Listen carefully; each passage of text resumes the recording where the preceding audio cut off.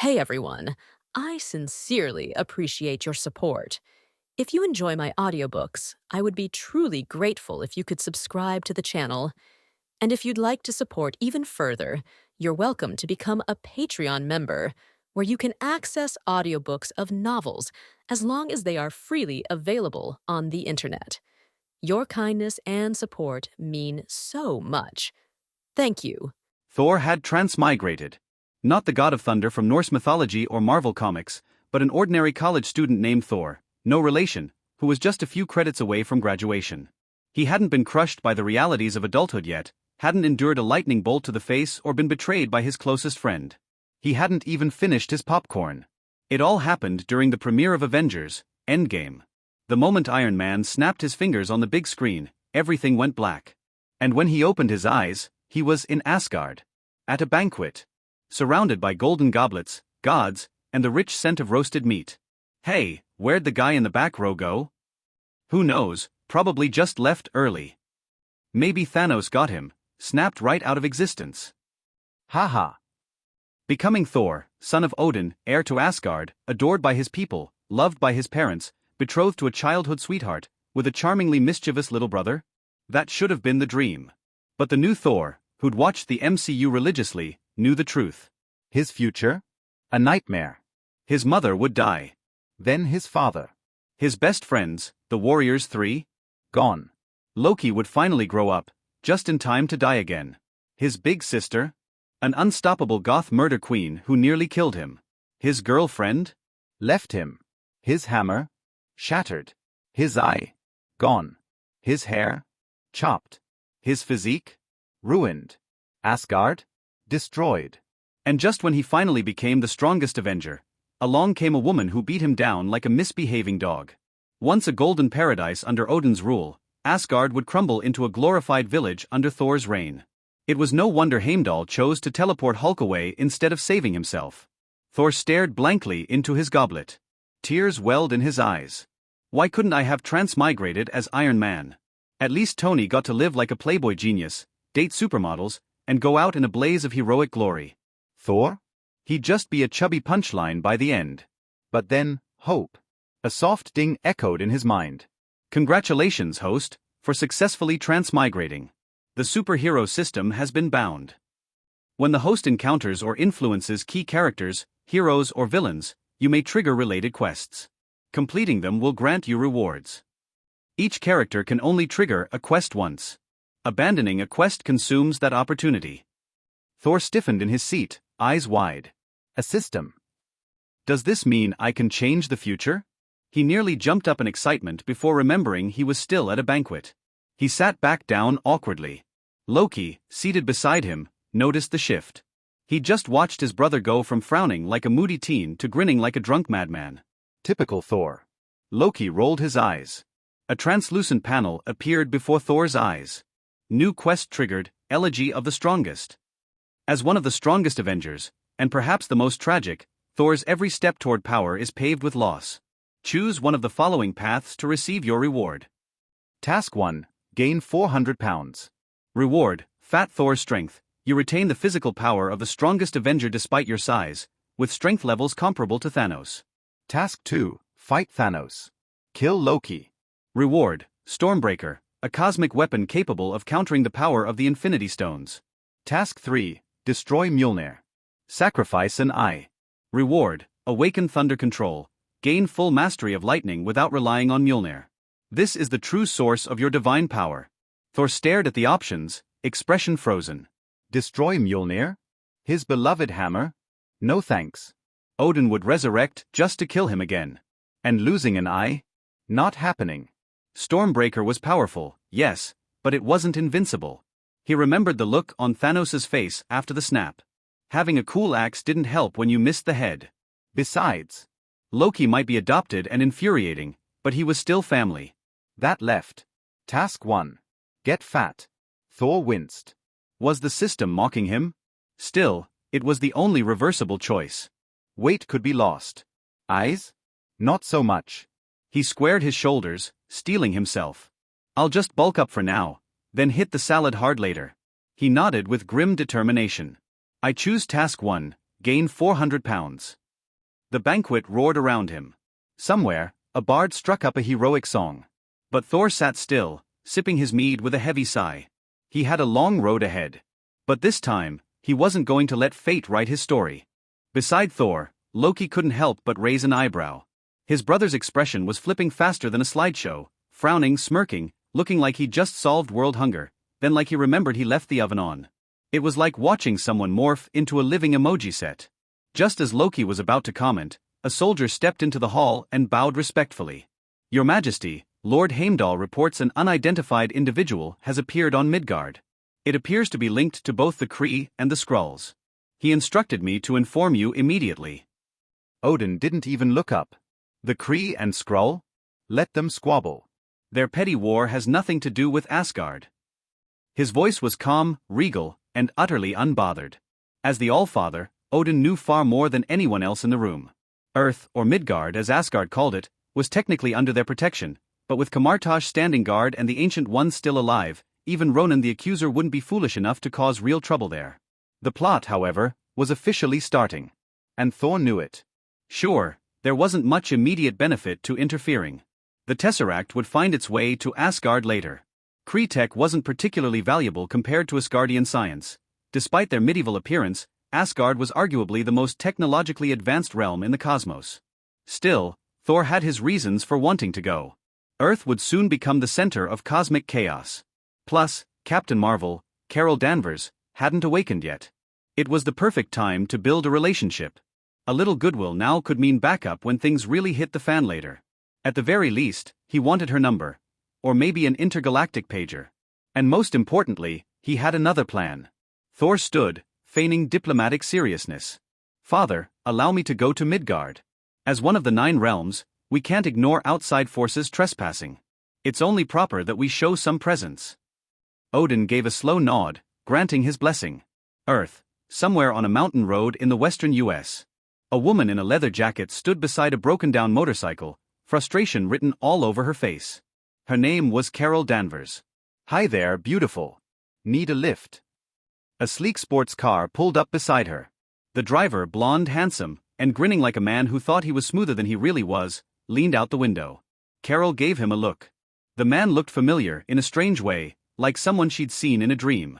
Or a meme. The driver was, of course, Thor. He had tracked her ever since she left the subway station. The busted bike? His handiwork. A small spell here, a wire pull there, just enough to engineer a casual meeting. Carol hesitated, then shrugged. She was stranded, after all. And the guy didn't look dangerous. Nice car, she commented as they sped down the road, the wind whipping through her short hair. Only the best for Midgard's finest roads, Thor said with a grin. Then boom. A red-hot blast of energy smashed into the door beside him. Thor's reflexes kicked in. He flung himself from the car in a smooth roll as another energy bolt sizzled through the air. Carol leapt from the passenger seat, hands glowing with charged light, eyes narrowed. She hadn't sensed a Skrull nearby, but this guy clearly wasn't just some random flirt with a fancy car. Who the hell are you? She demanded. Thor raised his hand. Mjolnir flew to his palm with a satisfying thwack. Thunder rumbled in the distance. What gave me away? Was it the hammer? Carol's eyes narrowed. Your tailing job was laughably obvious. And your pickup lines are stuck in the 80s. Without another word, she opened fire. Energy blasts tore through the air. Thor blocked each with Mjolnir, the force of her strikes forcing him back step by step. Boom, boom, boom. Lightning clashed with photon blasts, thunder roared across the sky, and in mere moments, the calm desert stretch had become a battlefield. Hey! I'm not your enemy! Thor shouted as he parried another blast. Carol wasn't buying it. Her barrage continued. Look, lightning. Skrulls can't shoot lightning, right? Thor yelled, ducking under a bolt of pure energy. She remained silent. Thor could almost hear her thinking, doesn't matter. You're suspicious. Stop. I've got intel. On Lawson. On your memory. He finally called out in desperation. Carol froze midair, hovering just above the ground, glowing like a miniature star. You know about Lawson? She asked slowly, eyes narrowing. You know about my past? Thor exhaled hard, arms aching from the prolonged battle. I know the broad strokes. But if you want answers, you'll need to come with me. There's someone we need to find first. Carol hesitated. Where are we going? Thor swung Mjolnir once and held out his hand. A bar. Ponchos. You'll like it. Let me introduce myself. I am the son of Odin from Asgard, the god of thunder, and the future king. I should exist in your myths and legends. Thor. The Norse mythology of this world is an Asgard who was on the earth back then, handed down from the soldiers. In a bar in California, Thor introduced himself to the black marinated egg that had not yet turned bald, with inherent arrogance in his tone. Thor has a vague feeling that his character seems to be greatly influenced by the original Thor. System, how long have I been in this world? 1500 years. Sure enough, his time travel was not actually possessing others' body. In other words, the more than 20 years of the last life is the real time travel. Nick Fury looked dazed, his worldview almost collapsed within a day. First aliens, then the gods of ancient legends. However, with the example of Carol Danvers first, this time it is not so difficult to accept. Well, it was an honor to meet you then. Nick Fury shrugged. Later, in order to find clues to the Tianma project, the three went to the Air Force base together. Same as the original plot, Nick Fury has the demeanor of an old fox at a young age, secretly contacted his boss, and then found out that something was wrong with his boss. The difference is that during the retreat, Thor hit the ceiling with a hammer, a strong electric current was injected into the circuit system, and the entire Air Force base was completely dark immediately. Cat. This cat is dangerous, I suggest you better stay away from it. Seeing Nick Fury teasing the cat with an idiotic smile on his face, Thor complained. It stands to reason that Nick Fury should be vigilant. After all, he saw too many supernatural phenomena today, such as Carol who fired a cannon with his fist, Thor who short-circuited the electric current of the entire Air Force base with a hammer, and the one below who is thicker than a bear Skrulls. It's a pity that this metamorphosis beast named Cuckoo looks so deceptive. Nick Fury is determined to be a shit shovel officer.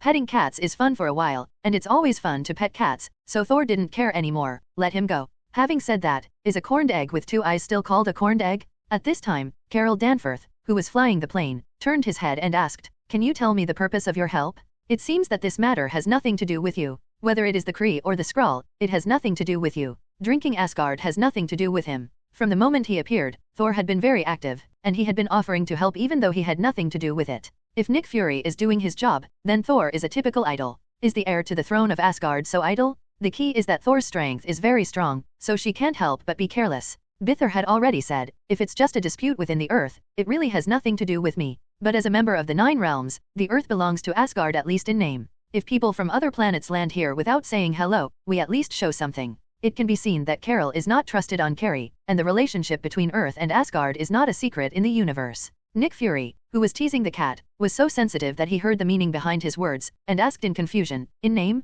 So the Earth doesn't actually belong to Asgard. He spoke more seriously. It would not be good news if the Earth was considered an appendage or even a colony by a higher civilization. Thor definitely knew what he meant, and said lightly, "Don't worry, the Earth is independent. Humans have their own Asgardian, and the strongest is no less than my father. However, unless the world is in a major crisis, that organization basically the superiors will not interfere." What he said was the truth. In fact, even if Carol did not have awakening this time, if Ronan dared to break the rules on the Earth, Camartage would definitely make him have no chance to admit his cowardice. The marinated egg immediately looked a lot more relaxed. In the living room of Maria Rambo's house, the little girl Monica watched Carol boil the water in a few seconds with super ability. Her eyes widened in surprise. Children have rich imaginations and are usually more receptive to new things. "Wow, that's cool. Is there anything else?" he said and looked at Thor. "There will be a chance to see cooler ones. Now, you should have a lot of things to show your Aunt Carol." The little girl sent Carol into the room, and Thor leaned on the sofa leisurely, looking at Nick Fury who wanted to stare at him. "Why are you looking at me like that? I don't like being stared at by a man." Nick Fury wondered, "Why do I feel that you seem to know a lot of things? You are not even surprised by Firth? Oh, it should be Carol Danforth, as if you knew it a long time ago." As expected of the future king of agents, his powers of observation are indeed very keen. From the very beginning, you have identified her as a Kree, believed everything she said, and subconsciously agreed with the concept instilled in her by the Kree. But I did not, at least in my understanding. The Kree and the Skrulls are not considered a peace-loving race. Seeing that Fury still looked suspicious, Thor added, "And, my mother is the greatest witch in Asgard." As Thor was speaking, he suddenly threw a hammer and brushed past Talos' head behind the door. "After listening for so long, why don't you come out and talk?" Talos came out with a look of surprise, empty-handed. The only cup of milk tea in the refrigerator was in Thor's hand. Carol, who heard the movement, ran out quickly, staring at Talos closely. His hands began to glow. "Oh, no, we are not enemies." Talos knew how fierce this woman was, so he hurriedly explained. "There are a lot of misunderstandings between us. I think we need to have a good chat. The last time we talked, I don't think it was a misunderstanding to hang me upside down." Carol was unimpressed. Talos quickly stepped back and said, I didn't know your past agent last time, and I didn't know how different you are from others. Then, meow, Cuckoo, whose tail was stepped on, jumped up. Oh, my god, how can you have such a dangerous existence here? Where is it? Let it stay away from me. Talos' green face instantly turned greener, or Thor immediately hugged Goo, it might be swallowed. Haha, dangerous? You say this cat? Nick Fury laughed out loud, this guy pretending to be his boss was actually scared like this by a cat. Seeing Cuckoo's tail being pulled in Thor's hand, Talos shuddered and continued, I have a black box from the plane crash that year, you can listen to it. The voice from the stereo came, and the truth of the year was slowly reappearing, and Carol's memory was also recovering. The audio ended, and Carol, who recovered his memory, rushed out of the door. She knew the truth, but her mind couldn't accept the truth of being deceived and used for so many years. You're Carol Danvers, the one who risked his life to do the right thing. You were my best friend, supported me when everyone else wasn't, became a mother, became a flight man. Maria Rambeau was reassuring her, trying to calm her down. The real purpose of the Tianma project is not to fight wars, but to end wars. Thor said lightly, although I have been deceived for 6 years, at least there is still room for redemption. You, the Kree, and the supreme wisdom there is bound to be a break. Carol's expression gradually eased, and she decided to complete what Dr. Lawson hadn't done, and help the Skrulls find a safe place, a new home, a place where the Kree people couldn't find it. At night, everyone is discussing tomorrow's actions. Going to space? Our aircraft doesn't have this ability. Nick Fury said. I'll take care of it. Thor asked for Braised Dan's cell phone and made a call. A few minutes later, a beam of huge amounts of light shone in the courtyard of Maria Rambeau's house, and a mighty spaceship was sent by Bifrost. Wow! Monica exclaimed, what a beautiful spaceship. Thor waved his hand generously, after the task is completed, it will be yours. He just contacted Odin. Although Asgard looks like a medieval style, in fact, the level of technology is very advanced, and 5G has been covered as early as thousands of years. Just now I asked for a small spaceship, and at the same time asked Odin to cast a curse on the hammer from the air. He has a plan for tomorrow, but he doesn't want the hammer to be taken away by the Kree. Really? Thank you. Monica immediately had a better impression of this good old man. At dinner just now, this guy ate enough for a dozen people alone, and emptied her refrigerator, and Monica's face turned green at that time. In the early morning, Jan Rogue looked at the corpse of the Skrull pretending to be Carol with a livid face. He turned on the communicator, and said in a deep voice, the Skrulls have infiltrated the C-35 planet, come here immediately. At the same time, Thor and his team walked into Dr. Lawson's laboratory. Is this the Tesseract? Thor saw the energy core, that is, the Tesseract, inside of which was the famous space gem, and it was because of it that the future Asgard was attacked by Thanos. Thor couldn't help but clenched his fists, and today's plan became a bit firmer. The Skrulls hiding in the dark came out one by one, including Talos' wife and daughter, and they embraced tightly. We don't know what to do, and Marwell warns us not to send a message under any circumstances, or the Kree will find us. You're right. Looking at this warm scene, Carol's eyes couldn't help but feel a little sore. Seeing the fear of the female Skrulls towards her, she stepped forward and said, I won't hurt you. I'm really sorry, I didn't know before. Carol, this is war. Talos comforted, my hands are also dirty. But now, you took me and found my family here. He bowed his head in silence to express his gratitude. After a while, he continued, this is just the beginning. Thousands of our people have been separated and scattered throughout the galaxy. At this time, there was a sudden sound of footsteps, and everyone immediately became vigilant. Brothers with the enemy, right? Young Roger walked in with the Star Troopers. What happened to your team uniform? Minerva sneered. As expected, she was brainwashed by the enemy. The Supreme Intelligence will restore her to normal, Colas added. Young Roger stepped forward. I trained you to make you a better self. At the same time, Carol found that his energy suddenly disappeared, and at the same time came a mocking voice, what we can give you, I can take it back too. Before he finished speaking, a flash of lightning suddenly appeared and knocked him into the air instantly. Am I just so non-existent? Come on together, let me see how heavy you mob are. Thor frantically dragged his hatred. At the same time, pieces of fish-scale armor appeared from the void and were inlaid on Thor's arms. A set of extremely thick black plate armor protected his chest, making him look even more burly. Drink. With a loud roar, Mjolnir raised it high, and with the high-speed rotation of the hammer, a black tornado storm formed, and death and lightning were mixed in it. For a time, it was like a god descending into the world. The bearded Branchal brandished this iron fist, and was the first to rush up, but was caught in the storm, and then flew several hundred meters after a loud noise, unable to get up for a long time. The Star Troopers were facing an enemy. Young Raj waved his hand behind him, and a large number of Kree soldiers rushed up. In the messy laboratory, Young Luj and others looked ashen. I thought that coming to this backward planet this time would go smoothly. Even the soldiers I brought with me were just to prevent Carol from really losing control. Unexpectedly, I met a ruthless character, and the fighting style was like an uncivilized barbarian. The Star Troopers, who were confident when they came, are all in a mess now, and the Kree soldiers are all dead. If Young Luj hadn't found the opportunity to attack with all his strength and knocked Mjolnir out of the laboratory, it would have been difficult to take him down. Young Roger ordered with a dark face, "Take Foss away, and the supreme wisdom will restore her to normal." Then he looked at Thor, who was under control. "Minerva, take this person to another room. A fine fighter, and the supreme intelligence will strike and make him ours." The supreme intelligence is the aggregate of consciousness, and no one can observe its true form. Or, there is no fixed form, it will become the most important person in people's hearts. And at this moment, the person in front of Thor.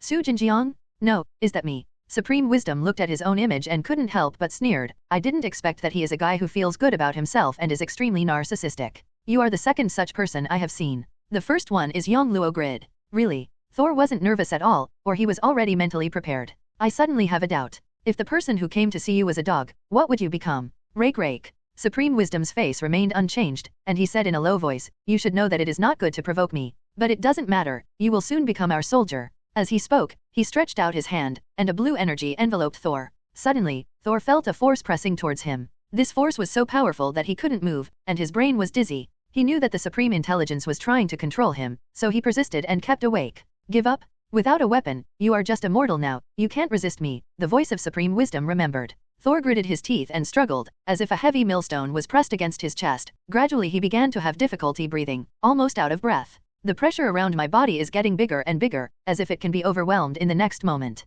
But at this time Thor slowly calmed down, all the sounds in his ears seemed to disappear, and the surrounding time seemed to stand still. In reality, Minerva saw Thor's struggle from the beginning and became calm, and suddenly felt an ominous feeling. She shook her head to dispel the uneasiness in her heart, but she didn't notice a trace of electric arc slowly circling around Thor's hand. The Supreme Wisdom gradually increases ability, and Thor's will is much higher than he imagined, but this meaningless struggle is meaningless. At this moment, a cold, mocking voice came. "I am the Prince of Asgard, the God of Thunder. With just one thought, the power of Bifrost will descend immediately. No one can leave me behind. As long as I call out in my heart, no matter how far away Mjolnir is, he will return immediately. Before returning to my hands, no one can stop him, let alone the group of trash outside. If I want to get away, it's easy. I've been with you for so long, what kind of illusion makes you think you can win?" Thor's body began to tremble, and he clearly felt that a terrifying power in his body was waking up. Success. On the other side, young Roger and the others were looking at Carol Danforth with serious faces. She wants to break free. The station's energy began to falter, and the lights began to flicker.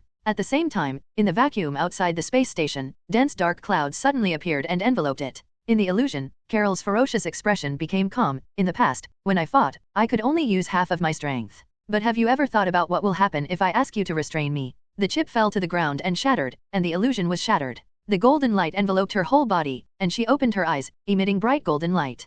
Captain Marvel, officially born. At the same time, a cluster of huge thunderbolts with a width of nearly 1 kilometer in the thundercloud suddenly condensed and turned into a 1-meter thick thunder spear, which ruthlessly exploded on Thor's body. The huge amounts of force almost shattered the entire space station. Thor, who was bathed in purple thunder and lightning, stood up slowly. His eyes radiated a dazzling purple light. Thor, incarnate. Back in Asgard, Thor had thought about it. In the future, there will be 3 major opportunities for improvement in strength. One time was the Fat House state during the final battle. At this time, the improvement was mainly reflected in strength. Although he was always at a disadvantage, he could already compete with Thanos for a short time. And the reason for this promotion, Thor speculates, may be that after becoming the king of Asgard, his strength will continue to grow, just like Hela. Under normal procedures, it would take more than 20 years for this power to be unlocked. Thor has long considered that the war will end in Wakanda at most, so he can only obtain this power in advance through system tasks. One time was to build Stormbreaker. Relying on Stormbreaker can restrain the power of gems to kill Thanos. In the original timeline, he relied on the invincible Stormbreaker to cut off Thanos' head.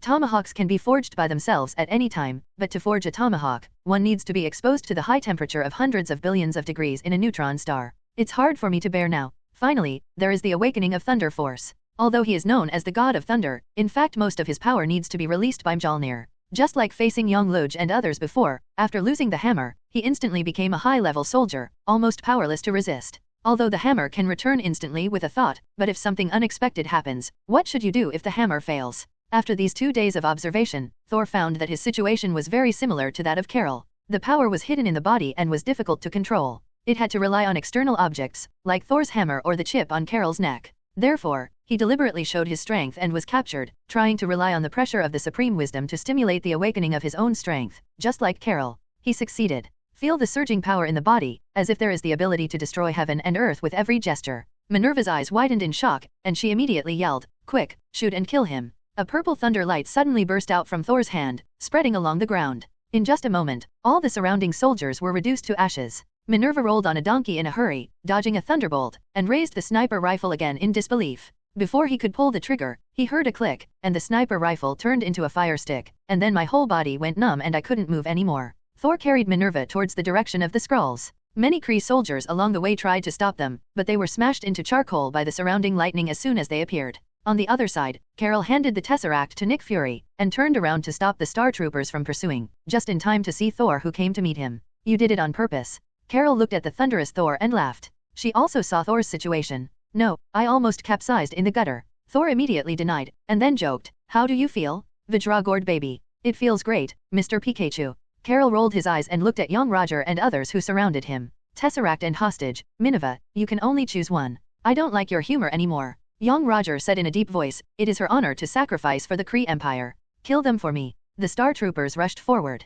The Star Troopers were not Carol's opponents, and now with Thor, they were naturally helpless. In the end, young Roger, who found out that the Tesseract had been dropped, left his teammates and drove a fighter plane alone to hunt down the Skrulls. Carol pursued alone, and Thor took Minerva to another spaceship. He can't fly yet. On the spaceship, Thor teased Minerva, do you know that I saved your life? Minerva was expressionless. She hated, not only Thor, but also Carol. If it wasn't for her, I wouldn't have come to this place where no birds lay eggs, so that I was captured by this stinky guy. Thor paid no attention to her reaction. There are not many good people in the Star Troopers of the Kree, and she is only kept because she looks more oriental. He narrowed his eyes, concentrating. In a vacuum, no sound could be heard, but the strong light still attracted Minerva. She looked back and saw a thick thunderbolt with a width of more than 10 meters hitting the laboratory hard. Huge amounts of the laboratory immediately fall apart. Back on the ground, Thor lowered Minerva into Nick Fury custody. He left a bolt of lightning in Minerva's body. The effect was the same as that of a tranquilizer gun, making it difficult to move within a short period of time.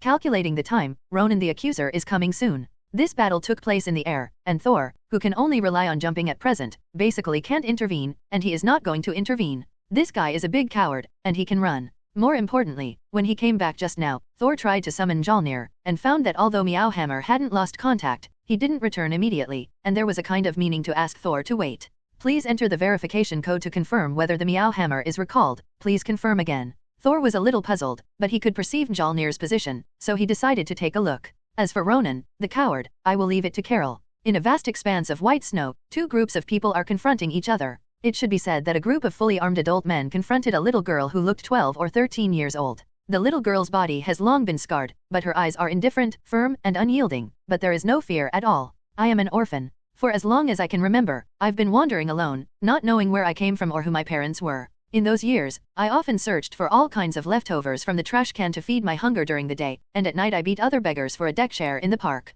Later, a middle-aged man in military uniform took me in, and he took me to a place where I had bread to eat and cotton clothes to wear, and I didn't have to shiver at night in the ice and snow. I met a lot of homeless kids like me. I once thought that this place was the legendary paradise. Unfortunately not. Not long after, a few scary-looking instructors came to the base to teach us fighting skills, how to use various cold weapons and firearms. Those who did not learn well, those who were lucky were locked up in a small dark room and starved, and those who were unlucky good to be whipped. On several occasions, I found out that several of my fellow trainees did not know where they were going. Maybe they were too stupid and kicked out? Fortunately, I learned fast and suffered the fewest beatings. A few years later, we began to be sent out to complete the homework assigned by the instructor. Sometimes it's stealing, sometimes it's protecting people who look rich, and sometimes it's killing people. As a child, it always makes people less vigilant. At that time, I knew that our base had actually been illegal a few years ago, and it was going underground from next year. Some unlucky companions were accidentally killed during the mission. The partners who trained together at the beginning can now be counted on hands.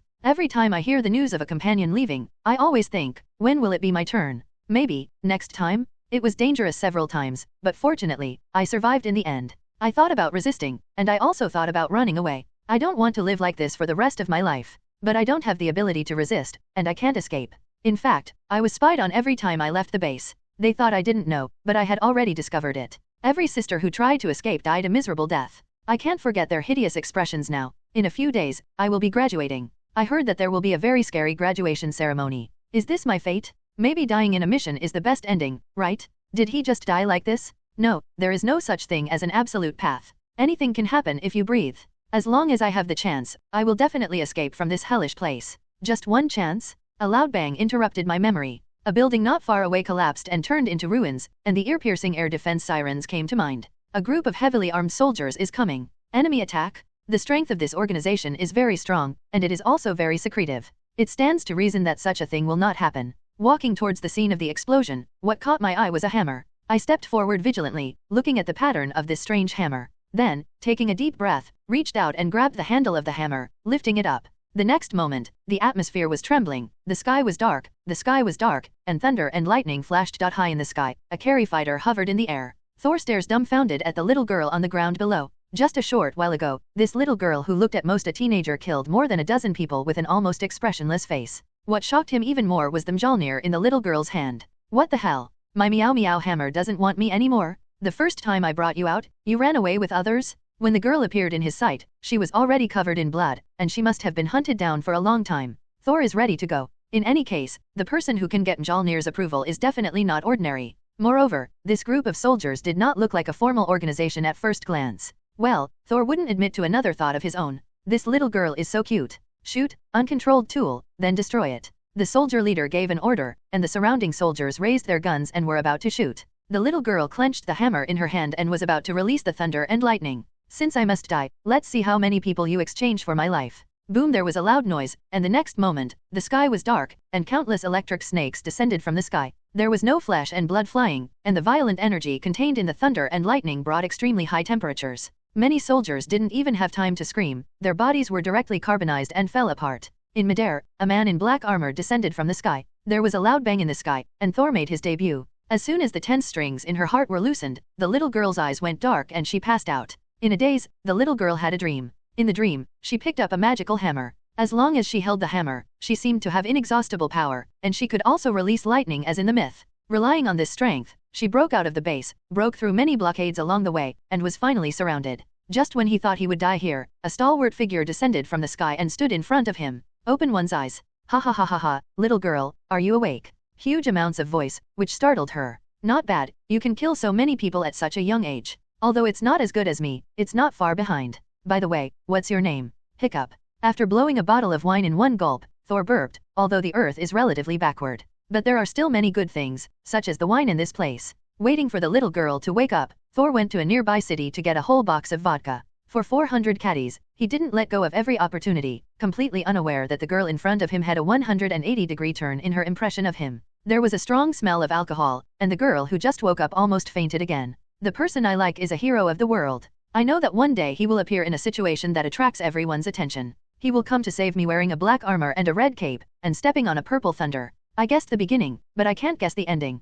The little girl moved away with a look of disgust, and said cautiously, "Thank you for saving me. My name is Natalia Ilyanovna Romanova." What a terrible uncle. He wouldn't eat me, would he? Natalia? Natasha Romanov? New Black Widow? This place is Siberia, located in the territory of Mazi, so it is really her? Drip. Congratulations to the host for triggering the Black Widow-related task, the home of the hero, no technology armed, no super ability strengthening. But when everyone gave up, only she was sticking to the Avengers alliance. Black Widow has the most tragic past, and the greatest soul. Please choose one of the tasks to complete. Task 1, kill Black Widow. Task reward, Soul Gem. In the original plot, Black Widow sacrificed himself in exchange for Soul Gem. Now, you can do the same thing. Task 2, send Black Widow back to the Red House until the graduation ceremony is completed. Avoid changing the plot. Task reward, Ancient One's attention. The practice of maintaining the plot has attracted the attention of Ancient One, and she will invite you to Kamartaj 1 Syria. Mission 3, bring Black Widow back and hand it over to S.H.I.E.L.D. for training.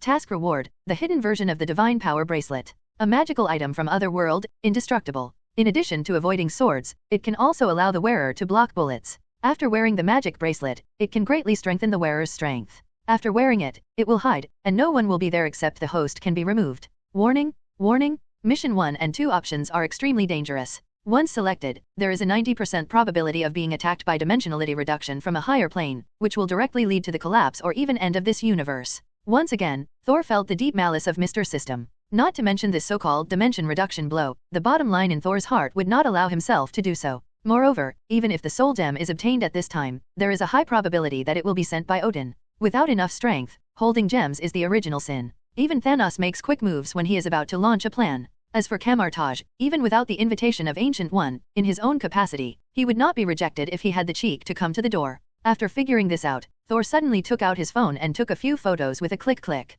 Lolita-style Black Widow will never be seen in the future. Speaking of which, it is now 1995. Seeing Natalia, Thor confirmed that he is indeed in the 199,999 universe, the movie universe he is familiar with. In this universe, Natalia was born in 1984 and is only 12 years old this year. Hey, uncle, is this hammer yours? Natalia asked carefully, looking at the hammer in Thor's hand. Although she didn't seem malicious, she was still habitually vigilant. Have you heard of Norse mythology? This is the legendary Mjolnir. Anyone who has the qualifications will gain the power of Thor if he lifts up Mjolnir. Since you can get Mjolnir's approval, I can give you an opportunity to change your destiny. I can take you out of here, to a place where your organization can't interfere, and let you do what you think is right. Outside the atmosphere, a fierce battle came to an end. Ronan, who has always practiced pretentious enough to fight, but not cowardly, looked back at the adjutant after seeing Carol Danvers destroy dozens of fighter jets and 2 warships. How could such an embarrassing proposal of retreat, escape, be proposed by the boss? It's a pity that this adjutant is not winking. Ronan had no choice but to order himself, "I'll return to the jumping point. The weapons will be ours sooner or later." He decided to find a reason to withdraw this ignorant guy after returning. On Earth, Yong-Luj stared blankly at King Carol's return. He clenched his weapon tightly, and the two slowly approached. A decisive battle was imminent. Suddenly, Yong-Luj put away his weapon and changed his face instantly. "I'm proud of you. After I found you by the lake, you really grew up a lot. But can you control your emotions and really fight me? Or are you just as emotional as you used to be? I've always told you that one day, you're going to defeat me on your own strength alone. And today is that day, and now is that moment. Firth, put away your fancy super abilities and prove to me that you can." Boom! The impatient Carol punched him away. "I don't have to prove anything to you. Besides, this is my own strength." Ha ha ha! Thor, who had just arrived, saw such a wonderful scene. "I have to say that Yong-Rog is very capable of speaking and is very good at guiding other people's emotions, but it is a pity that he met Captain Marvel with 0 EQ. After jumping off the fighter plane, Thor said hello. "After this matter is settled, put away the super ability and play a game with me." When Carol was showing off his might in space just now, the system task appeared again. "Hey, congratulations to the host for triggering the Captain Marvel-related mission, the Confrontation of the Strongest. As one of the strongest Avengers, there will be a confrontation between you and Captain Marvel sooner or later. Defeat her and prove that you are the strongest." Note, there is no branching option for this task, it can only be accepted or discarded. Mission objective, defeat Captain Marvel. Mission reward, a random ability of Captain Marvel. At this stage, without a tomahawk, he is looking for abuse, so Thor is going to muddle through. Carol nodded. In fact, she doesn't know much about the strength after Thor strengthening, but from the previous performance, it seems that he is much stronger than himself. The two sides suppressed the super ability battle, and maybe they took advantage of it. This is probably the difference between a warrior and a fae, right? She dragged Yong-Rog and stuffed him into the spaceship. The two big men stared at it, and it was meaningless for Yong-Luj to struggle. He pleaded, "No, I can't just go back empty-handed like this." Carol looked indifferent. "Bring me a sentence and tell the supreme wisdom I will end all of this." A cannon blasted out, the engine was ignited, and the spaceship wobbled and flew up.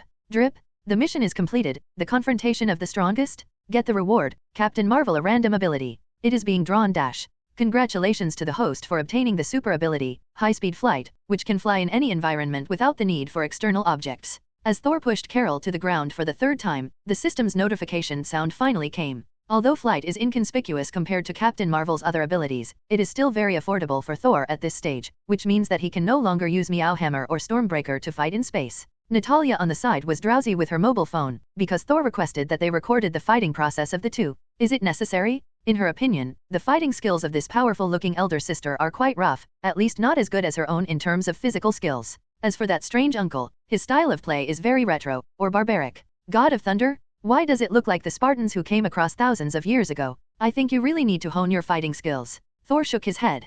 People like Yong-Luj are not strong enough to crush them with super ability. But there are countless strong people in the universe. Facing some real strong people, physical skills are very important. Attacks that cannot cause damage to the enemy, no matter how powerful they are useless. Not just to Carol, but also to myself. The reason why Thanos could not be defeated in the final battle is actually the biggest reason is the suppression of physical skills. Although the battle axe is indestructible, there is no chance to cut Thanos except for a sneak attack. Carol nodded. In fact, she is also aware of this problem. When destroying Ronan's fighter group just now, he was obviously very fast, but he still had no time to dodge many attacks, and he resisted with the strong defense of the double star state. It was such an ugly loss, but she still wanted to propose a fight with a super ability. But when I thought about it again, I felt a little bit unable to afford to lose. In the evening, everyone gathered in the living room of Maria Rambeau's house to discuss tomorrow's arrangements. Nick Fury, with only one eye left, showed a wretched smile when he saw Natalia brought by Thor. "I met this child when I was looking for a hammer. She is a natural fighter and has the potential to become a top agent."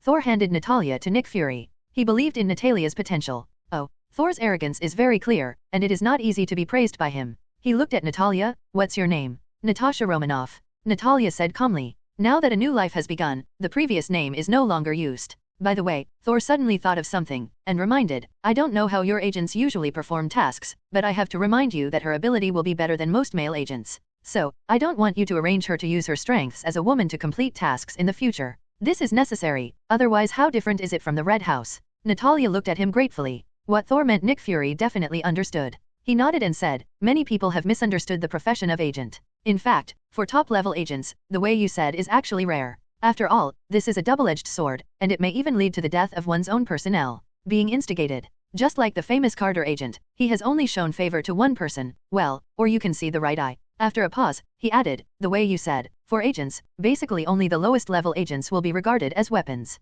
If it is only for training in this area, there are many places in Manhattan at night. With or without SHIELD. Thor understood, and it made sense when he thought about it. If beauty alone can solve the problem, why spend so much time training various fighting skills? Natalia's extraordinary ability made Nick Fury decide to hand her over to Peggy Carter for training. As a legendary figure, Carter is definitely the best agent, and it is estimated that Natalia will be trained as a successor. This pair of wristbands is a gift I gave you as a reward for helping me find the hammer. When you are free, study its ability more, it will help you a lot. Thor put the magic bracelet rewarded by the system on Natalia's wrist, and the bracelet disappeared, but Natalia felt in her heart that she had a connection with it. Talos, Ronan the Accuser has left, and he will not dare to come to Earth in a short time. Do you have any plans? Thor joked, otherwise, continue to be Nick Fury's boss. Oh, no, please forgive me. Potato shook his head quickly, because Talos pretended to be his boss, and he had a lot of messy things to deal with when he returned. I will help you find a home and fulfill Marvel's last wish. Carol said suddenly. She has always felt guilty about the Skrulls, and now she has a chance to make amends, so she won't miss it. In the middle of the night, Carol explained some things to Nick Fury, and then gave him the communicator. The next morning, Carol said goodbye to Maria Rambeau, Monica, and Thor. Aunt Carol, when I grow up, can I drive a spaceship to find you? She pointed to a spaceship parked on the lawn, which was given to her by Thor. Definitely can. Carol turned her head to look at Thor. She didn't want to make the parting too sad. Why, is there nothing you want to tell me? You came up to strike up a conversation by yourself back then. Asgard's concept of time is different from that of the Earth. For humans, decades are a lifetime, but for us, it's just a blink of an eye. But if you want to express something, give me the communicator last night one. Thor looked relaxed. Carol smiled in disbelief. Haha, I have given you my contact information, as long as it is not too far away, I can still receive calls. After running a few steps, he turned around and said, we will meet next time, you must have a good fight. Don't think I didn't find out, you deliberately provoked me to use energy. After finishing speaking, he soared into the sky in the dazzling light and disappeared in midair. See you in 23 years. Thor thought silently. Behind him, Nick Fury came up and patted him on the shoulder. Don't be sentimental, see you later.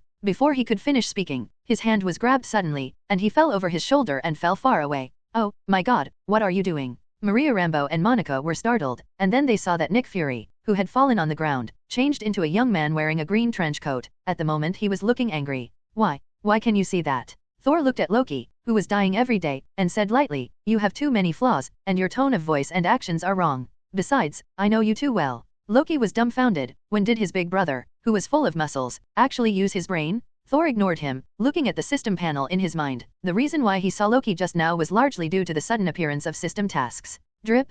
Congratulations to the host for triggering Loki-related tasks, eating, sleeping, and beating his younger brother as the god of pranks. Loki often uses pranks on his elder brother. The best way to deal with this kind of bear child is to use force to tell his brothers and sisters. Christine makes sense. Note, there is no branching option for this task, it can only be accepted or discarded. Mission objective, hit Loki 100 times. Mission reward, master lie. When speaking, it is easier to convince the other party. Note, lies that are too outrageous to be effective. Very nice ability. If I had gotten this ability earlier, I wouldn't have failed to strike up a conversation with Carol before, right? As for hitting Loki 100 times, joke, I won't hit him without a mission? Loki beside him suddenly shuddered, feeling a deep malice somewhere, as if he was being targeted by something terrible. Shaking his head, he drove the ominous premonition out of his mind. He joked, how about it, brother? Wasn't that woman nice just now? Did you like it? Thinking of what Carol said before leaving, Thor shook his head with a smile and said, forget it, I can't bear it. If the two of us do it, I'm afraid we will have to fight every day. No, it's not appropriate to use it.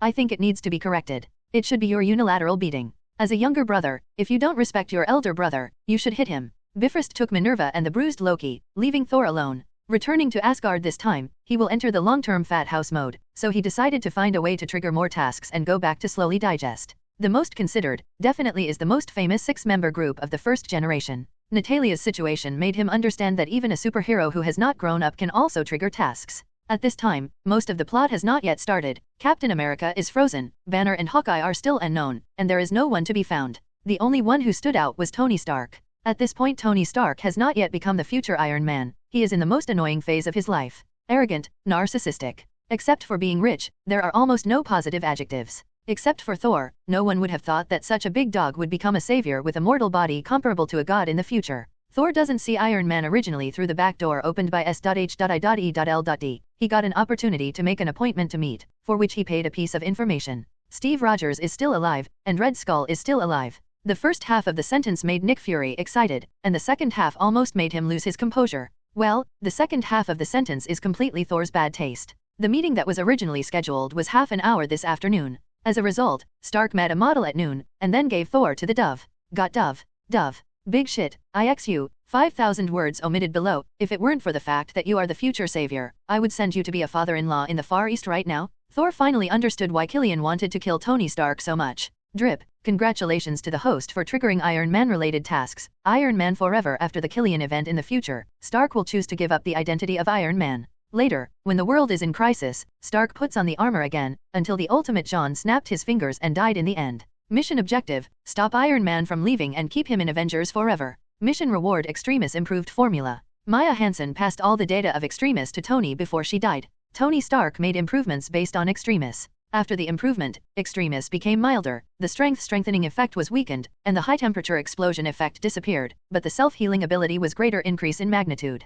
Attention, this task is an open task. There are many ways to complete it. Please explore the host yourself. The task that popped up suddenly scared Thor. Why can the task be triggered without seeing Tony? After thinking about it for a while, I realized that although I didn't meet Tony, I still had an intersection. Intersection of pigeons and pigeons. The triggering of the task is originally very random, just like Carol's task did not appear until Ronan was defeated, but it was triggered as soon as Natalia met. But the content of this task is a bit confusing. In all fairness, the mission rewards are very generous. Extremis, that is something that can be called the three great medicines together with Super Soldier Serum and Wakanda heart-shaped grass. What's more, compared with the latter two, Extremis is the easiest to promote on a large scale. Although the self-improvement has become smaller after the improvement, the self-healing ability has been greatly improved. As the Prince of Asgard, you can form an army of Wolverine that can't be killed. However, the problem lies in the mission objectives. According to the mission prompt, this mission mainly has two links. The first one is to dispel Stark's idea of retiring after the Killian incident. This step is very simple. No matter how powerful and dangerous Killian is, it is only for ordinary people.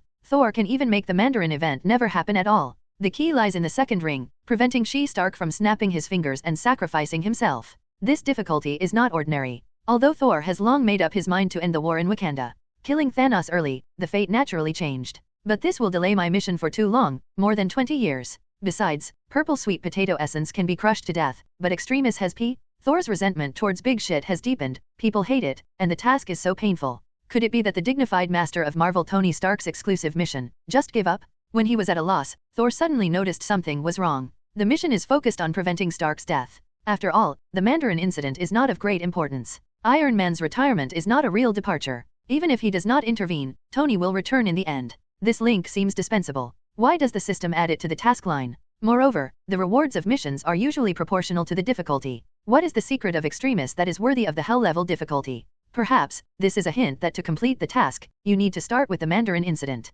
It is impossible to spend more than 10 years waiting for the plot to start, and to solve the problem definitely has to draw from the bottom of the pot. There are two key figures in the emergence of this plot, Aldrezi Killian, the man behind the Mandarin, and Maya Hansen, the botanist and Extremis maker. At this time, Killian was still a fan of Tony, and it was not easy to find him. But Maya Hansen is a well-known botanist, and she probably started the research on Extremis at this point in time. So Thor enlists the help of S.H.I.E.L.D. to find Maya Hansen's location. The scheduled meeting was rejected, so it's not too much to help find someone, right? On a beach in Hawaii, Maya Hansen, who was on vacation, looked at the man who suddenly appeared in front of her. Sorry, I don't have an appointment. It was obvious that she took Thor as someone who came to strike up a conversation. Although she didn't guess wrong. She has a concept, if it can be successful, it will definitely promote the development of all mankind. However, the current research is still in its infancy, and there are a lot of problems to be solved. What's more, without enough funding, no one thought her wild idea would work. She came here to relax, and she didn't have the heart to think about men and women at all.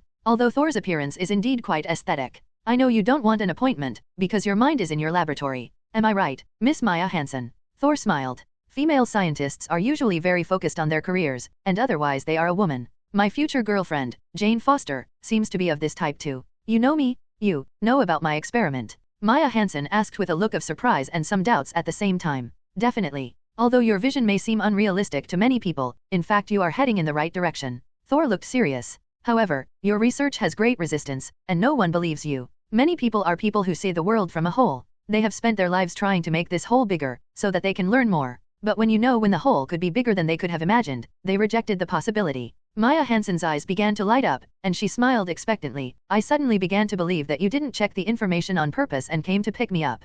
Thor smirked. No, I'm going to invest in you, and pick you up by the way. Comrade Big Shit, I hold grudges very much. If you dare to dove on me, I will dare to cut off your affair? Ha ha ha. Maya Hansen didn't take it seriously, and said with a smile, if what you said is true, I don't mind. She didn't quite believe that this young man who looked about her own age had enough capital to support herself. But if what he says is true, this is indeed an opportunity not to be missed. Okay, basically done. Thor looked around, but there was no one else. I will arrange sufficient funds, the most advanced materials, and the most knowledgeable assistants for you, he said in a low voice, but at the same time, as I said, this whole is bigger than you imagined. A lot of your common sense, the world view will be subverted. If you have the decision to take this step, then follow me. Looking at Maya Hansen with a puzzled expression, she walked towards a secluded corner. Maya Hansen hesitated and followed. Thor held Maya Hansen's hand, narrowed his eyes, and a faint electric light appeared under his feet. The next moment, it soared into the sky.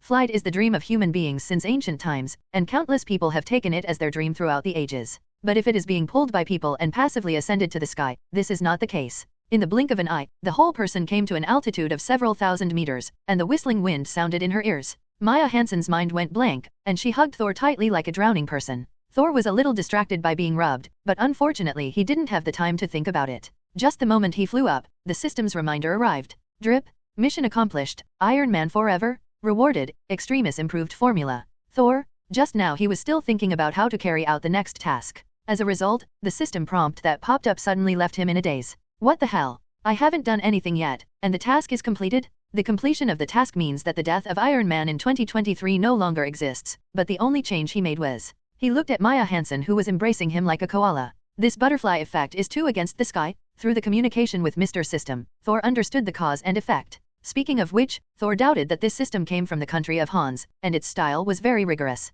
During the task process, except for the basic task introduction, no hints will be provided, and everything needs to be understood and explored by oneself. But after the task is over, it doesn't mind solving its own doubts, and will tell itself any relevant information it wants to know. According to the original plot direction, Killian will be on stage 17 years later, and Maya Hansen, as the developer of Extremis, is his partner. Unfortunately, Maya Hansen's blacken wasn't thorough enough. When she noticed that Killian was experimenting with unfinished Extremis on ordinary people, her self-esteem and humanitarianism as a scientist made her unable to agree with Killian's approach, and she finally broke with him and was shot dead by Killian. Blacken is 10 times stronger, and white is weaker by 3 points. The ancients do not deceive me. Since ancient times, the villain has never had a good end, just look at Loki, the god of mischief. In fact, there was still a video that hadn't been aired at this time after Killian walked out. Maya Hansen, who was dying, insisted on getting up, transferred the Extremis data to Tony's hands, and said, destroy it, recreate it. Beginning, ended the sad life in the most beautiful way. Later, Pepper was injected with Extremis.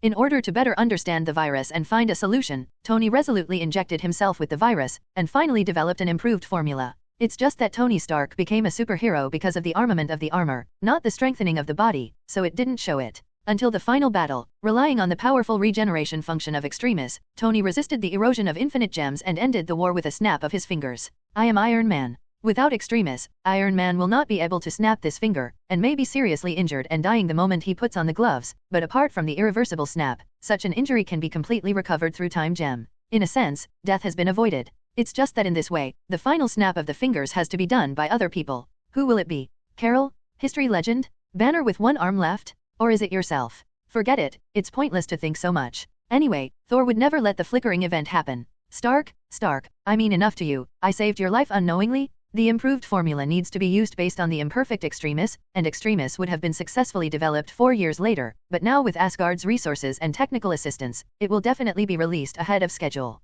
Now that the mission has been completed, there is no need for the Earth to stay any longer. Back to S.H.I.E.L.D. and Nick Fury and Natalia said hello, with the light of Bifrost, left the Earth. Here is Asgard. Maya Hansen looked shocked. Asgard is arguably the coolest planet in the MCU. Soaring skyscrapers, hovering unique architectural structures, and all the rest of the technology testify to its superiority and greatness. At the same time, there is a lot of medieval atmosphere, so that the two styles of classical and future appear on this planet at the same time. Welcome to Asgard, Heimdall said after taking a good look at Maya Hansen. Heimdall, a great scientist from Midgard, she was invited by me to come to Asgard. Thor turned back and continued, he is Heimdall, the Asgardian of Bifrost. He is also one of the best fighters in Asgard. Hey, Thor, you're back. Is there anything new about this trip to Earth? A heroic female warrior came up and said hello. Sif, Asgard's first female warrior, the goddess of land and harvest in Norse mythology, Thor's childhood sweetheart, and the future daughter-in-law in the eyes of Odin and Frigg. In my memory, my past self and Sif had a very good relationship,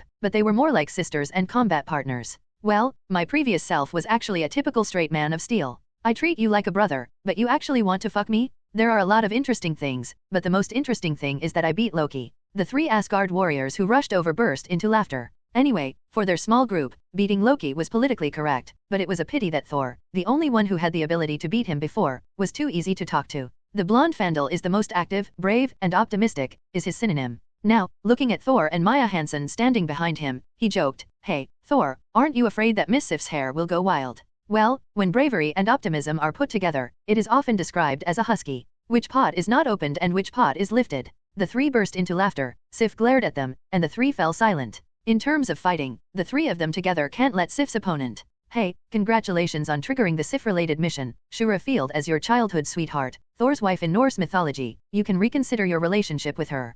Please choose one of the missions to complete, and you will be rewarded for completing the mission. Task 1, reject Sif. Task reward, a piece of soap, a real man should fuck a man, women are big pigs. Task 2, give Sif an explanation. Task reward, 3 random infinite gems experience coupons. The goddess has been waiting for you for more than 1,000 years, don't let her be sad, let's make a show, boy. It's not me who is making a fuss, but you, the system? Seeing Sif's calm face, but the corners of his eyes were a little sad, Thor stepped forward and stretched out his hand, stroked her somewhat messy hair, and said softly, okay, don't frown, it's been so many years, you're thinking, how could I not know? The cheeks of Sif, who was still like a woman just now, turned red at a speed visible to the naked eye. Although in the past Thor carelessly treated her like a man, and sometimes it was common for them to hug like a man after drinking, but this time she felt completely different. The Van Dahl trio were already blowing the whistle. Maya Hansen behind him looked at this scene and cursed secretly, ha, men are indeed big pigs. In the resplendent hall, a white-haired one-eyed old man sat on the throne, examining his son. Even Thor, who has been awakened, still feels a pressure. The ruler of the 9 realms, the king of Asgard, this is the top powerhouse in this universe. When he was young, he once repelled Thanos. Even now that he is old, he still frightens the world, and no one dares to commit it. You are better than I thought, Thor. Odin said, I thought about it a long time ago. In the past, you relied too much on Mjolnir. If you want to become the real god of thunder, and even the future in the battle of the gods, you must get rid of this dependence. But what surprised me is that you can realize this yourself. You will be an excellent king. There is relief in the tone. On the one hand, it is Thor's change, and on the other hand, it is because Frigg told him recently that Ragnarok's prophecy has become blurred. This means that the unchanging future has a turning point. Loki twitched the corner of his mouth. He felt that Thor's change was not so good, at least the old brother would not beat him casually. Back in Asgard, even though I was only out for a few days, it felt like a long time had passed. I got acquainted with the Kree, got to know the future director of Snake Shield, added the strongest Avenger in the address book, developed Black Widow in advance, and the most important thing is that the finale of Avengers Alliance 4 has been changed. The rest of the time will be much more leisurely. Maya Hansen arranged for an exclusive laboratory, and many excellent scientists helped her. Minerva, who was imprisoned in dungeon, has not shown him a good face so far, and Thor is too lazy to put his hot face on his cold ass. Sif, like a normal person, still often comes to Thor to learn martial arts, chat and drink. But Fandral and the others knew that the relationship between the two was already different. Life calmed down and seemed to be the same as before. The only difference is that whether it is Sif, the 3 warriors, or Odin, Thor seems to have become too edible, and the consumption of ingredients in the palace has doubled. Could it be that after awakening, the energy requirement becomes larger? Odin muttered to himself. Time flies, especially for the long-lived Asgardians, and 5 years pass in the blink of an eye. Drip. Congratulations to the host for completing the task, the elegy of the strongest. Get the reward, the power of Thor in the fat house. Drip. Congratulations to the host for completing the task. Eat, sleep, and play Diddy. Get the reward, Master of Lies. A burly and frighteningly large man let out a long breath. After 5 years, Thor finally completed the first mission of the year. Today, he is almost the same as the fat man Thor seen in the movie before crossing, even worse. With clenched fists, an unprecedented explosive force is gathering. No wonder, can withstand Thanos. This strength, I am afraid that it can beat Hulk so that he dare not come out, right? By the way, he completed the task of beating his brother 100 times. In the past few years, Loki has entered the darkest time in his life. On average, he beats every half a month. If he is unlucky, he has to add SIF, mixed doubles. Can this day be passed? Although it is said that Loki dies first every time. However, is Loki, who does not die, still the god of mischief? Not only Frigga, who is overflowing with maternal love, but even Odin, who has never liked Loki that much, can't stand it anymore. This is too miserable, right? But every time Thor is justifiable defense, which is impeccable. Minerva used her mobile phone to take pictures of Loki's death every time as evidence. Well, the video cannot be P. Minerva surrendered to Thor 2 years ago. Maya Hansen developed Extremis in just 3 years. Thor handed over the improved formula to Maya Hansen to develop an improved version of Extremis. Asgard people are born with strong physiques, and the strengthening effect of Extremis is not obvious, but Thor is very satisfied with the function of restoring regeneration. The most influential was Minerva. Minerva is a pure-blood Kree with dark blue skin, belonging to the noble complexion. This kind of Kree has the strongest sense of racial belonging, and it was originally difficult to subdue. The Kree only had blue at first, and other skin colors were mixed with Kree and other races. Originally, mixed bloods were slaves without human rights, but later the Supreme Intelligence discovered that the genetic evolution of pure-blooded Kree people was locked, and granted Kree citizenship to half-blooded people whose paternal line was Kree, to supplement the defects of pure bloods. The strengthening effect of Extremis actually unlocked Minerva's genetic lock. Another change brought about at the same time was that her skin color became a normal human skin color, a skin color she despised before. This change nearly collapsed her worldview, and the pride of the Kree disappeared. The next day, she expressed her submission to Thor, starting as a maid. After Maya Hansen arrived in Asgard, due to the loneliness brought about by a foreign country, it didn't take long for Thor, who was already very fond of him, to complete the second half of Invest in You. Everything will be fine. Except for the unbearable Loki, who planned the invasion of the giants of Jotunheim in advance, and induced Thor to provoke the war against the giants of Jotunheim without authorization. It's a pity that the current Thor is far stronger than himself in the movie. With the power of awakening thunder, he is a mobile battlefield cleaner. If it wasn't for Odin's rescue, King Lauf of the giants of Jotunheim might capsize. At this time, Odin is still looking forward to giving Jotunheim to Loki. More importantly, he needs this to hone Thor and let him learn to be a benevolent king. A fierce quarrel is going on in the hall. I told you that a wise monarch will never provoke a war easily. 5 years ago, I naively thought that you were ready. Now it seems that I was wrong. Vanity, greed, cruelty, arrogance, ignorance, not worthy of the trust of other star domains. This may be the most ruthless criticism of Thor in Odin's life, and the fundamental reason is not that Thor got into trouble, but that Odin saw in Thor the Hela of the past, as well as himself in his youth.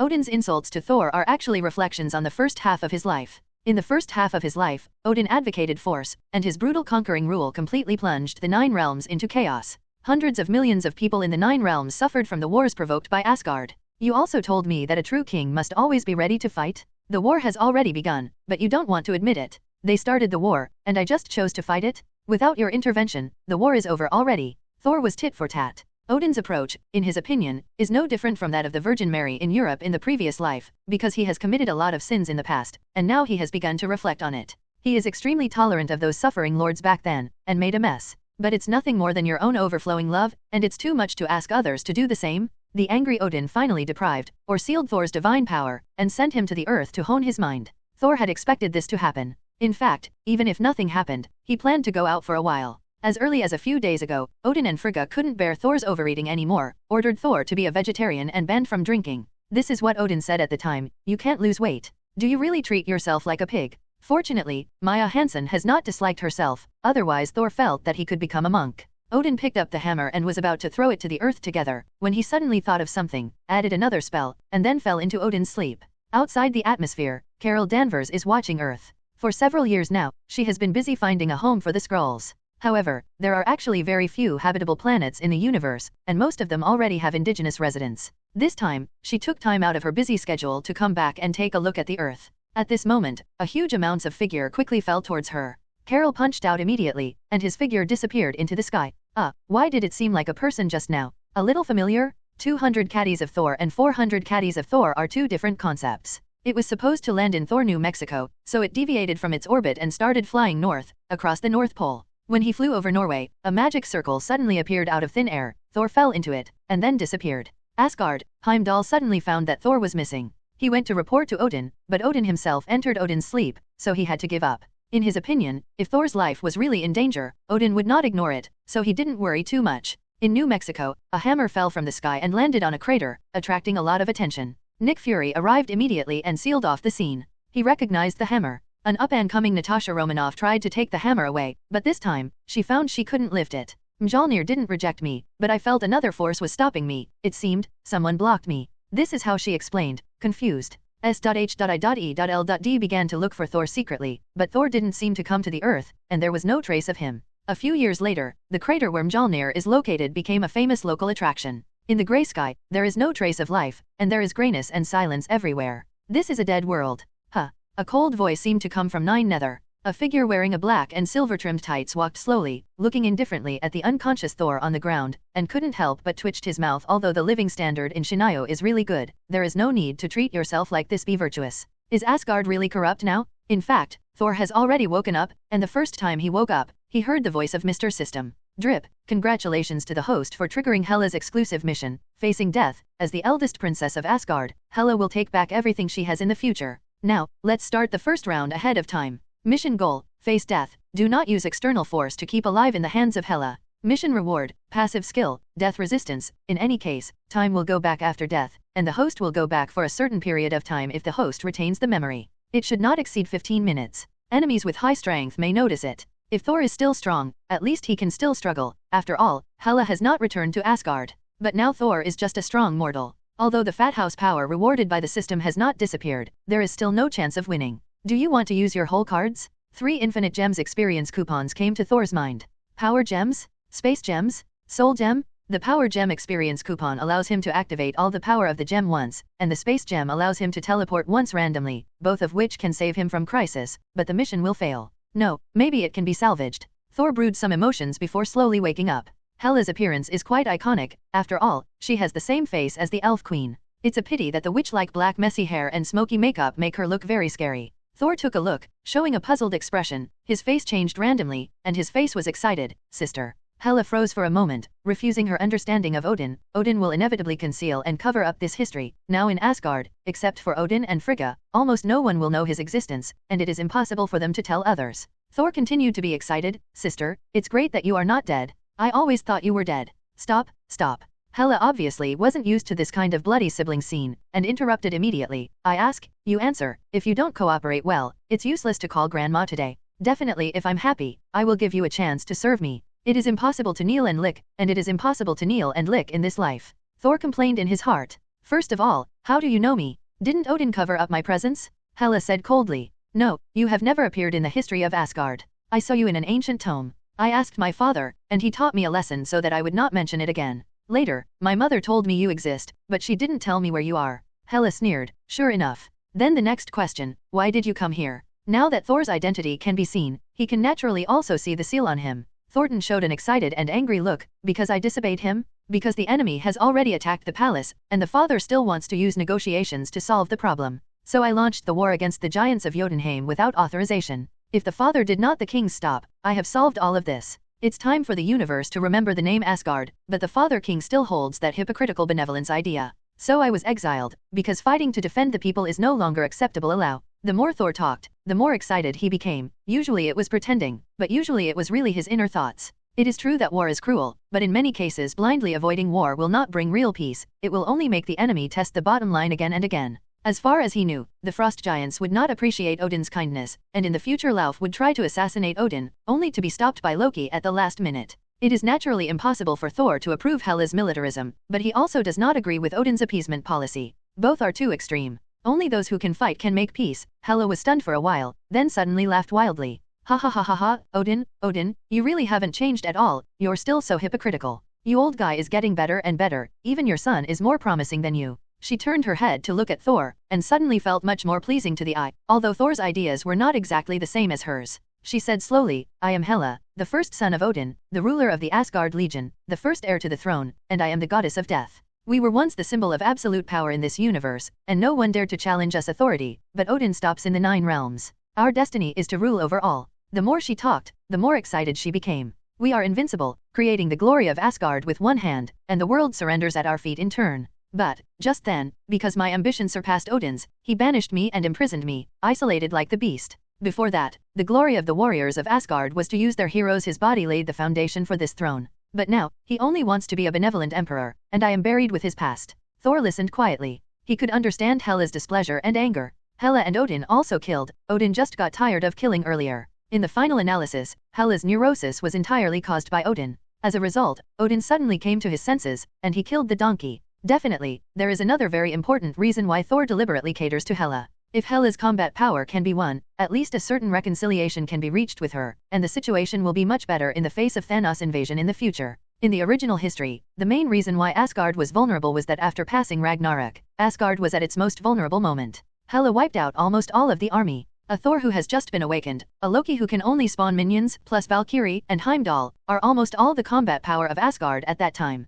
At this moment, Thor suddenly trembled all over, and the surging power burst out instantly, and the bright thunder light almost illuminated this dark space. Sister, you Thor didn't expect that Hela would actually break his seal. Hela said domineeringly, this is a reward for you. Hey, congratulations to the host for completing the task, face death, and get the reward, death resistance. Under any circumstances, time will go back after death, and the host will go back for a certain period of time if the host retains the memory, no more than 15 minutes. Strength enemies who are too high may notice. Hela is worthy of being a super boss, and the rewards brought by her exclusive tasks are really powerful. In a sense, Thor is now able to negotiate conditions with Dormammu. The notification of the completion of the task means that Hela has given up killing Thor, at least before leaving the seal. Sister, I'm leaving. The seal didn't target me deliberately. I have a way to leave the seal. Thor said goodbye to Hela. He took out the space gem coupon and opened a space door. Odin's seal is special, triggered based on Hela's death force, even if she teleports through the space gate. Leaving, the seal will be instantly generated in the place where she newly appears. So Hela is inseparable. And it's impossible for Thor to let her out and fight Odin ahead of schedule. Hela didn't speak, but she didn't stop Thor either. The moment before stepping into the portal, Thor's voice came, leave it alone. When I inherit the throne, I will definitely lift your seal as soon as possible, and announce your glory to Asgard. Hela was left in a daze for a moment, showing a cold smile. Inherit the throne? If you have the ability to accept the challenge, I don't mind. Perhaps because Thor isn't as adept at using the space gem as Thanos is, his teleportation destinations are completely random at the moment. The world was spinning for a while, and the next moment Thor appeared in front of him was a group of heavily armed soldiers. This is a Kyrita? It was a behemoth larger than any spacecraft Baital had seen before, almost equivalent to a small satellite.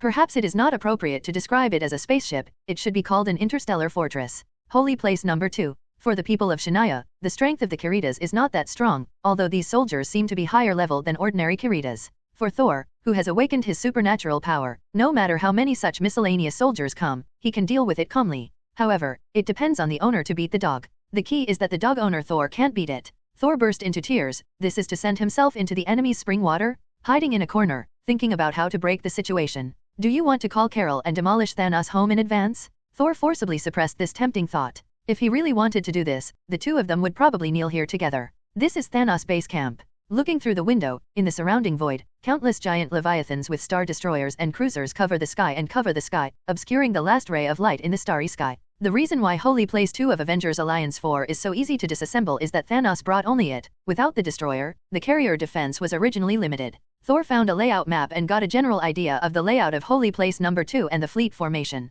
Near a deck near the front of the fortress, there are a large number of fighter jets that take off at any time. And there are relatively few outlying escort fleets over there, and there is a jumping point not far from the opposite. If you can grab a fighting force and rush to the wormhole quickly, you will have a great chance of escaping, although the firepower on the front of Holy Place number 2 is the strongest. Don't, let me go, give me another chance. Thor, who was moving quietly, suddenly heard a woman's cry. Purple sweet potato essence, you don't care about your subordinates. When did the Kyrita people learn to rob civilian girls? There was a loud gunshot, and then a sound of footsteps approaching quickly, and then met Thor's eyes who had no time to move. Are the top executives of Kyrita so perverted? This little girl looks underage at first glance. The little girl in front of her was carved in pink and jade, about 14 or 15 years old, holding a dagger in one hand, and a snatched Kyrita firearm in the other. I said I was passing by, do you believe me? Thor looked helpless. The chasing soldiers were taken aback for a moment, then quickly raised their guns and pulled the trigger. For this guy of unknown origin, I have no patience, just kill him on the spot. Well, I wanted to keep a low profile. With a wave of his hand, lightning broke out, and the surrounding Leviathan soldiers were instantly reduced to charcoal. It has to be said that the ability after awakening is very suitable for pretending to be Bee, and the little girl beside her has widened her eyes. A piercing siren sounded. If you don't want to die, just follow me. Although this is a very cute little girl, in this kind of place, it's obviously not the time to be sympathetic, even self-protection is very difficult. The little girl clenched her weapon and followed without saying a word. Now that it has been exposed, there is no need to hide it anymore, and it is only reasonable to rush to the destination as quickly as possible. Along the way, I encountered many obstacles: Kirita soldiers, Vanguard guards, Sokka soldiers, giant apes. Ordinary soldiers can't stop the God of Thunder who is attacking with all his strength. To Thor's surprise, the little girl beside her was also very skilled, not much worse than Natalia a few years ago. And when she killed someone, she could clearly see that it was definitely not the first time. Secretly guessing the identity of the little girl, Thor moved forward quickly. The fighter jet is just a few hundred meters ahead, but these hundreds of meters seem to be a natural moat. Thor looked forward with a solemn face, and stopped. 5 figures of different shapes appeared in his sight. The person in the lead was a burly purple humanoid creature with explosive muscles and a height of nearly 2.5 meters. Holding a double-edged knife in his hand, he looked at Thor who was running over, his eyes staring at the world. Even standing a few meters away in front of him, Thor could feel the shocking sense of oppression like a mountain collapsing. The little girl behind her was even a little breathless.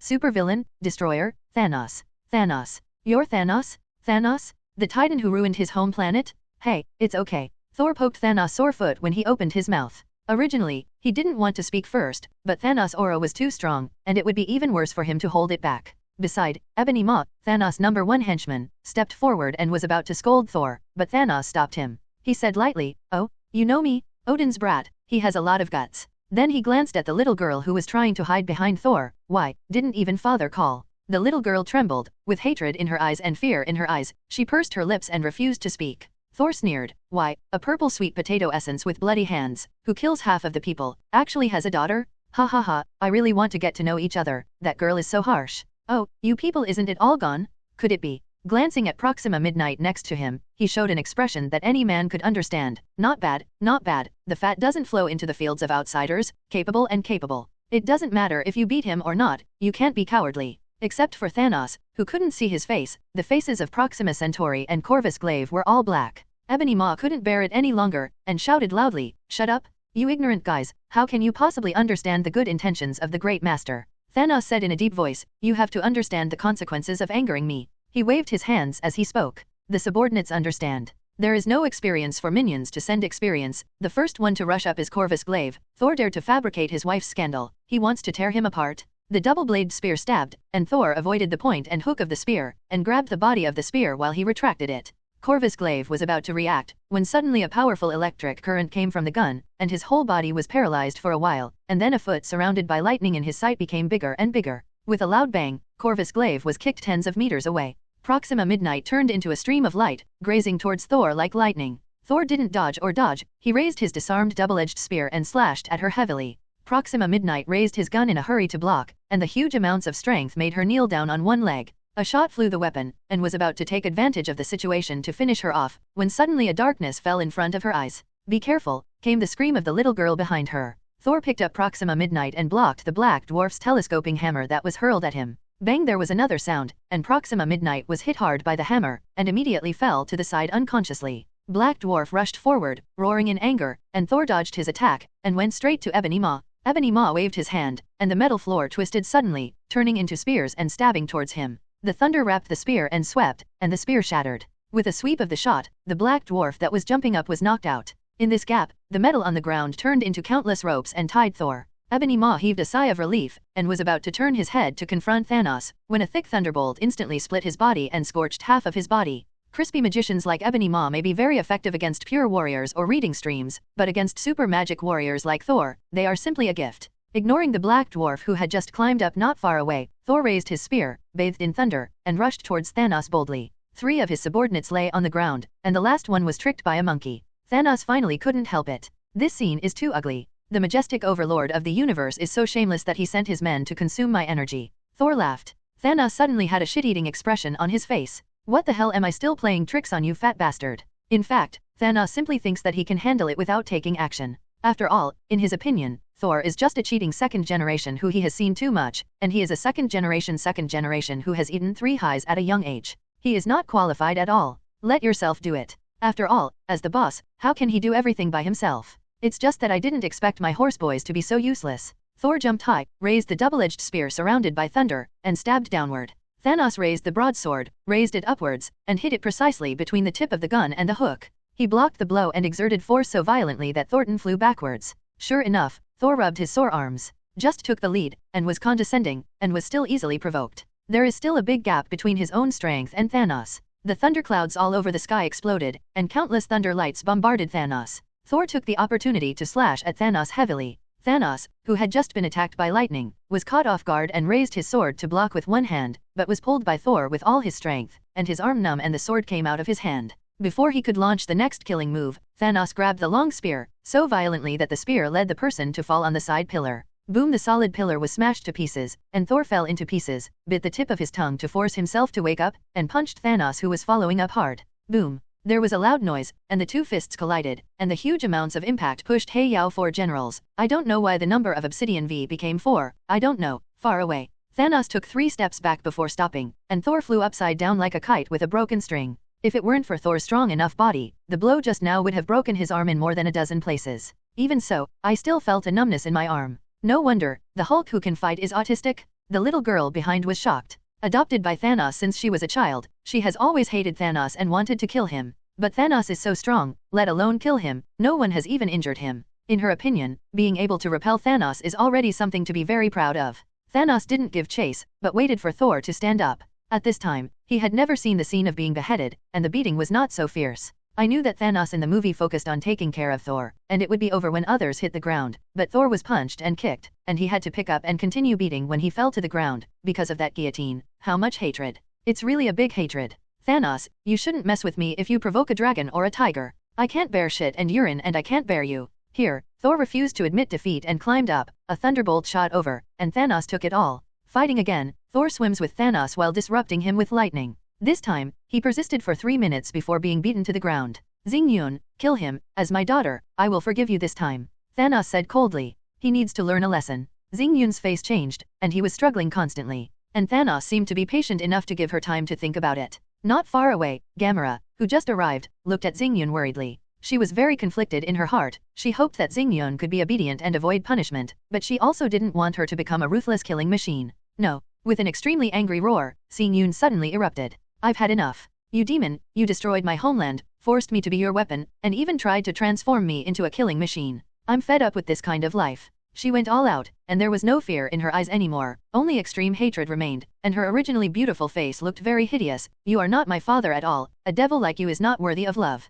Is that so? That's a pity. Thanos walked forward slowly, followed closely by Heiyase. Ebony Maw waved his hand, and Nebula was hoisted. Gamera reached for the dagger at his waist and looked at Thanos nervously. Just when Thanos was approaching Nebula, Thor on the ground suddenly roared, and his whole body exploded with all his strength. A thunderbolt, thicker than ever before, burst out from him and hit Thanos hard. Heh, do you think I didn't see that you stayed strong before? Make you more desperate? How could the battle-tested Thanos fail to see his tricks? This distance was too late to dodge, but he was able to eat it unscathed. Neither Thanos nor the 4 generals of Heiyao noticed a small deep purple in the purple thunder light. A bright purple light flashed, almost illuminating the entire night sky. Even if it is as strong as Thanos, it cannot block the power of the power gem. A sudden attack at close range. When he realized that something was wrong, it was too late. The thunder light mixed with the light of the power gem shrouded Thanos, unable to even resist a little, flew backwards in an instant, crashing through countless buildings. A large area of the surrounding ship cabins was turned into ruins. From a distance, Holy Place number 2 seemed to have been opened with a big dark purple hole, and the atmosphere of destruction was raging everywhere.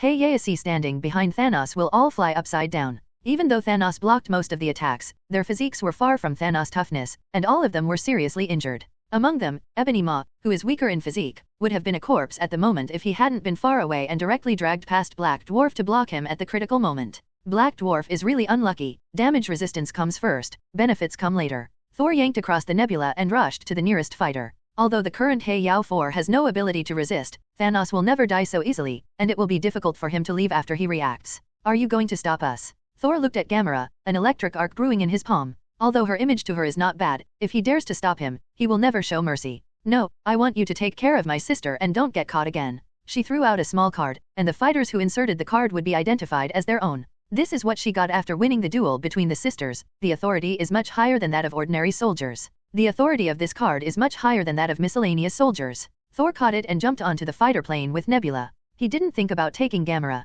although she is also the adopted daughter of Thanos. Gamera's position in Thanos' heart is by no means comparable to that of Nebula. If she is taken away, Thanos will hunt and kill him all over the universe. The fighter plane roared and took off, rushing into the night sky. The explosion just now was too violent. The surrounding fleets were all focused on Holy Place too, and countless rescue planes were circling. No one noticed a plane taking off. Even if there is, it will only be considered as participating in the rescue. Not long after leaving, Thanos walked up. Apart from the broken battle armor, there were no obvious injuries on his body. Gamera knelt down and pleaded guilty. "I'm sorry, father. I'm not his opponent." "You're right," Thanos said flatly, waving his hand. Knowing that an enemy is invincible, it is stupid to rush forward to die. As a generation of heroes, Thanos often behaved very generously. Ebony Maw walked up behind him, gnashing his teeth. "Master, they left not long ago. If they catch up now." "No need," Thanos shook his head. "Every jump point has many options, and it's unlikely to catch up. Besides, it's not the time to start a war with Asgard. The breath just now should be the power of infinite gems, right?"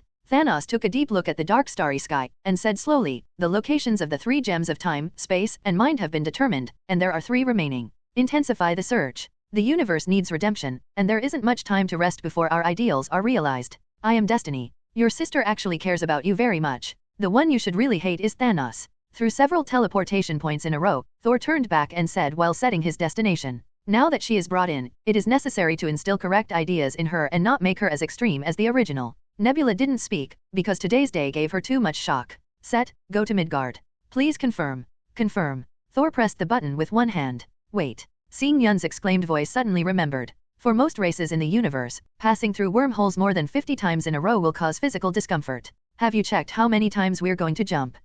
It seems to be more than 1,500 times." Soon, Thor began to feel dizzy and his stomach was overwhelmed. "Poor little sister Xingyun is already delirious, and I'm afraid she won't be able to resist for long." The fighter plane trembled suddenly. It seemed that it couldn't bear the pressure of continuous transmission and began to malfunction. Thor sighed, hugged Nebula, and pressed the emergency eject button. Sakar, this is a chaotic planet with poor law and order. It is used by many people from other planets as a garbage dump and criminal exile, so the whole Sakar is full of garbage and the people are tough and violent. This is a lawless place. However, this kind of place often has a prosperous side, and some profiteering industries that are not suitable for the outside world will flourish here. Sakar's characteristic industry is the championship competition held by Gao Tianzun. The winner gets everything he can dream of: glory, money, beauty. And the loser? No one cares about losers. Because the death rate of gladiators is too high, most people are unwilling to participate. Even strong men who are confident enough in their own strength often have more channels to get everything they want. So most gladiators come from hunting by scavengers. Thor crawled out of a hill of garbage with Nebula in his arms. A group of grotesque scavengers surrounded him, and one of them was holding a strange gun. "This is a web with a strong paralyzing effect. I can't deal with Thanos and you mobs." Thor was furious, rushed up and beat them all up, knocking them all to their knees. When Nebula woke up slowly, Thor asked her with a troubled face, "Have you brought any money with you? Can our cosmic coins buy a flight?" "Money? Even if you bring it, you won't bring universe coins. This is what you got from those poor scavengers just now." Nebula glanced at the surrounding environment and shook his head. "A normal planet may be barely enough, but here is such a mess, the price may be many times higher." "Well," Thor shrugged helplessly. "In this kind of helpless place, there will always be a shortcut to get money quickly. The simplest is the fighting arena. Our top priority now is to collect the money to buy the spaceship and leave here." In a bar, Thor said to Nebula, "Next, I will sign up to participate in the duel as a free man, and challenge the one who is said to have won 66 consecutive victories. Guy, win the bounty." "What about me?" Nebula asked. "You're in charge of betting all our money on me to win." "Then what?" "Bet all your winnings on my next match, bet on me to win." Is it so coquettish?" Xingyun flew forward. But when he thought that this guy could force a 50-50th split with Thanos, Xingyun felt relieved. He really had the capital to show off. How could a boss of Thanos level put down his figure and come to such a place? In fact, in Nebula's eyes, being able to fight Thanos for so long without dying is almost a 50-50. "Are you planning to sign up for the gladiatorial competition?" And directly challenge the champion? Gao Tianzun, who was wearing a rich gold coat, looked surprised. Normally, many people hope to be the terminator of the winning streak, but if it is at the cost of dying, then forget it. No one wants to challenge the streak boss, except outlaws, or forced prisoners with bomb collars. Although he felt that Thor's strength was good, he didn't expect him to be so confident. This conclusion of good strength comes from the men who blocked Thor from coming in just now. 3 of them have been turned into coke by Thor, and the last one has been turned into a puddle of scorched bread batter by Gao Tianzun. After Thor left, Gao Tianzun was thinking about the next arrangement. After a long time, he said, give him a gold card with 1 million universe coins. The fat ant beside her looked at the boss in surprise. Are you sure? Has the iron cock plucked? Gao Tianzun said with a gloomy smile, if he loses, the gold card will go back to me, and it's useless to give him more money. What if he wins? If he wins, the value he can bring will far exceed 1 million. Not long after returning to the residence, someone sent a gold card. In theory, he was good enough to buy a small flight boat and get away. But after receiving the money, it is not easy to do things, but he promised to play at least 3 games. Anyway, it's not much to go back to Earth recently. 8 years away from the most recent major drama. 1 million, all bet on himself according to Thor's request. At the same time, throughout Sakar, rumors began to spread that there was a kid who didn't know what to do and who was going to challenge the defending champion in 3 days. In the rumors, a lot of analysis of strength was revealed, and the summary was that challenger was kicked in the head by a donkey. Nebula was very dissatisfied and wanted to find out who was talking nonsense, but after searching around, he found that one of the sources of the rumors was Thor. What is this operation? 3 days later, on the dueling arena, Thor walked proudly on the arena stage with a giant sword in one hand and a shield in the other. Opposite him was a monster with a huge lizard head over 8 meters tall. Although this guy doesn't have a weapon in his hand, his pair of barbed claws are more than 1 meter long, his thick arms are much thicker than Thor's thighs, and he has a big mouth full of fangs. A black hole 1 meter wide. It's not Professor Lizard, don't guess, it's just a cannon fodder, a made-up race. After all, the universe is full of wonders. Good evening ladies and gentlemen, you will see the most exciting matchup tonight. Gao Tianzun's voice sounded, causing more than 100,000 people to cheer. Gao Tianzun continued to introduce, the side that defends the ring. I don't think I need to introduce more. This is the champion who has won 66 consecutive games, the tyrannical Tyrannosaurus Rex. His skin is harder than steel, and ordinary swords can't pierce it. He and his sharp claws have already disemboweled 66 ignorant and fearless challengers. He changed the subject. Let me introduce today's challenger, the electrified one, Mr. Pikachu. The overwhelming hiss sounded, even overshadowing the roar of the lizardman. No matter in terms of size or appearance, Thor, who is less than 2 meters long, is incomparable with the lizardman. The long sword in his hand might not even be able to pierce the lizardman's skin, right? And the shield, under these sharp claws, is no different from paper. For a while, many spectators were placing bets. Thor's odds are even higher, 1 to 123. It could have been higher, but after I noticed that Xingyun bet 1 million on Thor, Gao Tianzun, a shameless old thief, also bet 1 million. Amidst the cheers of countless people, the lizard man launched a charge. The next moment, he wanted to tear this little ant into pieces. Thor rolled over, avoiding its sharp claws, which slapped the ground heavily. Thor raised the shield, and with a few muffled bang bang bang, it nailed the steel claws to the ground like nails. Lizard man, he struggled to pull out his claws, and roared angrily. But Thor didn't give it time to struggle. He raised his long sword and leaped high, jumping into the roaring bloody mouth of the lizard man Zhangkai. Amidst the panting sound of the audience, the lizard man let out a muffled sound, and his huge body froze. The next moment, flesh and blood flew from the back of the neck, and a big hole was broken, and Thor rushed out bathed in thunder and lightning.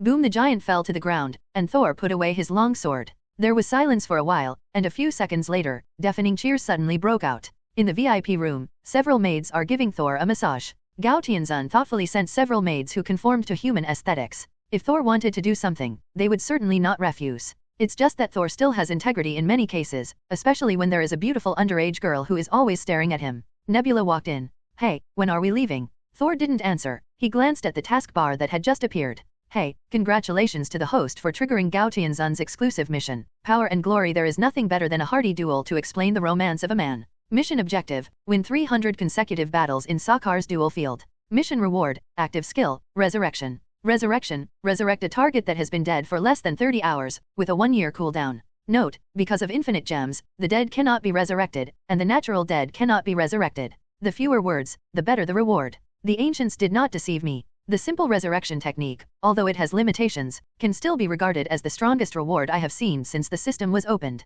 Although it seems incomparable with Time Gem has a big limitation. The stronger the target controlled by time, the higher the requirement for the gem user's strength. Just like Shi Chuangkai can easily turn back the time of the entire street with gems, countless deck ants can be saved from accidents. But Ancient One has no way to use gems to prolong her life. She would rather use the dark power of Dormammu to quench her thirst with poison. And this resurrection skill does not have this limitation. The only downside is that it takes too long to cool down. As far as Thor knows, this is the ability of Gao Tianzun in the 616 universe. And in the 199,999 universe he is in, Gao Tianzun is just a joke. Winning 300 games in a row, it seems that this is a long-term task, and I have to stay in Sakar for a long time. Thor turned his head and asked Nebula, is there any place you want to go? Nebula shook her head. Her homeland was completely destroyed long ago because of her resistance to Thanos' half-destruction policy. Actually following Thor, the big reason is because I can't find my future direction. Thor smiled and said, then we'll rest here for a while. For ordinary people, this is hell.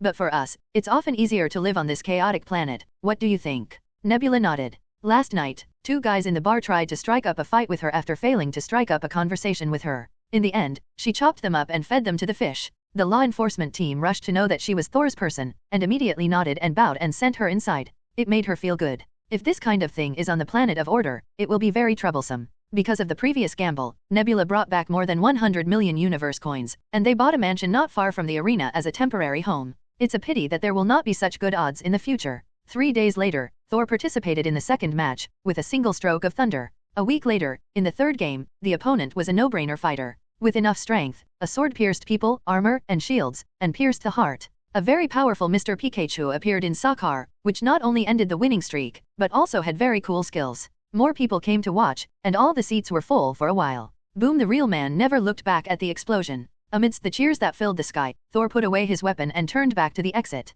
Ah, Pikachu is my god. Baby, I want to give birth to a monkey for you. Thor glanced evilly, and found that the person who was yelling this was an alien beauty with a human body and a bull's head, and his face turned pale and he quickly quickened his pace. When passing Gao Tianzun's office, he suddenly heard a voice, Scavenger 142, there is something to deliver. Looking at a black and strong ant who smelled of alcohol walking towards the front. Number 142? That surviving Valkyrie? Many years ago, there was a family ethics drama in Asgard. Well, a palace coup. Odin, who was obedient to the outside world, attacked the inside, and sent a powerful army Valkyrie to crusade against Hela. Different from the Valkyrie that people in Norse mythology give benefits to warriors, each of the real Valkyrie is the most powerful warrior, and can be called the third most powerful force under Odin and Hela. However, Hela's strength is too strong, and her night sky sword is a super artifact no less than Mjolnir. After a fierce battle, Valkyrie was almost wiped out, leaving only the last survivor, and the huge amounts of Hela consumed were also sealed by Odin. Later, the unwillingness to be defeated and the guilt of her friends made the last Valkyrie self-defeating.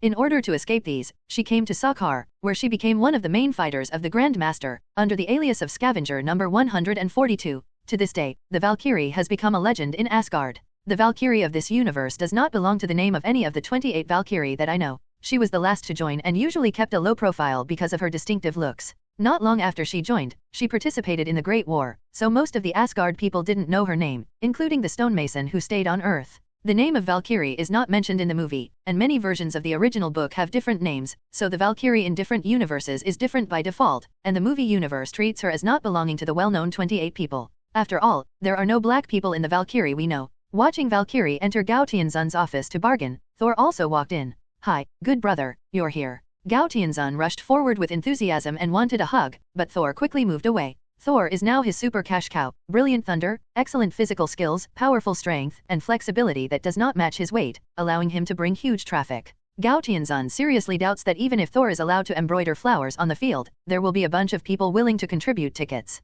Saying hello to Gao Tianzun, Thor turned to Valkyrie and said, let's chat in another place. A powerful Valkyrie is an important force for the current Asgard. I don't think there's much to talk about. Yes, because you are Valkyrie. Valkyrie froze for a moment, then his face turned cold. No, I'm not Valkyrie, I'm a scavenger. You are escaping. Escaping won't solve any problems. Thor shouted. I think I should express my opinion. At this time Gao Tianzun interrupted. I think if you and His Royal Highness have a misunderstanding, you should really have a good discussion, and then consider how to make a decision. Gao Tianzun is completely helping Thor. You are the son of Odin? No wonder. Your Royal Highness, I am afraid you will be disappointed. I will not participate in your family farce. It was because of this that I lost everything last time. Therefore, no matter what happens in Asgard now, it will follow I don't care anymore. Valkyrie was instantly agitated. Gao Tianzun helped his forehead, and he seemed to be doing a disservice. Thor was thinking about how to answer when he suddenly saw a system task appear. Hey, congratulations to the host for triggering the exclusive quest for Valkyrie. Brave souls at one time, Valkyrie was the most powerful warrior in Asgard, but was exhausted due to a civil war. Now, you need to liberate their souls and let them be redeemed. Mission objective, redeem the 28 Valkyrie sacrificed. Mission reward, artifact, Soul Castle. Soul Castle, the interior is a huge hall, which can guide the souls of the dead Valkyrie and let them enter the Soul Castle. The heroic spirit will be attached to the host and can be reborn in the Soul Castle after death. This means that he can re-own this Valkyrie guard? Thor's face sank and said, you are right, the sword of Valkyrie is used to protect Asgard and its own people, not to fight for power. But do you know that Ragnarok is coming, and if this hurdle cannot be passed, Asgard will be completely destroyed. He looked at Valkyrie's dark color, and added the last sentence, for the future of Asgard, I will reach an agreement with Hela, so that your sisters can be redeemed, and the prestige of Valkyrie can reappear in Asgard. What is Valkyrie's biggest egg wish? Revenge? No, she and Hela don't actually have a particularly big feud. The crusade against Hela was counter-killed, and what she hated most was not Hela but Odin. What really broke her was the loss of her sisters, the loss of the Valkyrie army, and Odin covering up everything about Hela, including this history of course. If it was simply to reconcile with Hela, she would never agree. But if it can be exchanged for the salvation of the sisters, that is another matter. She thought about it and said, if what you say is true, I will consider serving Asgard again after you inherit the throne. But don't expect me to continue to participate in the royal family battle. This is enough. Okay, at least 10 more years, I'm not in a hurry. Gao Tianzun's expression changed a little. He was worried that the traffic king who had finally met would just abduct Valkyrie and run away, and he and Thor were only considered a cooperative relationship, so there was no reason to restrict him. But since it is not urgent, let's go, then don't worry. After a few years, no matter how good a gladiator is, it will bring aesthetic fatigue. Thor settled in at Sakar, playing an average of 1 match every other week. There are actually very few strong men in the universe. The tyrannical Tyrannosaurus Rex I encountered for the first time is already the best among them. Most of the opponents are actually very bad. Even Nebula, who has not grown up, can easily deal with it up. But Thor still kindly gave them a chance to perform. A super gladiator who can fight and act can bring considerable benefits. Gao Tianzun said that he likes this kind of person the most. Later, under Thor's suggestion, Gao Tianzun added a new rule: any prisoner or slave who wins 30 times in a row will be free and can get a lot of money, beauty, and power. Whenever this time comes, the tickets for the arena will increase by more than 10 times. Thor is the 30th opponent. Xing Yun gradually got used to such a comfortable life. When she is free, she will also go to the arena to show her hands. Well, in order to encourage more people to sign up for the expanded arena, slaves are not allowed to kill free gladiators, and the restraints around their necks can be activated at any time. On the other side, in Asgard, Thor's disappearance once attracted the attention of many people. Loki often deliberately gloats in front of the 3 of Fandral. The 3 warriors of Asgard hate him, but they can't beat him. Loki, I just like the feeling when you want to beat me but can't beat me. Sif and Maya Hansen were very worried at the beginning and asked the queen. Although Frigga told them not to worry, they were still uneasy. Fortunately, Thor sent them a message later, and they were relieved. For the long-lived Sif, this time difference is nothing, as long as they don't lose contact. As for Maya Hansen, she often ignores Thor for months when her research goes into a frenzy. In Odin's induction, Thor's life was not in danger, so he didn't care. Bear Boy, let him accept the beatings of the society more. The time came to 2005. Asgard, Odin woke up from Odin's sleep long ago, but he didn't mention Thor. Frigga also kept silent. On the Earth, Mjolnir is still lying there quietly. Stark continues to live a life of a playboy, unaware that a poisonous snake around him is becoming more and more unbearable to him. General Ross's super soldier plan has not progressed, and he is about to lose patience. His daughter, Betty Ross, is graduating from college this year and will join his military experiment team after graduation. It looked like everything was peaceful. People at this time can't imagine that this may be the last piece of the Earth. A new era is coming. Hey, congratulations to the host for completing the task, strength and glory, and get the reward, resurrection. On the duel arena, Thor kicked away the corpse of an alien creature on the ground. After nearly 5 years, the 300-game winning streak was finally completed. In the past 5 years, not only have I completed the mission, but my skills have also improved a lot, and I have become familiar with various fighting styles. Counting the time, the official plot is about to start, and I am about to leave. I have greeted Gao Tianzun before, so I will go back to Xingyun directly. In recent years, thanks to Thor's superstar effect, the arena's income has been particularly high. Especially after Thor's weight returned from 400 caddies to 200 caddies, it attracted a lot of Yengo who didn't care about the arena. The two are happy to work together. Although I know that Gao Tianzun is not a good guy, at least this old man is quite interesting if there is no conflict of interest. What's more, strictly speaking, Thor is not a good thing. Back at the residence, Xingyun jumped out with anticipation and asked, "How is it? When are we going back to Asgard?" Xingyun, who has grown up completely, exudes a wild charm because he has not been mechanically transformed like the original work. Over the past few years, they have been together day and night, and the relationship between the two is a matter of course. A foreign country, a lonely man and a widow. Now Xingyun has a much more cheerful personality. Glancing at Thor, she actually looks forward to going to Asgard, just hoping to meet his parents, Odin and Frigga. Thor called out, "Heimdall, take us back." Years ago, Odin announced the release of Thor from exile. Originally, I wanted him to experience the beatings of people in the society more, so that he could beat them again when he came back. I didn't expect Thor to be so open outside. A dazzling colorful light pierced through the sky, and Thor and Nebula disappeared.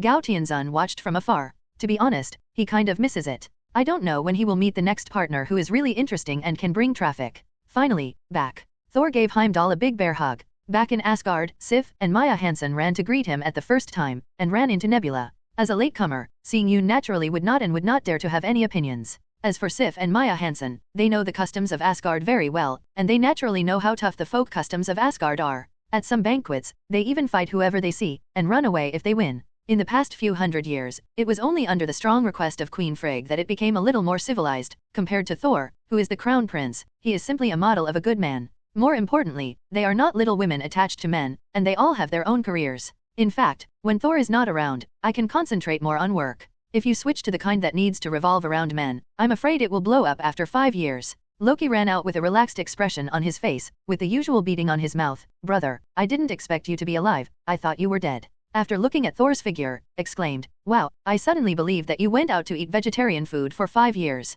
Weak chicken, you are doing your best every day again. Walking towards the palace, the atmosphere became obviously a lot more serious. At the gate of the palace, Frigga looked at him worriedly. After you go in, don't make your father angry. She would never forget Odin's terrifying look when he just came out. She only saw this expression once, the last time, it was in. Thor knew it well, and he followed Frigga into the hall. Frigga rarely enters the hall at ordinary times, but today, she must go in. Just entering the hall, Thor narrowed his eyes. Odin on the throne has a serious face, wearing a golden armor, and holding the weapon that has accompanied him for thousands of years. Gun of Eternity, Kungunir. I'm depressed now. I foolishly thought that you would be different, unique, and a benevolent king. But now I realize I was wrong. You are exactly like Hela. Odin's voice was thick anger. His own seal has mysterious power, and a very powerful magic ability is required to remove it.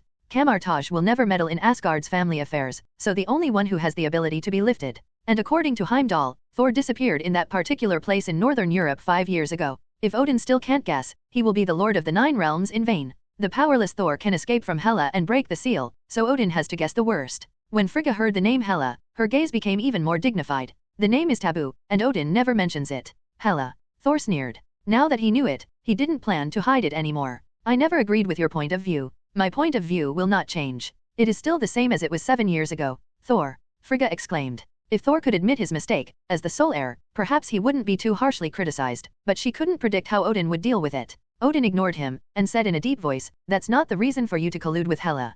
Collusion? No, I also do not agree with Hela. I am fighting to defend my people. I will not take the initiative to launch an unjust aggression, but for those who dare to invade Asgard, Thor said murderously, even if you are far away, you will be killed. A great king must learn to be kind and tolerant. In many cases, violence cannot solve the problem. Odin was firm. My kindness will only be given to my people, not to the enemies who will harm the dead man people. As for tolerance, Thor sneered, forgiveness and tolerance have only existed in fairy tales and dramas. In reality, the so-called tolerance is just a helpless forget it. Violence may not solve the problem, but it can definitely solve the person who caused the problem. Odin finally understood that Thor had already gone his own way, and it was impossible for him to convince him anymore. He put down the eternal spear, and said dejectedly, if you do this, you will push more people to the enemy's side, and you will lead Asgard into the abyss. Thor looked indifferent. Maybe, but I think, no matter what the ending is, it's better than being swallowed by the eternal fire in the dusk of the gods. What? Odin and Frigga shrank their pupils at the same time. You know Ragnarok's prophecy. Ragnarok is a series of great catastrophes prophesied by Norse mythology, including a great battle that caused the death of many important gods.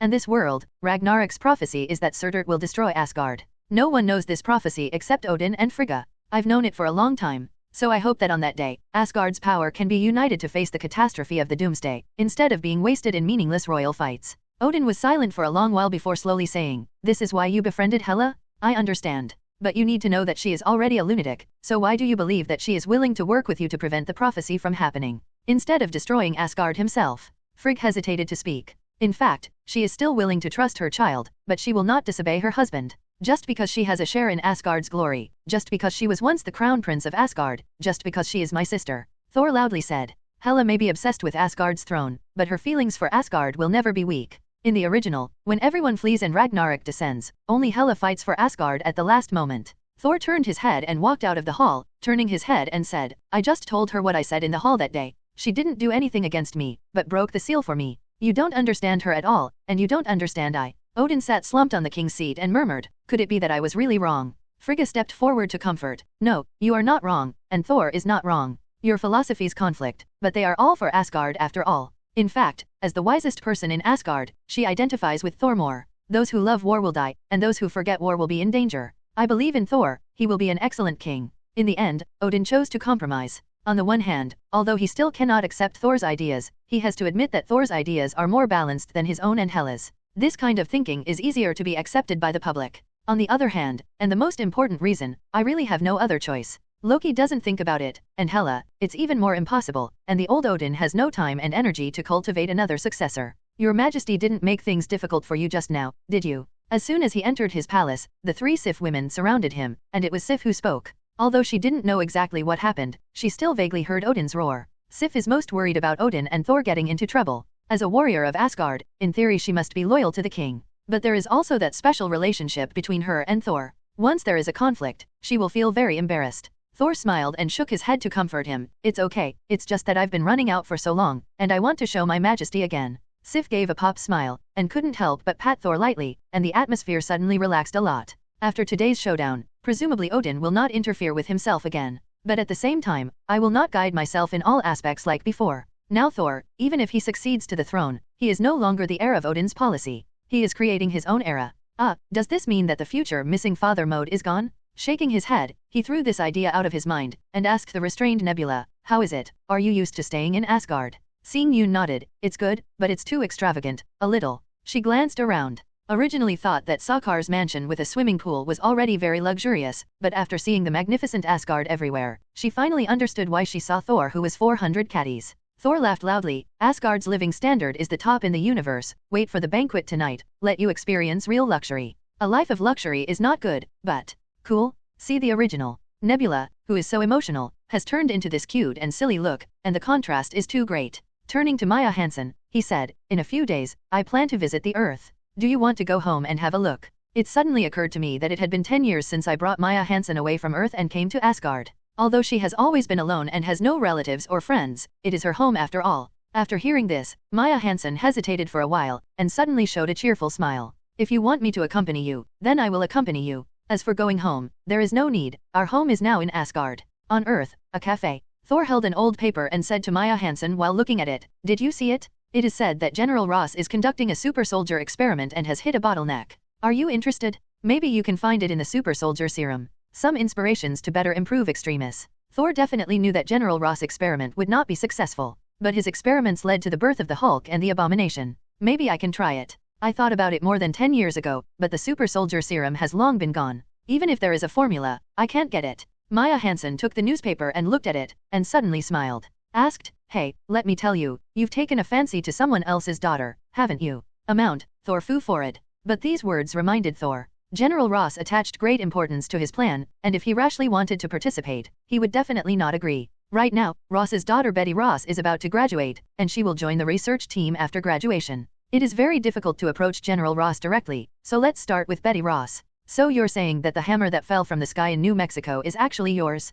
Your true identity is a god hidden in the world. Yes, if you have the chance, you might be able to witness the mighty power of the gods. In a brightly lit bar, a young man and woman were talking and laughing in low voices. Tisk tisk, Betty Ross, who had black hair and looked innocent just after graduation, curled her lips. Is this how you chase girls? Your story is quite interesting. What I said is true. There are still many people in this world who know about my existence, but they choose to keep it a secret. However, it won't be long. TCH, I don't believe you, just make it up. Betty Ross was going to relax before going to work, but she didn't refuse when Thor came to strike up a conversation. She didn't expect this guy to be a magic stick. Thor smiled and didn't refute. In a few years, Stark will admit Iron Man's identity under the lens of a large number of media. By that time, the existence of superhero will no longer be concealed, and will officially enter people's field of vision. I'm a little dizzy, I'm going back. Betty Ross obviously wasn't very good at drinking. She grew up under her father's strict management since she was a child, and she finally indulged once after graduation. She stood up, staggering, ready to leave.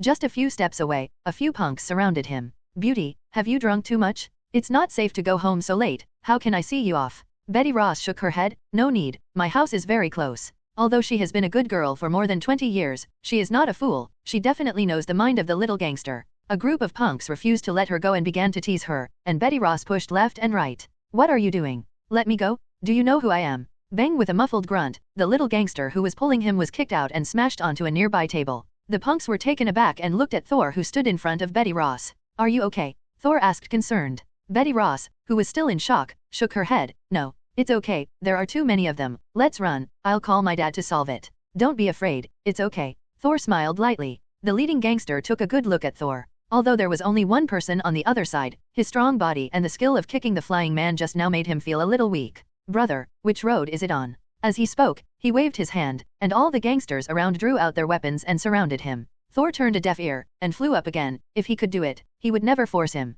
Betty Rose was on the phone anxiously. Before she finished dialing the phone number, she couldn't hear the sound of fighting. When she looked up, all the vicious gangsters were lying on the ground. She opened her mouth wide in surprise. What are you still doing in a daze? Let's go, I'll take you back. Thor smiled and rubbed her hair. Betty Ross wanted to say no, but thinking of the scene just now, she subconsciously didn't refuse. The two got into the car and left. After the two left, okay, everyone is gone, get up. The leader of the gangsters just now stood up suddenly and said. As soon as he finished speaking, the bastards who had been lying on the ground wailing got up one by one, looking as if nothing had happened. Boss, this guy is really fierce. I almost thought I was going to die in the lab just now. Yes, this kid is picking up girls, right? I don't know why the Romanov agent gave us such a strange task. This guy has the potential to be a bit of a jerk, could it be? With a mean smile. Shut up, don't die. Half an hour later, at Betty Ross' home, Betty Ross took out a bottle of red wine, poured 2 glasses, and handed one to Thor. La fight in 1982, have a drink. After walking for half an hour just now, the drunkenness dissipated long ago.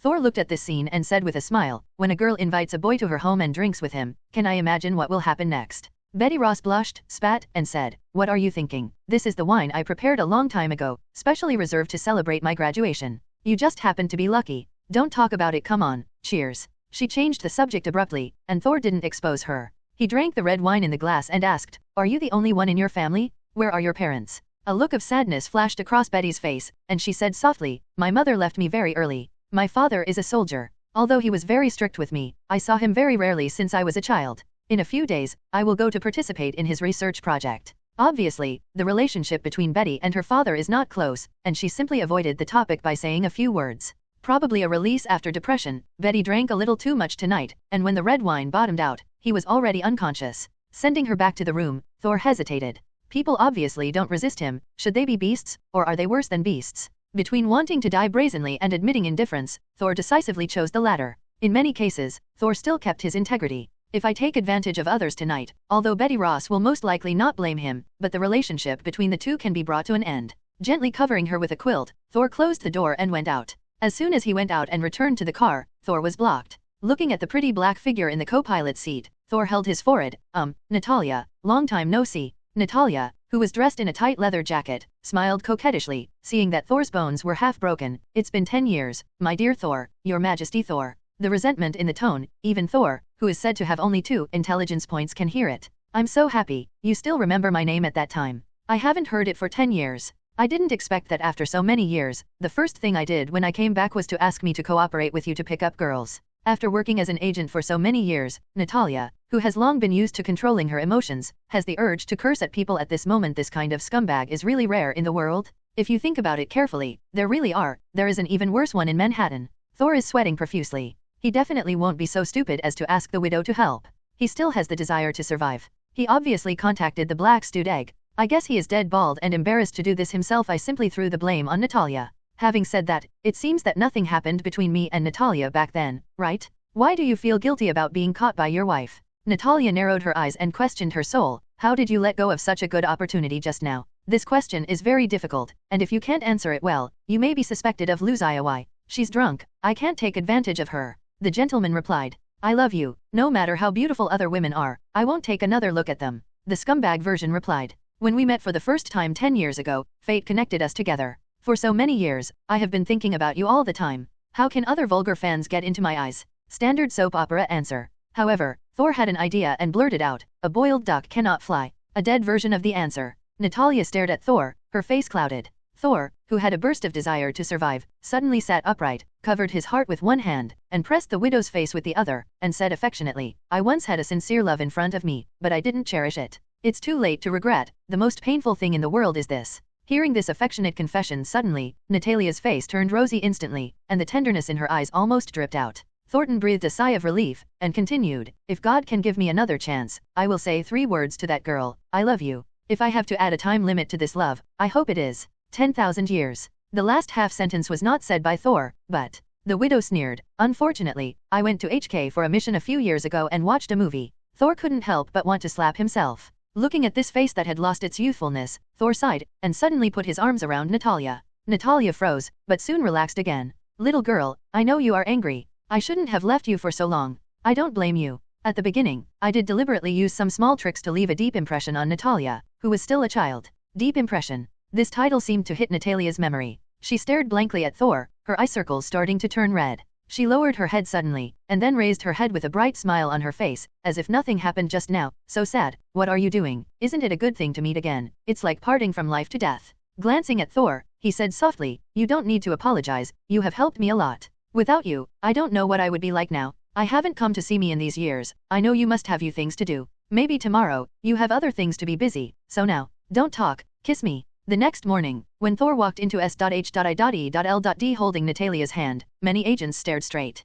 Natalia's charm is unparalleled, and it is impossible for no one to be tempted. But all the suitors never got a response, especially since she sent several stalking suitors to the emergency room. Black Widow's name was completely established, and no one dared to provoke her again. Seeing Thor's intimacy with her, S.H.I.L.D. howled. In the director's office, Nick Fury said with a helpless face, you have found so many things for me as soon as you came back. Now it is estimated that 80% of the male agents regard you as the enemy of life. Thor looked indifferent, it's just a bunch of licking dogs, don't worry about them. Nick Fury put away his joking thoughts and asked seriously, okay, I need to know your purpose. What do you think about General Ross's research? He definitely wouldn't think that Thor would be so bored that he would send someone to act with him, just to pick up girls, and the most likely thing that might attract him is the military's research. Thor nodded, the military seems to be studying the super soldier plan now. I am a little interested in some of them, and maybe I can give them a little help. Nick Fury said helplessly, since it's a cooperation, you can definitely ask S.H.I.L.D. to help negotiate. What exactly do you want?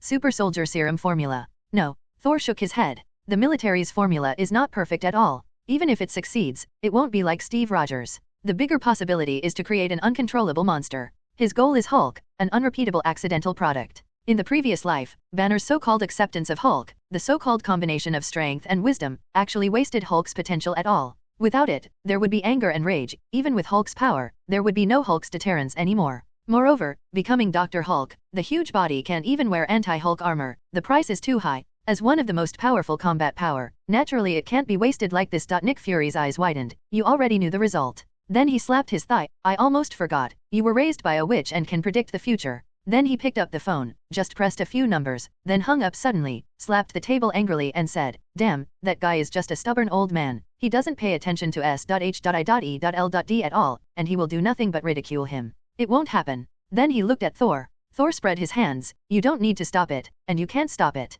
And although his research is bound to cause problems, it is indeed beneficial to one of your plans. Good for me? Nick Fury thought for a while and thought, you mean, the Avengers plan? You even know about this? This was the plan he initially formulated after Carol left. It was originally called the Asgardian plan, and he didn't tell anyone about it. Pass. He thought about it. You mean, the monster created by the failed experiment will become a member of the Avengers in the future? God, how many potential Avengers do you know? A lot, but most of them will probably never show up if they are said. So, are you sure you want to listen? Thor is telling the truth. Many small changes will cause big changes, just like when he came to lie on the Earth on a whim, it inadvertently caused a great impact later. Taking Maya Hansen away reversed the ending of Iron Man's death. Throwing a hammer at random changed Natalia's trajectory. But all my actions have been carefully considered. Maya Hansen has little influence on the main plot. Natalia will join S.H.I.L.D. sooner or later. But S.H.I.L.D. is different. At this point in time, the superhero is as much a source of danger to many as the intruder. This is why the infamous Sokovia Act came about. Once restrictive measures are taken in advance, some superheroes are likely to be strangled in the cradle. Nick Fury understood what he meant and shook his head. He has seen terrible threats in the universe, so he does not want to lose any superhero because of him. In fact, in his plan, there are already several candidates, but he lacks a leader. Although Thor is very strong, he obviously won't stay on Earth for long. Okay, let's not talk about the old days. Thor interrupted his contemplation. He came to S.H.I.L.D. to confirm something. Think of a way, let me meet Agent Peggy Carter. Walking out of the office, Natalia took Thor back to the car, and S.H.I.L.D. temporarily arranged a residence and an identity for him. I will be the Avenger you say, right? Natalia asked quietly. Thor couldn't help but sigh. This is a very smart woman, and she heard a lot from the conversation between herself and Braised Egg. He joked, why, do you think I saw your potential and treated you so well on purpose? Natalia didn't speak, just looked at him straight. Thor whispered, whether I intervene or not, you are destined to embark on the road of superhero and become one of the greatest Avengers. And what I saved and helped was Natalia, not Black Widow.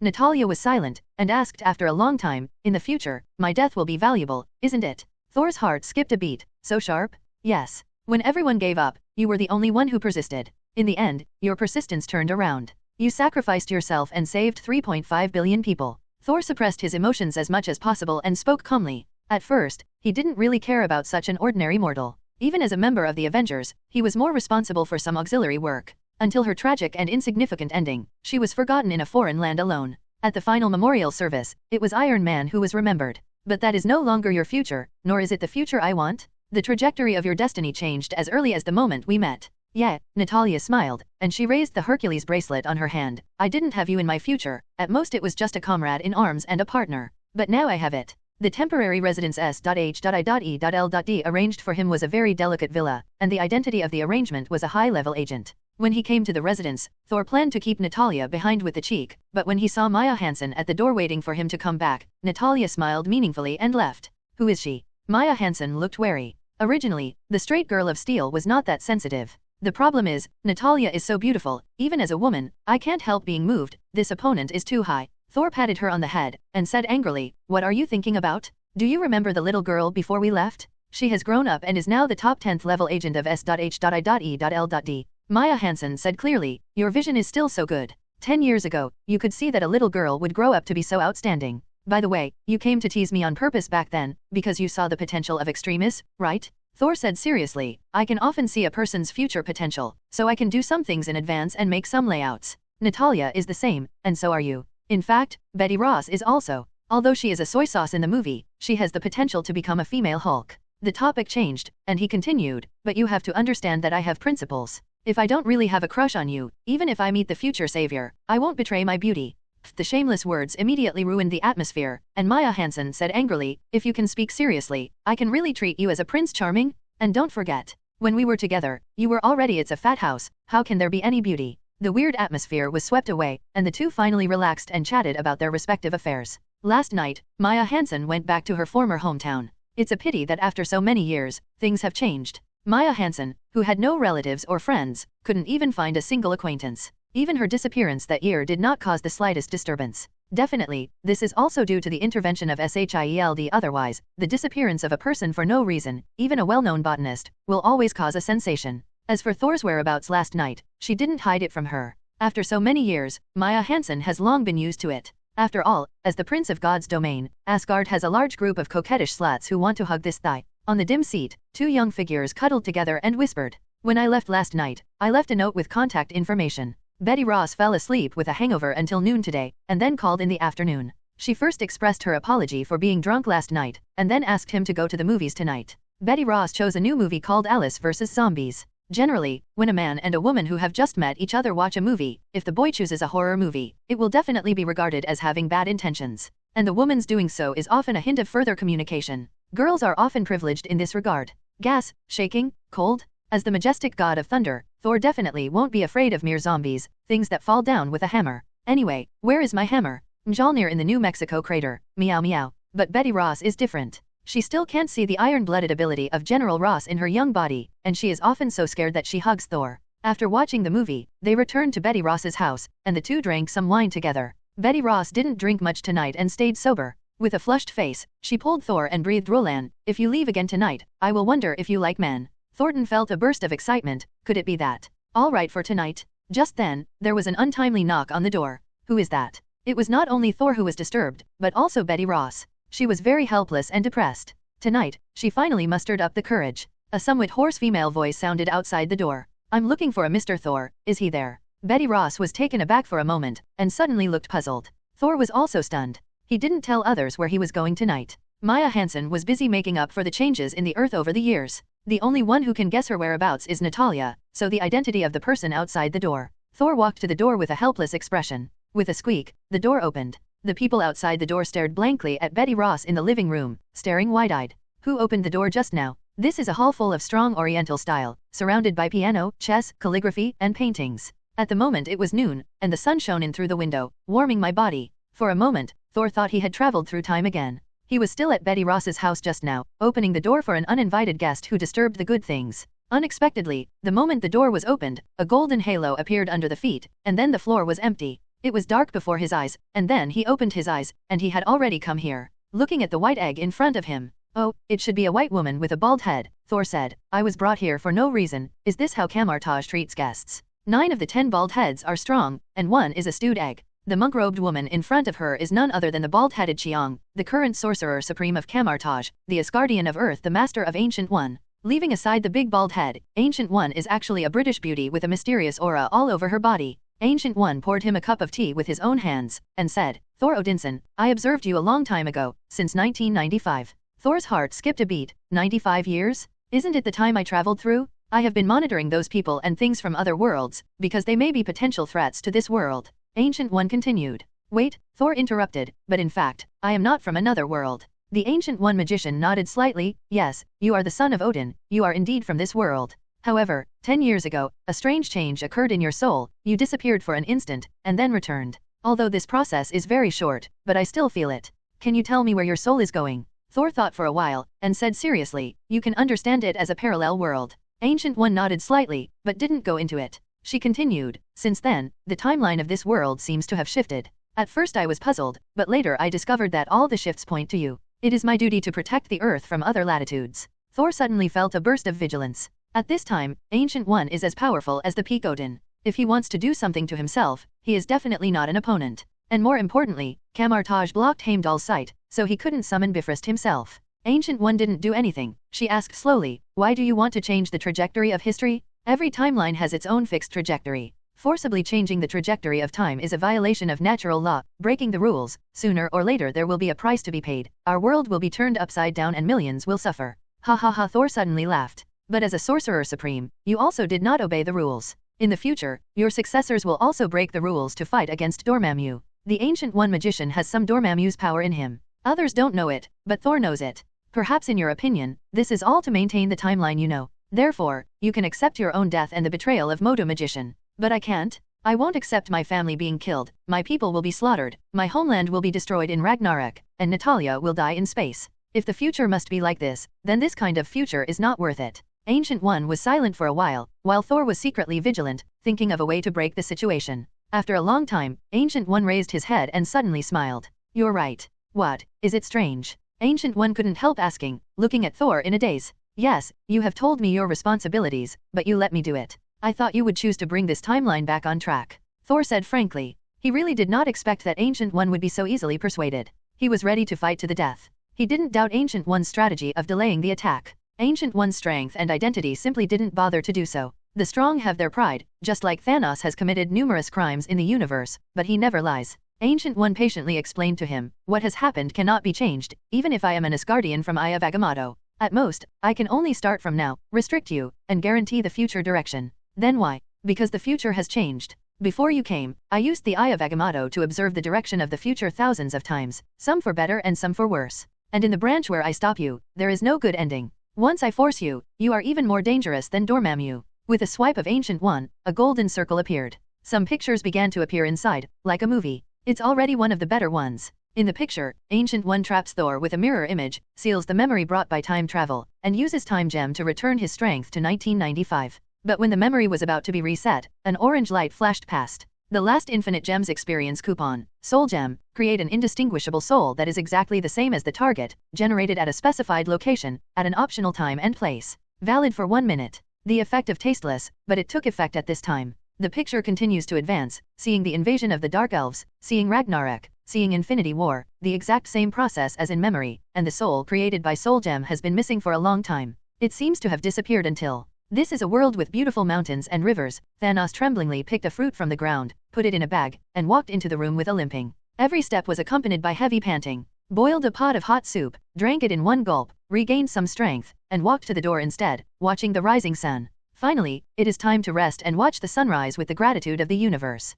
Raising my left hand, looking at the 6 hard-won gems, worries arose in my heart. The universe needs to be corrected, after which the gems are useless, just temptation. A faint figure appeared. It was the Avenger who chopped him down. Without looking up, Thanos whispered, this time, you can behead. The figure didn't make a move, but said without emotion, if half of the life is wiped out, can the other half prosper? That's impossible. As long as there are people who still care about the past, they will never be able to accept the future, and they will definitely rebel. If you want to truly achieve your goal, you must turn this universe into atomic dust. Then, create a new universe. The life there has no resentment for loss, only gratitude for giving, a universe that knows how to be grateful. After saying this, the figure disappeared, leaving Thanos there thinking. After a long time, he finally stood up, his eyes regained his firmness. Let me bear this crime alone? The lonely figure stood on this land, looking a little desolate. He stretched out his hand, snapped his fingers with a snap. I am destiny. The screen disappears, and Thor is dumbfounded. Blacken is 10 times stronger. The ancients do not deceive me. I am such an honest person. It is said that in a certain 7-point scale, the IQ is only 2 points. Once Blacken can be so good?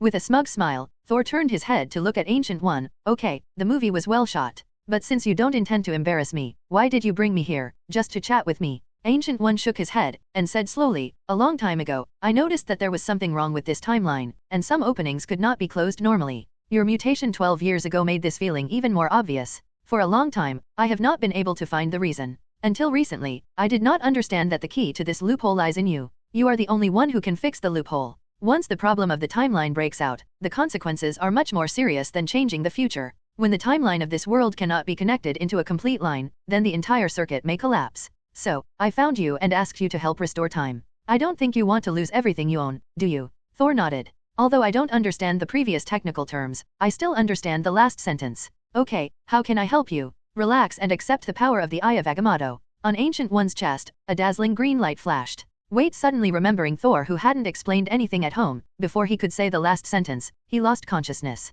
Hey, congratulations to the host for triggering the Ancient One's exclusive mission, Eternal Secret. With the help of Dormammu's dark power, Ancient One has achieved immortality. Help Ancient One, maybe you can understand the mystery. Mission objective, complete the repair of the time loophole. Mission reward, active skill, immortality. Immortality, it has eternal lifespan, will not age, and can actively use it on other targets whose strength level is lower than that of the host, and bestow the power of immortality. If the target's strength is too strong, it cannot be used. As soon as he regained consciousness, Thor heard a prompt from the system. Seeing the word eternal life, I was so excited that I almost cried out. Eternal life, through the ages, the dreams of many races? Even if he is as strong as Odin and Ancient One, he can't do it, but he wants to achieve it? Unfortunately, this task is difficult to complete at first glance. Done with bug fixes? Does Ancient One Magician regard itself as an antivirus software? Just click a one-click repair? Thor was bewildered. Then, where is this? I was still in the Camartage Hall just now. Why did I come to this street in the blink of an eye? Where did Ancient One lose itself? And this street looks too backward, like the old society. He took out his mobile phone and took a look. Yaeshao, what the hell is this place? Asgard's high-tech mobile phone has no signal? In a nearby alley, there was a sudden sound of fighting. This place doesn't seem to be law and order. There are people fighting in broad daylight. Thor wasn't so nosy at first, but now he was in a bad mood after being tricked by Ancient One, so he was going to find someone to beat him up to vent his anger. In the alley, it was not so much a fight as a bullying of a 1.8 meter strong man against a 1.9 meter short man. The short man got up from the ground, picked up a round trash can lid to block in front of him, but was pulled off by the opponent, threw it aside, and punched him again, knocking him down to the ground. The tall man was about to step on it when he was suddenly pulled back. Looking back, a blonde man was smiling at him. Stop beating, have some quality? Don't force me to slap you. Typical fuel to the fire. If you are cowardly, where will you put your face? None of your business. He punched the door in the face, and then found that the other party was gone. While he was in a daze, there was a burst of force on his face. With a bang, the whole person was thrown into the air, and then another punch was aimed at the other cheek. Bang bang bang. The sound of fists hitting the flesh continued continuously. At the entrance of the alley, a young man in an army uniform stared dumbfounded at a 170-pound strong man who was hit by an infinite uppercut without falling to the ground. With the last punch, the strong man lay on the side like a dead dog. The thin young man on the ground got up and muttered, I almost knocked him down just now. Then he turned to look at Thor. Thank you anyway. My name is Steve Rogers, what about you? A young man from outside the alley ran in, helped Steve Rogers up, looked at his injuries, and then turned around and said, Thanks, buddy. My name is James Barnes. Usually you can just call me Bucky. Thank you for helping Steve Rogers teach the bastard a lesson. Thor was stunned. He finally understood that he was sent to 1942 by Ancient One with the power of Time Gem. This year has been a rough year for the United States. On the one hand, the German Hans offensive reached its peak, and the power of one country drove several countries to fight. On the other hand, the little devil exploded the old Americans' chrysanthemum at Pearl Harbor a few months ago, and the United States, which has been in the theater mode, finally couldn't sit still living. So, the loophole in the timeline happened in this period?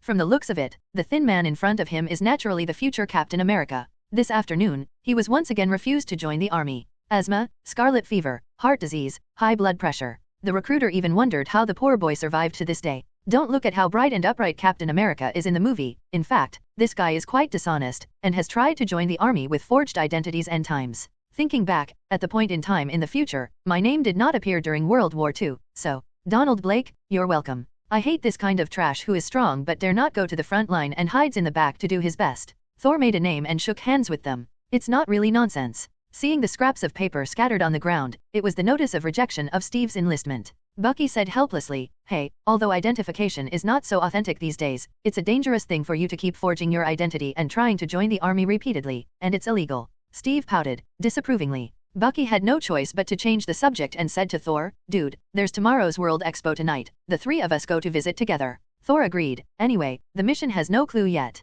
I have to say that the relationship between Bucky and Steve is really good. While attending the expo, he also helped Steve date 2 girls. Although with Steve's height and straight male attributes, it is likely that there will be no drama. Thor was wandering around, thinking about his mission ideas. There is a problem with the timeline of this era, and it is likely to involve Captain America, but he thought of one thing. It is said that when Captain America returned the gem at the end, he stayed in the 40s for the last stop, completed his date with Peggy Carter, and spent a lifetime with her. Then in this world, there will be a hidden old Captain America. But if he prevents the flickering incident, then Captain America will have no chance to travel through time and space, which will form a conflict. The purpose of meeting Peggy Carter was to verify the existence of the old Captain America. Maybe this is a time loophole? Drip, congratulations to the host for discovering the branch of the mission, the Eternal Secret.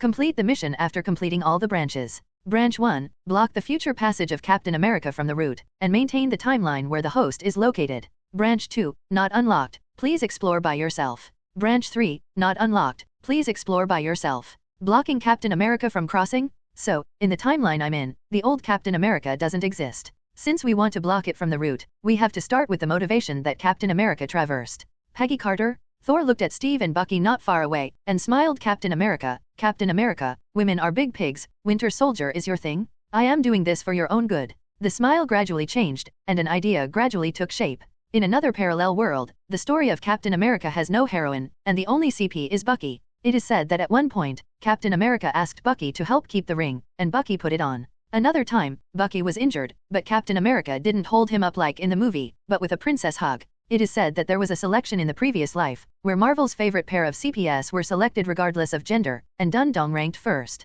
All in all, a good friend and a quilt, it's a lifetime. Dundong is an iron friend, and Peggy Carter is like a mistress. This morning, the doctor who was examining Steve was suddenly called out at some conscription office, leaving Steve alone.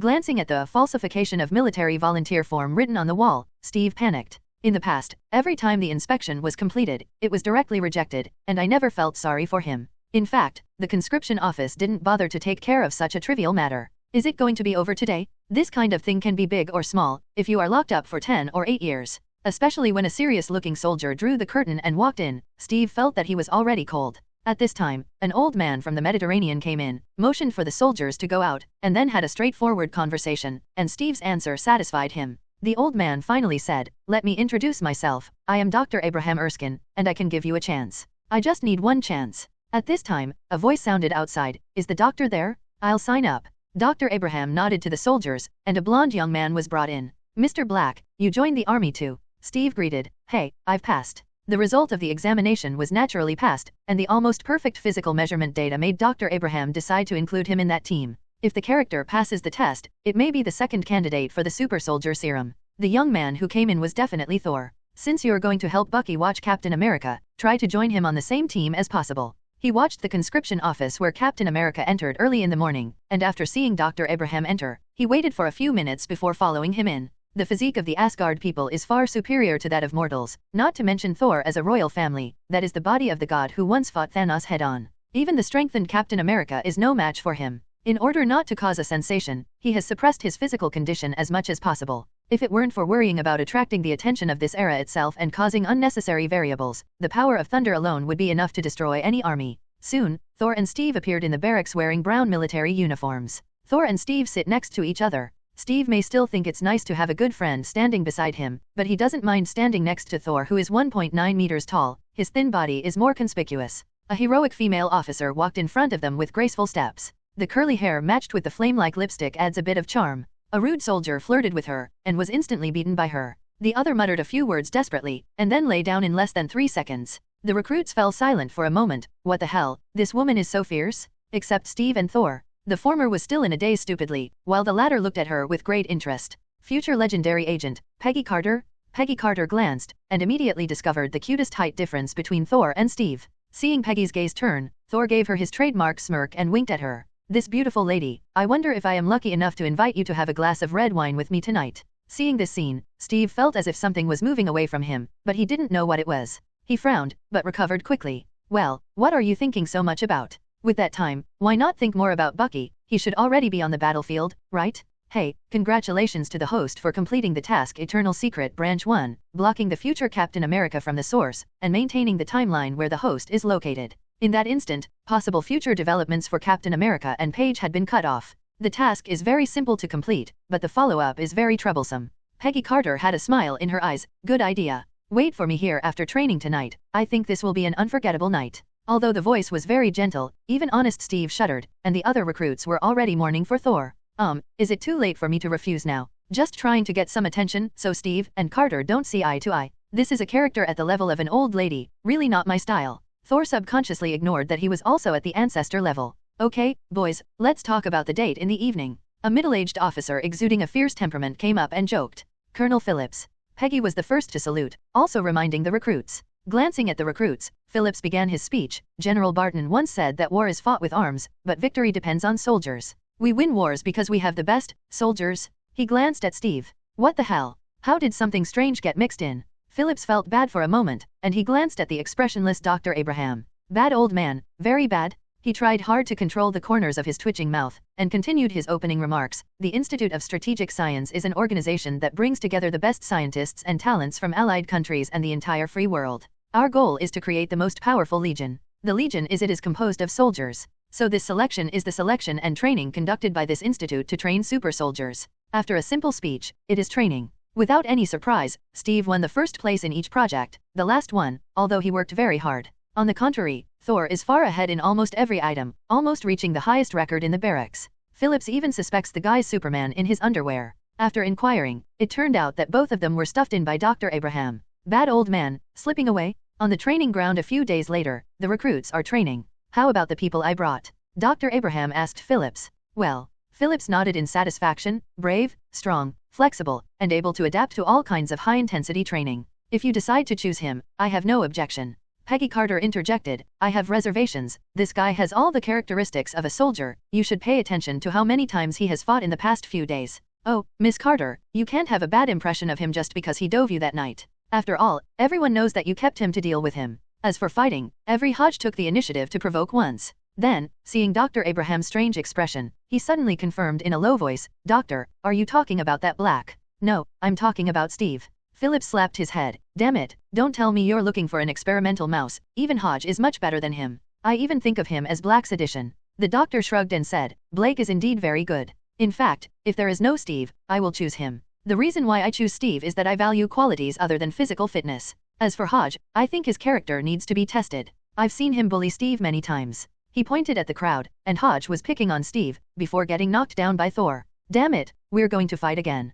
Peggy Carter cursed and stepped up to stop it. Colonel Phillips said lightly, war has never been based on convincing people with virtue, but on courage. As he spoke, he took a grenade from the item box, pulled out the insurance, and threw it into the group of recruits. Grenade. Shit. The soldiers were shocked and fled in all directions. Among them, the strong Hodge took the lead and quickly rolled to the back of a jeep. Little did he know that he had lost an opportunity forever. Among the crowd, only 3 people did not escape. One is Steve. He rushed against the flow of people and threw himself on the grenade, with fear on his face, but he still held the grenade tightly and shouted, Go away. Go away. The other 2. Peggy wanted to rush up and kick the grenade into the nearby open space, but before taking 2 steps, Thor rushed up to her with open arms, threw her down, and shouted, Grenade, lie down. The grenade did not explode for a long time, and everyone finally reacted slowly. At this time, Phillips shouted, It's an imitation? Line up, get back. Steve said coldly, Is this a test? The doctor smiled triumphantly, and Phillips was finally convinced. This thin soldier has some of the most valuable and rarest qualities as a soldier sacrifice.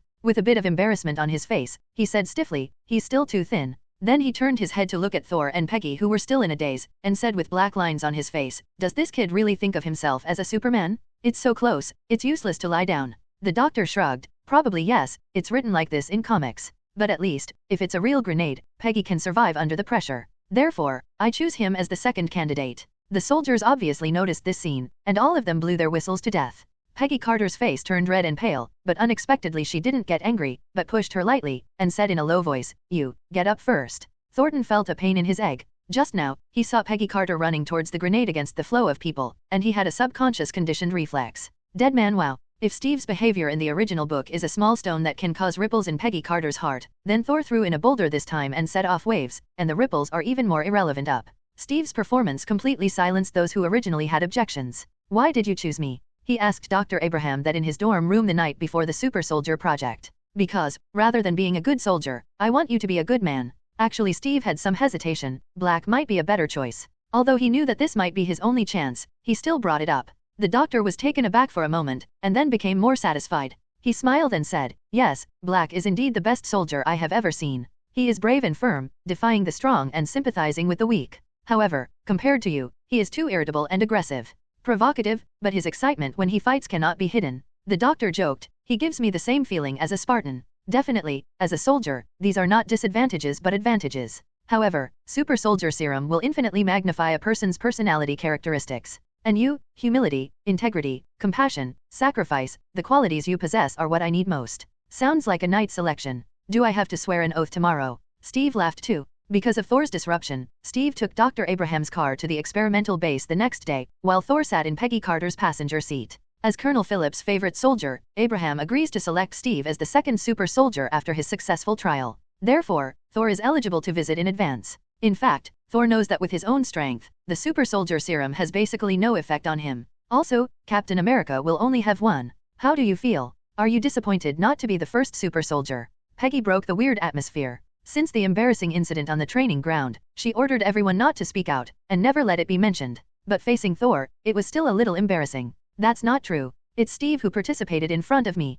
If it's him, I have no problem. Besides, don't you think I'm very good even without strengthening? Peggy Carter nodded incredulously. Fighting twice in 3 days in the barracks is not for everyone, and it's still a group of fights. Tell me about your past. What did you do before? I don't believe that such a good skill would be an ordinary doctor. Thor's fake identity is a doctor in a small clinic, and it can be found out that it is fake. It's just that in this age, most people choose to turn a blind eye. Did you see it? I used to be a hunter in Alaska, and I hunted brown bears twice in 3 days. Peggy Carter rolled her eyes. In the laboratory, Thor looked at Steve, who was about to step onto the laboratory bench, and joked, "How is it? Are you nervous?" Steve nodded. "It's a bit, but it's my job," he said, took off his shirt under the doctor's instruction, and lay down on the laboratory table. Seeing Steve's rib-bone figure, Thor couldn't help but secretly took a few photos, waiting to show him as Black history in the future. Numerous needles plunged into Steve's body, injecting the drug into the muscles, and the bench slowly closed. Howard Stark, who was in charge of mechanical equipment, turned on the power. 10%, 20%,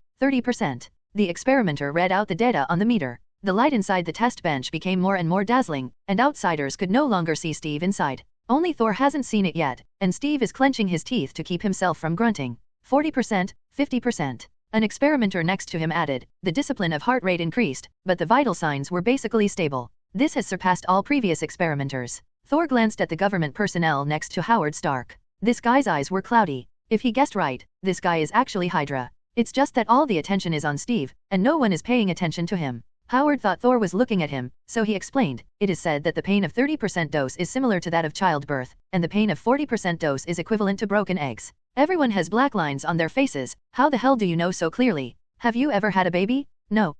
Have you been kicked?" Thornton couldn't help laughing. As expected of Tony Stark's father, he looked gentle, but he was actually a slut. It's a pity that he was assassinated early. At this time, the sound of the system suddenly jumped out. Drip, congratulations to the host for discovering the mission Eternal Secret Branch 2. Complete all the branches to complete the mission. Branch 1, completed. Sideline 2, save Howard Stark from dying at the hands of the Winter Soldier in the future. Branch 3, not unlocked, please explore by yourself. Before he had time to think about it, the dose over there reached 60%, and Steve finally couldn't help but let out a scream. Ah! Howard stopped increasing the dose, and Dr. Abraham asked eagerly, "Steve, how? If it doesn't work, I will stop immediately." If this noble young man fell on the laboratory table, he would never forgive himself. "Don't stop. I can stand it," Steve yelled through gritted teeth. 70%, 80%, 90%. The screams became louder and louder, as if they would collapse in the next moment. Howard stopped and looked at the doctor. The doctor asked anxiously, Steve, how is it? Is it okay?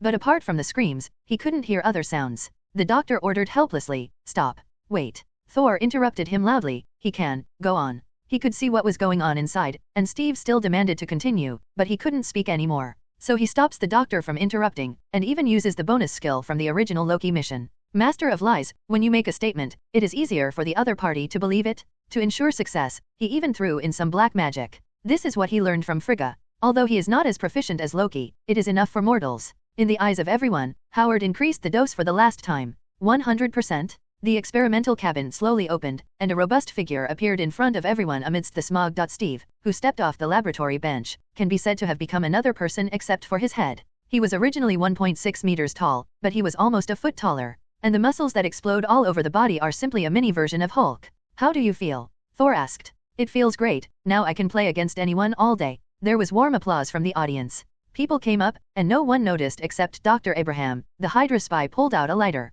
Abraham was startled, but before he could react, there was a bang explosion, and the laboratory was in chaos. Before everyone had time to react, the Hydra spy grabbed the remaining tube of serum, shot Dr. Abraham and ran away. Thor pulled him past him, out of the way, and fell to the ground. Steve ran up quickly, and the doctor shouted, I'm fine, go after me. Steve rushed out quickly. The spy just got into a car, and before he could close the door, he was grabbed and dragged out by Steve, so scared that he ran away and took off his coat in an instant. Originally, with Captain America's physical fitness, he could be easily caught, but on the one hand, the newly remodeled Captain America could not adapt to his own strength, and on the other hand, he had to worry about the safety of the public, so the two chased and fled all the way. On the pier, a child was held hostage, and he jumped off the pier and got into the prepared submarine. Just when he thought he had completed the task, a pair of arms stronger than his thighs shattered the window with a bang, grabbed him out, threw him onto the pier, and quickly jumped out to hold him down. Seeing that he couldn't escape, the spy smashed the serum into pieces and shouted, chop off one head, and grow two more. Hydra hail. Immediately, he tilted his head and died.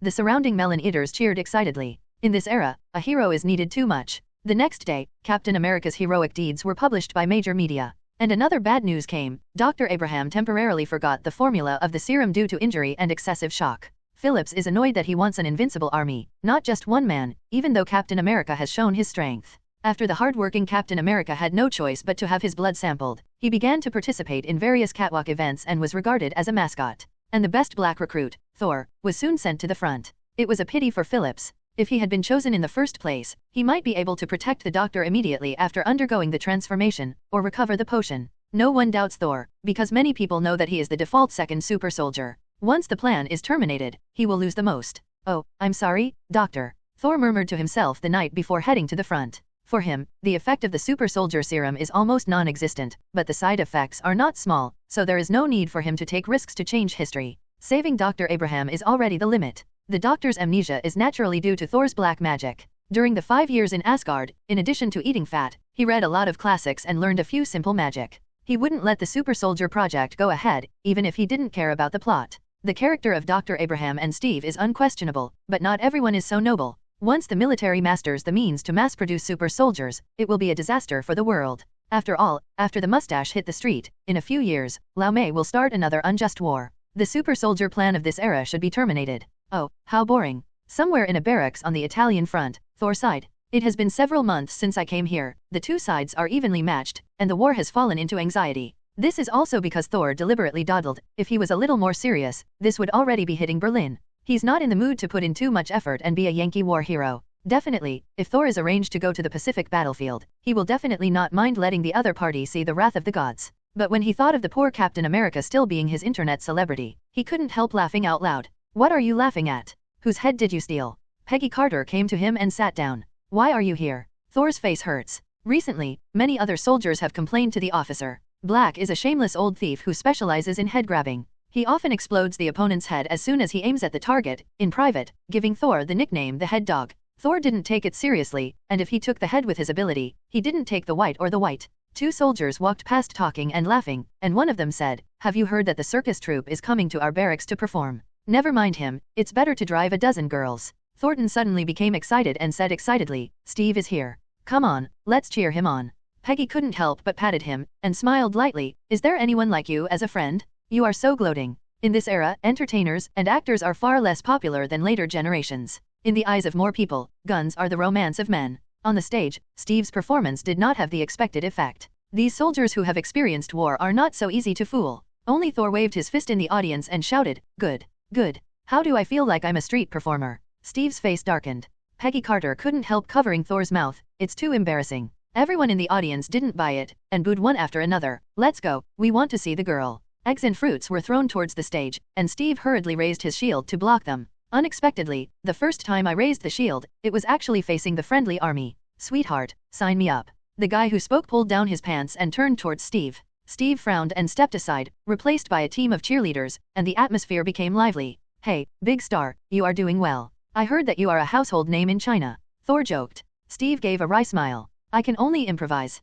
After all, my previous audiences were kids. Brace yourself, you are America's new hope." "Yeah, every time I go to a state, the bond sales increase by 10%. It's okay, at least I have something to do. Colonel Phillips even wants me to stay in the laboratory." "Then do you only have these two options? The laboratory and the stage?" Thor looked serious. "You can do far more than that." Steve said helplessly, "I've always dreamed of going abroad and serving the country on the front line. Now I'm finally here, but in this way. You need a chance to break the rules." "Members don't think so. If you really obeyed the rules, you wouldn't sign up to join the army again and again." After a pause, Thor said in a deep voice, "Now it's time for you to be unruly. I heard the news today that the 171st Division is in Ozano and Schmidt's men had a fight. 200 people went, less than half came back. Of those who came back, I didn't see Bucky." "What?" Like a bolt from the blue, Steve stood up on the spot and ran towards Phillips' barracks despite the heavy rain. "This is the opportunity you said?"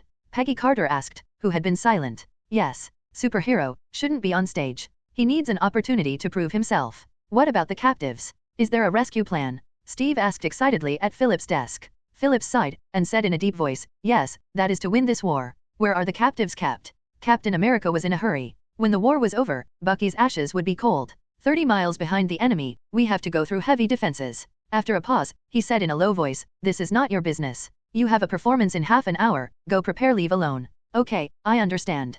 Captain America looked determined, and he knew that it was time for him to break the rules. Inside the tent, Steve and Thor are packing their gear. "Actually, you don't have to come with us," Steve said. In fact, he also knew that the colonel was organizing manpower to try to rescue, and it was very risky to go to the enemy's rear to sneak in. "No, you don't want to be a mascot, and I'm tired of eating and waiting to die, so let's play a big game together?" "But it's okay, you are the one who disobeys orders, and I am coerced." He made a joke, looked at Carter at the door and said, "Ms. Peggy, contact Stark for help. I heard that he is here. We need a flight crew. We can't let us run behind the enemy's rear, can we?" Carter said with a dark face, "I always feel that I was dragged into a thief ship by you. Stark is the best civilian flight officer. He is the only one who dares to send us here in this kind of horrible weather." On a transport plane, Peggy Carter explained to the two, "This is crazy. I feel like all four of us are going to be court-martialed if we make it back alive," Stark complained, and he was definitely joking, to brighten up the atmosphere. "It doesn't matter." Thor changed the topic indifferently. "Say, Mr. Stark, when do you plan to have a son? Your career must be inherited by someone." "Oh, if possible, I'd rather have a daughter. At least the chance of becoming like me is lower." Steve asked, "Any problems like yours?" "I've always put my personal preferences ahead of the collective good," Howard added. "And, son, there's a good chance he'll be a playboy like me. Don't think too much, you will definitely have a son, and he will be a more powerful playboy than you." Thor smiled wickedly. Peggy Carter was about to ask why, when the sound of guns and guns sounded in her ears. "We can't go any further, let's parachute ahead." Thor arranged the plan, "After you go down, immediately sneak in to save people. I'm outside, trying to attract the attention of the enemy." Captain America naturally agrees, although it is more dangerous to sneak in, but he has nothing to fear, and he jumps first. "Blake." Thor was about to jump off with a big package when Peggy Carter called him, "Come back alive." "Don't worry, I will." Jumping down, tearing open the package in midair, there are 2 remodeled Gatlings. "Damn it, what is he trying to do?" Peggy Carter looked back at Howard, "He must be responsible for these 2 Gatlings." Howard shook his head, "It's not me." She suddenly understood what Thor meant by attracting the enemy's attention, and immediately became anxious, and immediately shouted, "Quick, give me a parachute. Quick." "No, Mr. Black told me that you must not let you go down and drag him down." At the gate of the Hydra camp, Steve looked at Thor with a machine gun on the left and right in dumbfounded, "Damn it, where did you find this thing?" "Captain, don't swear." Thor said lightly, "Remember what I said? I will attract the attention of the enemy for you, and you are responsible for sneaking in." Just as Steve was about to speak, Thor ran to the back of a bunker with a gun in hand, grabbed the loudspeaker and yelled, "The 9-headed worm inside is coming out and dying." Gatling fires like crazy. Steve's face was covered in black lines. As expected, the Hydra soldiers were alarmed. It's hard not to be alarmed. With such a short distance and Gatling's rate of fire, Hydra almost thought that the Allied forces had already attacked. What's more, it was accompanied by greetings from the women of the other party's family. Steve's eyes were moist immediately. In his opinion, Black was dead. He was using his life to fight for the chance to save others. This guy is a noble person who is more qualified to receive super soldier serum than himself. Blake's sacrifice must not be in vain. Taking advantage of the guard's attention on Thor's side, Steve sneaked in quietly. With Thor pulling hatred, Steve, who originally had basically zero infiltration ability, sneaked in easily by relying on the skills of a Superman. As soon as Steve left, Thor let himself go. With his strength, wouldn't it be easy to abuse a group of mortals? The dual-wielding Gatling kept firing. Hydra was stunned. Obviously, many of them used energy guns made through Tesseract, but they were still at a disadvantage. Is this man a devil? Obviously carrying 2 Gatlings weighing several hundred kilograms, he ran faster than normal people, and rolled even more smoothly. A lot of people were hiding behind the bunker, and they were blown up as soon as they showed their heads. I have seen accurate marksmanship, but they are all sniper rifles. I have never seen heavy machine guns, especially Gatling, which can be really accurate. This thing is not purely used to rely on fast fire rate and is the clip large so that the firepower is suppressed. If Thor knew what they were thinking, he would have sneered, really thinking that I threw the hammer for nothing all these years? Not to mention such a short distance, even if it is 800 miles away, you can still smash your dog's head with a hammer? Not to mention you scumbags, even Thanos can't do it. Say cut off your chest, never cut off your head. Originally, Thor grabbed an energy gun for fun, but found that although this thing is similar to a laser gun, but without the Tesseract charging, this thing can only be used as a fire stick after firing bullets. On the other hand, because most of the guards are going to fight Thor, there are a lot fewer people on Captain America, especially Thor told him some tips. Where did it come from? The guard guarding the prisoners stared at this strange guy, with one hand on the gun. Actually, Captain America could have brought him down with one blow, but glanced at the cell and didn't see Bucky. He said in a deep voice, the head of state has already guessed that someone is coming to rescue the prisoners, so he asked me to convey the order to pull all these prisoners out and shoot them. The guard looked suspicious, when Steve leaned into his ear and whispered softly, Hydra hail. The Hydra guard suddenly realized, and immediately took out the key to open the cell. Steve took a look and cursed, why are there only so many people? Idiots, don't tell me you let them go.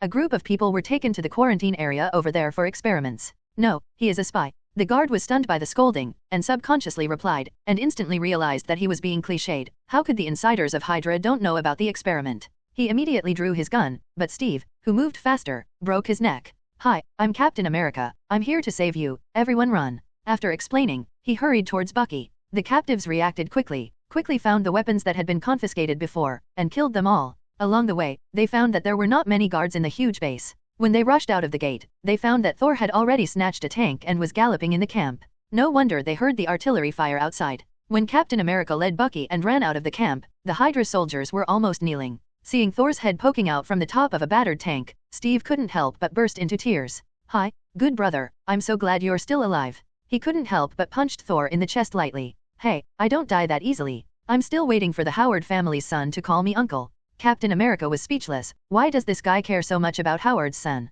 How did he know that Howard would definitely have a son? In the early morning, in the U.S. military barracks, Colonel Phillips sent a telegram to the hospital. The captain was missing in the third area behind enemy lines, and the search and rescue team found no results. Therefore, I can only declare that Captain Rogers was killed in action. After saying all this in person, the colonel couldn't hide his sad expression. This is, Carter brings news, the last reconnaissance plane has returned, and no signs of life have been detected. The colonel was very disappointed with Carter's self-assertion. He said in a deep voice, we can't do anything to Stark. He is rich and the biggest weapon supplier, but you are nothing. Carter was expressionless. With all due respect, sir. I don't regret everything I've done, and I'm sure they won't either. The colonel was furious. I gave you a chance, Agent Carter. But now the big stars in the United States are dead, and many young people are dead, including the young man I am most optimistic about, because you like him.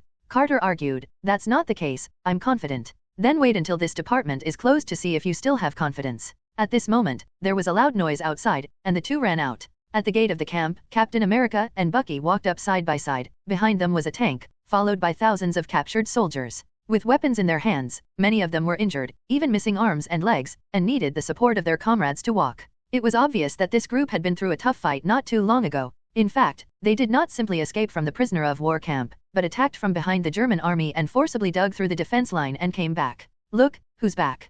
Captain America. The crowd started to applaud. Peggy Carter scanned the crowd anxiously, and when she saw Thor coming out of the tank, she was relieved. Steve and Thor walked up to Colonel Phillips, saluted, and Steve spoke. The wounded need treatment. We are willing to accept punishment. No, it's you, not us. Phillips smiled softly, that's not necessary. Turning around and walking away, walked to Peggy's side and listened for a while, and said softly, I really need confidence, your vision is right. Peggy Carter walked up to Thor and said with a smile, you're late. It's okay, the colonel said that there will be no punishment today. The straight man replied. Peggy Carter suddenly felt angry. Cheer for Captain America. Bucky shouted loudly on the side, and everyone responded one after another, cheering one after another. Hey, Bucky, I have a share in saving people, don't be partial. Thor went up to make trouble. Go, you said it yourself. Steve dragged you there forcibly. Why do you go back on your word? Besides, you usually get a lot of limelight, let's let it go this time. Bucky's protective expression made Thor couldn't help but look at Peggy Carter, who was not far away looking at him.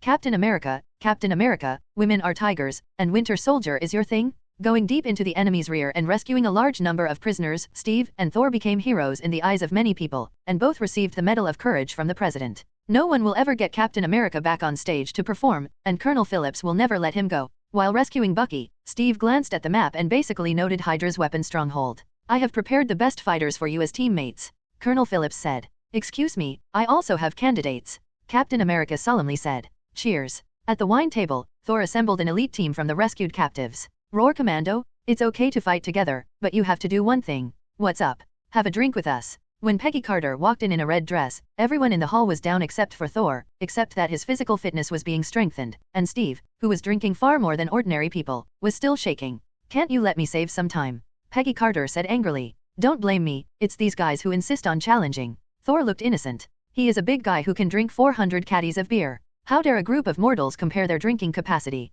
Even Natalia, the most drinkable hairy sister in the future Avengers, can't resist a few rounds. Originally, Steve didn't want to make trouble with him, he is a good young man who doesn't drink, but Bucky insisted on coaxing him together. Okay, Howard has prepared some new equipment for you, go and have a look tomorrow. Peggy finished speaking, staring at Thor. Miss Page looked at me like that, could it be that she wanted to dance with me? Thor joked. I don't have the time now, wait until the war is over. Well, when the war is over, we'll go dancing. As the Prince of Asgard, he is not comparable to a mortal like Captain America. What is a mere flag? Stand up and stand up. Early the next morning, Thor and Steve arrived at Howard's office. Perhaps it was fate, Steve ignored those high-tech shields carefully crafted by Howard, and took a fancy to a simple and violent buckler at a glance. Thor is equipped with various high-tech firearms, almost reaching unlimited ammunition. After seeing Thor's ability to use Gatling as an AWM, everyone agreed that this is the best sharpshooter in history. Although this guy's fighting ability is also abnormal. Originally, Thor asked Howard to create a vibranium hammer that imitated the shape of Mjolnir.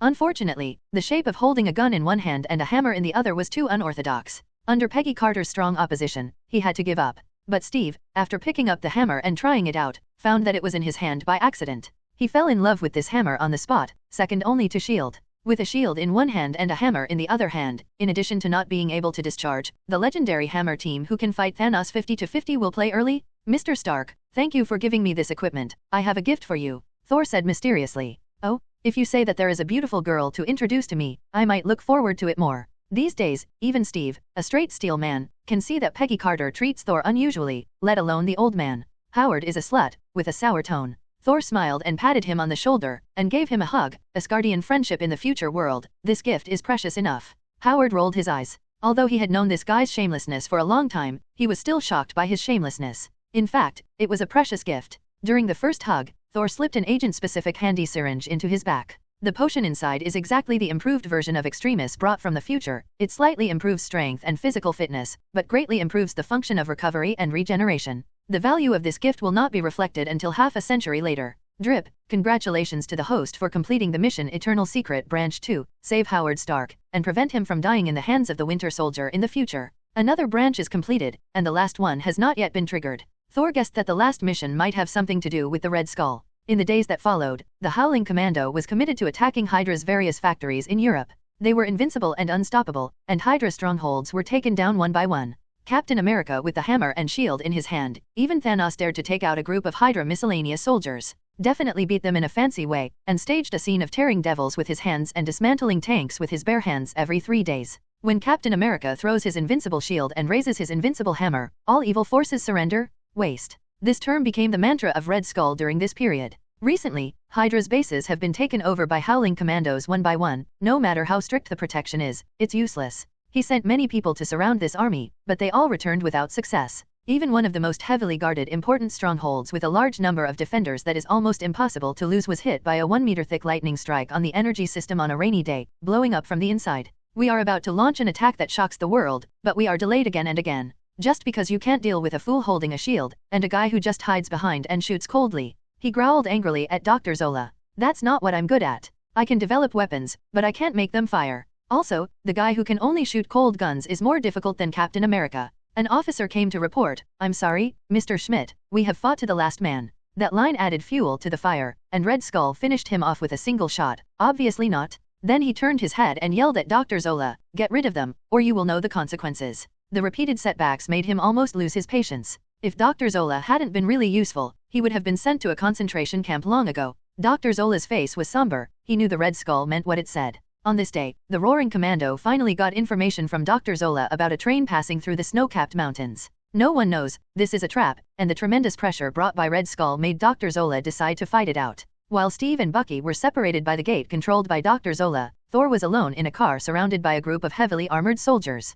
They are clad in thick alloy armor, which is difficult to penetrate even the strongest armor-piercing bullets. Is it specifically aimed at my layout? Thor looked up at the monitor, "Who told you that I can only shoot?" Pulled out the pistol, bang bang bang a few times, not at the armored soldiers, but at several cameras. On the other side, under the bombardment of energy weapons, Bucky raised his shield to block in front of Captain America, but unfortunately his physical fitness was not comparable to that of Captain America. He was blasted out of the carriage by a cannonball, and he firmly grasped the crumbling handrail outside the carriage. Enraged, Captain America smashed the enemy out of the car with a hammer, and crawled back out to reach Bucky. "Bucky, grab my hand." Bucky reached out, but fell into the abyss before he could hold Captain America. "Bucky." When Thor grabbed Dr. Zola and walked over, Captain America was squatting on the ground and gritting his teeth, trying to control his emotions. As in history, politicians won't let the talent of Dr. Zora go unnoticed, and that has nothing to do with Thor. Losing his little friend Winter Soldier, Captain America turned his grief and anger into strength, and after destroying multiple Hydra strongholds in succession, he finally found the Red Skull. Roaring Commando launched the final battle against Hydra. Hydra's side retreated steadily, and Red Skull took the Tesseract and rushed to a bomber with huge amounts of it. The target of the bombers was New York. Thor, Peggy, and others held back the others, while Steve chased after Red Skull, rushed into the fighter plane, and launched the fateful duel. Red Skull was no match for Captain America. Steve, equipped with a hammer shield, defeated him in a few strokes. Desperate to turn the tables, Red Skull grabs the Tesseract. But his power is not enough to control the space gem. The power of Rubik's Cube explodes in an instant, and Red Skull disappears from Captain America's sight. Captain America quickly got into the pilot's seat, only to find that the plane's autopilot had locked on to New York. If you change to a flight crew with professional skills, there may be other solutions. And Steve doesn't have this skill, he can only choose to climb and land. Reported the situation to the headquarters, he connected the channel to Thor. The Hydra soldiers have been cleared, and Thor and Peggy are responsible for the follow-up. Have you decided? Maybe we should contact Howard, he will have a way. Thor said. Steve shook his head, there's no time.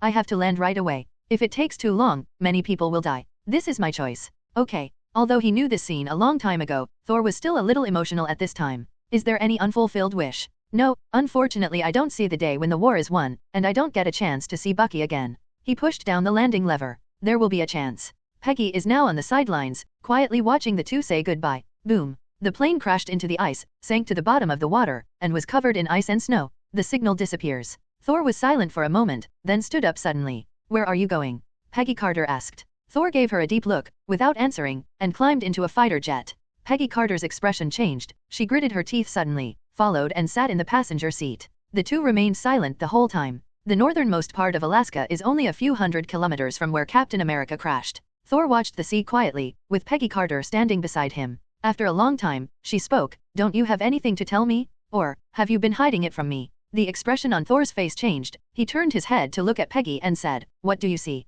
Peggy looked serious. You have been hiding it. I have investigated. Donald Blake. This name has never appeared, as if it appeared out of thin air. You had a good relationship with Steve very early on, even on purpose. Judging from your performance, you are not particularly keen on helping others. Perhaps, you have known for a long time that he will become Captain America. Bucky fell off a cliff. You didn't act that sad because you knew Sergeant Barnes was just missing, not dead. There are many more. For example, you know that Howard will have a son in the future, and you even know his character. You also know. Thor's face changed. These details are actually difficult for ordinary people to notice. She is indeed the strongest agent, or she has been paying attention to herself. Then have you guessed it? I couldn't guess it at first, and I wouldn't guess in that direction. However, one time when I was idle, I read a document introducing the theory of relativity, and then, the more I thought about it, the more I realized it was possible. Does space-time travel really exist? Thor was silent for a moment, then replied, "It exists." These words actually confirmed Peggy Carter's guess. Sure enough. Peggy Carter's eyes lit up. It's unbelievable. A person who has been with you for so long is actually from the future. Is this why you have been avoiding me? Thor nodded. I can't stay in this era forever. I came here to do something. When I finish it, I have to go back more than 60 years later. Therefore, I can't leave too much concern in this era. He's not a shy boy like Steve. How could he not feel Peggy Carter's thoughts? But he has been pretending to be confused, because the two will eventually part. Peggy's face was a little sad. Yes, more than 60 years. How hopeless. For many people, it is even a lifetime. In a blink of an eye, he stared into Thor's eyes and asked earnestly, "What if I say, I can wait for you for 60 years? She leaned against Thor slowly. Thor hesitated, but did not stop. The war will be won, right? Well, it won't be long. Donald Blake is not your real name, is it? What is your real name? Thor Odinson. Sounds like some mythical figure. It's me, do you believe it? Peggy stared at him for a while, then smiled. I believe, I heard a lot of incredible things today. I didn't expect that I would fall in love with a legendary god. Thor took out a syringe and used it on her. This is a strengthening potion in the future. Although it is not as effective as Super Soldier Serum, it is better in that it requires less and can make you recover faster after injury. Peggy Carter was about to speak when there was a sudden roar. Thor's face changed. He gently pushed Peggy away and walked forward. With a thought, a dazzling light burst out from the army uniform on his body. Under Peggy Carter's shocking gaze, the pitch-black battle armor and the red cloak were instantly equipped on her body. Thor armor? The moment Red Skull activated the Tesseract before, a third side mission appeared before Thor's eyes. Drip, congratulations to the host for discovering the mission Eternal Secret Branch 3. Complete all the branches to complete the mission. Branch 1, completed. Branch 2, completed. Branch 3, stop the supergiant from taking the Tesseract and kill it. At this moment, Thor finally understood the key to repairing the timeline. Whether it is the relationship line of Captain America or the future of Howard Stark, it is actually not a big change. Even if you want to fix it, you don't have to do it yourself. The ones that could really make an impact are Supergiant and Tesseract. Without Tesseract, Captain Marvel will not appear in the future, and the idea of Avengers will not exist. Human beings will have to delay contact with alien civilizations for more than 10 years. No wonder, there were only 4 Black Orders under Thanos. It turns out that Supergiant had died on Earth in the 1940s. A female figure walked up slowly, with a slender figure, but a face uglier than Ebony Maw. Who are you? Supergiant looked vigilant. Although this man was wearing an ancient battle armor, he brought her more pressure than any previous opponent. A strange wave of energy came, one split into 2, one floated towards Thor, and the other quietly floated towards Peggy Carter not far away. Dazzling lightning surrounded the surroundings, and Supergiant's energy was dissipated instantly. Don't play your so-called mind control, you have no chance in front of me. Thor looked disdainful. In fact, he really doesn't think much of this Thanos scout. I even fucked your master Thanos. Who are you? Supergiant's face turned pale. She didn't expect the spiritual power of the person in front of her to be far superior to her. When she gritted her teeth, psychokinesis turned into a long spear and stabbed towards Thor. With a bang, mixed with a punch of lightning, it directly hit the tip of the spear, and the psychokinesis spear instantly shattered, and the rest of the momentum slapped on it endlessly. With a scream, Supergiant flew upside down more than 10 meters, and she looked at Thor in horror. With the Tesseract out of the way, staying alive is the most important thing now. She exhausted her strength again, released a mass of energy, shot straight at Peggy Carter, and fled in another direction. Thor quickly charged in front of Peggy Carter, punching the energy ball. Supergiant is not on the same level as herself, and the other Heiyao 4 generals are no match for her. She alone is delivering food, pay attention to her mind control, and she can be beaten casually. She's going to run. Even though she believed what Thor said, the scene just now shocked her greatly. Seeing that Supergiant has climbed into a fighter plane that has never been seen to take off, he hastily shouted, "I can't run." Thor's eyes were fixed, and he pointed to the sky with one hand. A flash of lightning rushed into the sky, and the surrounding wind suddenly blew up. Peggy Carter had never seen before, the black clouds in the sky were so close to the ground like this moment, and the sound of thunder had never been so deafening, as if the whole sky was about to collapse. At the end of the sky, a dazzling bolt of lightning appeared across the sky, rushing towards the fighter plane where Supergiant was located with the power to destroy everything. Just rushing into the sky, Supergiant, who was still in shock, suddenly saw a bright light, and a random dazzling thunder rushed towards him. No, with a terrified cry, the fighter plane was bathed in lightning and instantly turned into ashes. Drip, congratulations to the host for completing the mission Eternal Secret Branch 3, stop the Supergiant from taking Tesseract and kill it. Drip, congratulations to the host for completing all the branches, the task, the Eternal Secret is completed, and the reward, Eternal Life. Drip, the task of repairing the timeline is completed, and the host will return within 10 minutes. Please be prepared. Warning, the host cannot carry any living things to the future. Carrying them forcibly will lead to forcible deactivation. You're leaving, aren't you? Peggy Carter whispered, her eyes full of sadness. Thor nodded. There are still 10 minutes.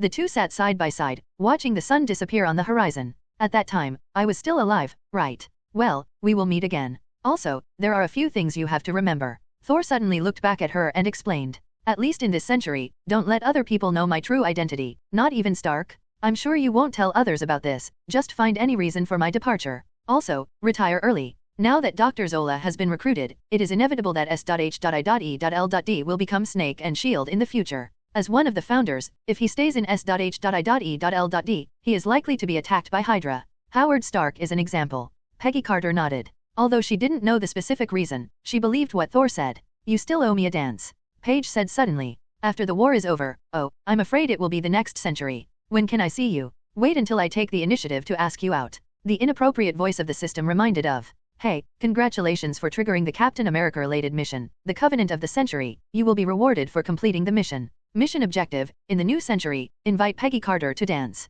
Mission reward, dancing proficiency. The warm time always passed quickly, and a green light surrounded Thor. Use the skill on the target Peggy Carter, immortality. Peggy Carter looked at the place where Thor disappeared in dismay, and finally couldn't help closing her eyes, with tears running down the corners of her eyes. For more than half a century, it is really hopeless. After a long time, she picked up the communicator. I found a tesseract clue, the northernmost part of Alaska, close to my current coordinates. Captain America crashed and disappeared. A large number of Hydra remnants tried to snatch tesseract but failed. Captain Black unfortunately fell into the sea during the battle and disappeared. Time flies, and in a blink of an eye, the war is over. The colleagues of the Roaring Commando gave a toast to Steve and Blake, and they did not forget the former leader. Howard followed the clues to find Tesseract. Even without the guidance of Tesseract's energy, he still did not give up searching. But in the huge Arctic Ocean, looking for two people under the cover of icebergs is tantamount to finding a needle in a haystack. Paige calmed down from her initial disorientation and seemed to accept reality. Colonel Phillips handed Thor's retirement files to her, and she looked at the photos in a daze. One night in 1991, Howard Stark drove home alone. He was in a bad mood and just wanted to find a place to be alone. Back then, that nasty Blake was shot with a crow's mouth. His son was even more of an asshole than himself back then, and his reputation as a playboy in his early 20s had surpassed his own back then. Just thinking about it, suddenly the car lost control and hit a tree. A metal arm dragged him out. Howard looked up, and suddenly exclaimed, "Sergeant Barnes." His response was a hard punch, and then another punch. Gradually he lost consciousness. Confirming the target's death, Bucky faked the scene of the crash and disappeared into the darkness. About half an hour later, the fingers of the corpse on the ground moved. After this incident, Howard has always felt that he has a memory disorder. Even if the person who sacrificed for half a century appears, it is impossible for him to be so young. But after this difficulty, Howard, who seemed to be reborn, finally decided to let go. He handed over the company to Tony and hid himself behind the scenes. In 2005, Kamartaj Holy Place, Ancient One was casting a spell. Suddenly a magician rushed in and shouted, "Your Highness Sorcerer Supreme, Caecilius has betrayed." Ancient One was startled, and the spell in his hand fluctuated. Not good. Hurry up to make up for it, but the temporary difference finally caused an impact. Thor, who was supposed to return immediately, inevitably had a slight shift in return time and space. Looking at the dark world around him, Thor looked helpless. Ancient One, you half-wit magician, no wonder the dignified Earth Asgardian was stabbed to death with a knife. At the door of Betty Rose's apartment, Peggy Carter looked at the empty room in a daze. Who? Betty Rose looked at the person who came in, and felt familiar, but she didn't match her age. She asked cautiously, are you Carter's agent? I seem to have seen your photo in S.H.I.E.L.D's profile. Well, I'm. Peggy Carter nodded. Well, Senior Carter, where did you get my boyfriend? Peggy Carter can't help but hold her forehead. Thor, you bastard, dove on me as soon as you get back, and let me help you clean up this mess. After Peggy Carter comforted Betty, she found Maya Hansen through some information from S.H.I.E.L.D. and exchanged many things. Without knowing when Thor would return, Maya Hansen set up a small research center with her help. Although extremist research is stuck in a bottleneck, she also does some other research. Betty Ross finally accepted that her boyfriend left in an emergency to save the world and returned to the military laboratory. She, who was disturbed by Thor's affairs, and Bruce Banner, who was not very talkative, naturally couldn't spark. A few months later, an experimental accident, under the irradiation of gamma rays, Hulk was born. The newborn Hulk is almost irrational, and his only thought is to destroy everything in front of him. A green giant rushed out of the laboratory and disappeared into the night. The experimenters suffered heavy casualties, and a large amount of equipment was destroyed. Hulk, who was so emotional, didn't show mercy, and Betty Ross was seriously injured and paralyzed. Normally, with such an injury, he basically spends the rest of his life in a wheelchair. Fortunately, there is Extremis, although there is no pre-injection, it will take a while to recover, but it is enough. She decided to jump ship to Maya Hansen's laboratory after her injury was recovered. The terrible consequences of the military's crazy experiments frightened her. Out of guilt for his daughter, General Ross did not object. On the other side, he was furious and sent a large number of people to search for traces of Hulk everywhere. However, Banner, who has not transformed, is a very smart person. He cannot be found without transforming, and cannot be defeated after transforming. Therefore, the search for Hulk has not progressed for several years, as if the world has evaporated. Before coming to Earth, with Thor's approval, Maya Hansen sold a small amount of Extremis to General Ross at a high price as research funding. While the modified version of Extremis has a minimal strength boost, the physical recovery effect is still very practical. In fact, General Ross was also very interested in the first-generation virus, but the explosive side effects made him dare not risk the disgrace of the world. Time passed slowly, and soon it was 2010. On this day, a major event that shocked the entire United States happened. Tony Stark, a genius inventor and young domineering president, was kidnapped by terrorists while attending a weapons conference in Afghanistan. For a time, the entire United States was in an uproar. In his capacity and the influence of Stark Industries, this could change the whole world. No one would have thought that this kidnapping would lead to the opening of a new era. This annoying playboy, because of this incident, the turtle became a superhero. In the dark space, Thor is thinking about where this is and how to leave.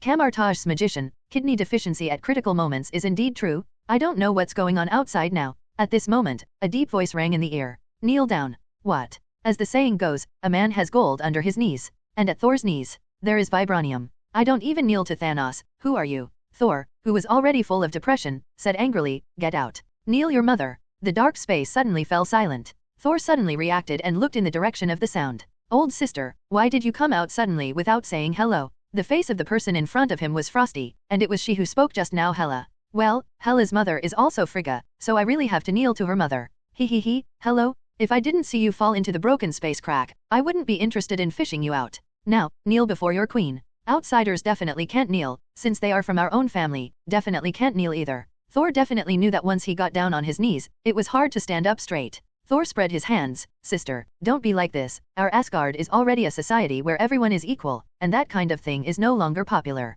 Hela sneered. She understood that this guy looked honest, but in fact he was much more cunning than Odin's old and immortal, and he got the point without paying attention when talking to him. From this point of view, he is actually an ideal heir to the throne. But you are the most suitable? She raised her hand, and a slender black long sword appeared in her hand. Slapping the younger brother while eating and sleeping has always been the traditional virtue of Asgard, so is Thor, and so is Hela. Since you can't speak well, then beat yourself to death. What's more, Hela believes in not pushing if you can do it. She brushed her long hair, black spikes protruding from the back of her collar, and the terrifying power of death was fluctuating. It seems that if you don't fight a game, you won't be able to pass the test today. Sure enough, lunatics are the most difficult to deal with. If there is a disagreement, they will do it. The point is, I still can't beat her now? The fighting time was not long, and Thor felt like he was about to be beaten into a dog in less than half an hour. In addition to being able to barely score 50-50 in physical skills, strength, magic, speed, and defense are almost suppressed in all directions, and they also have blood locks. It is estimated that this is because Hela did not use his full strength, and there is no Asgard home bonus.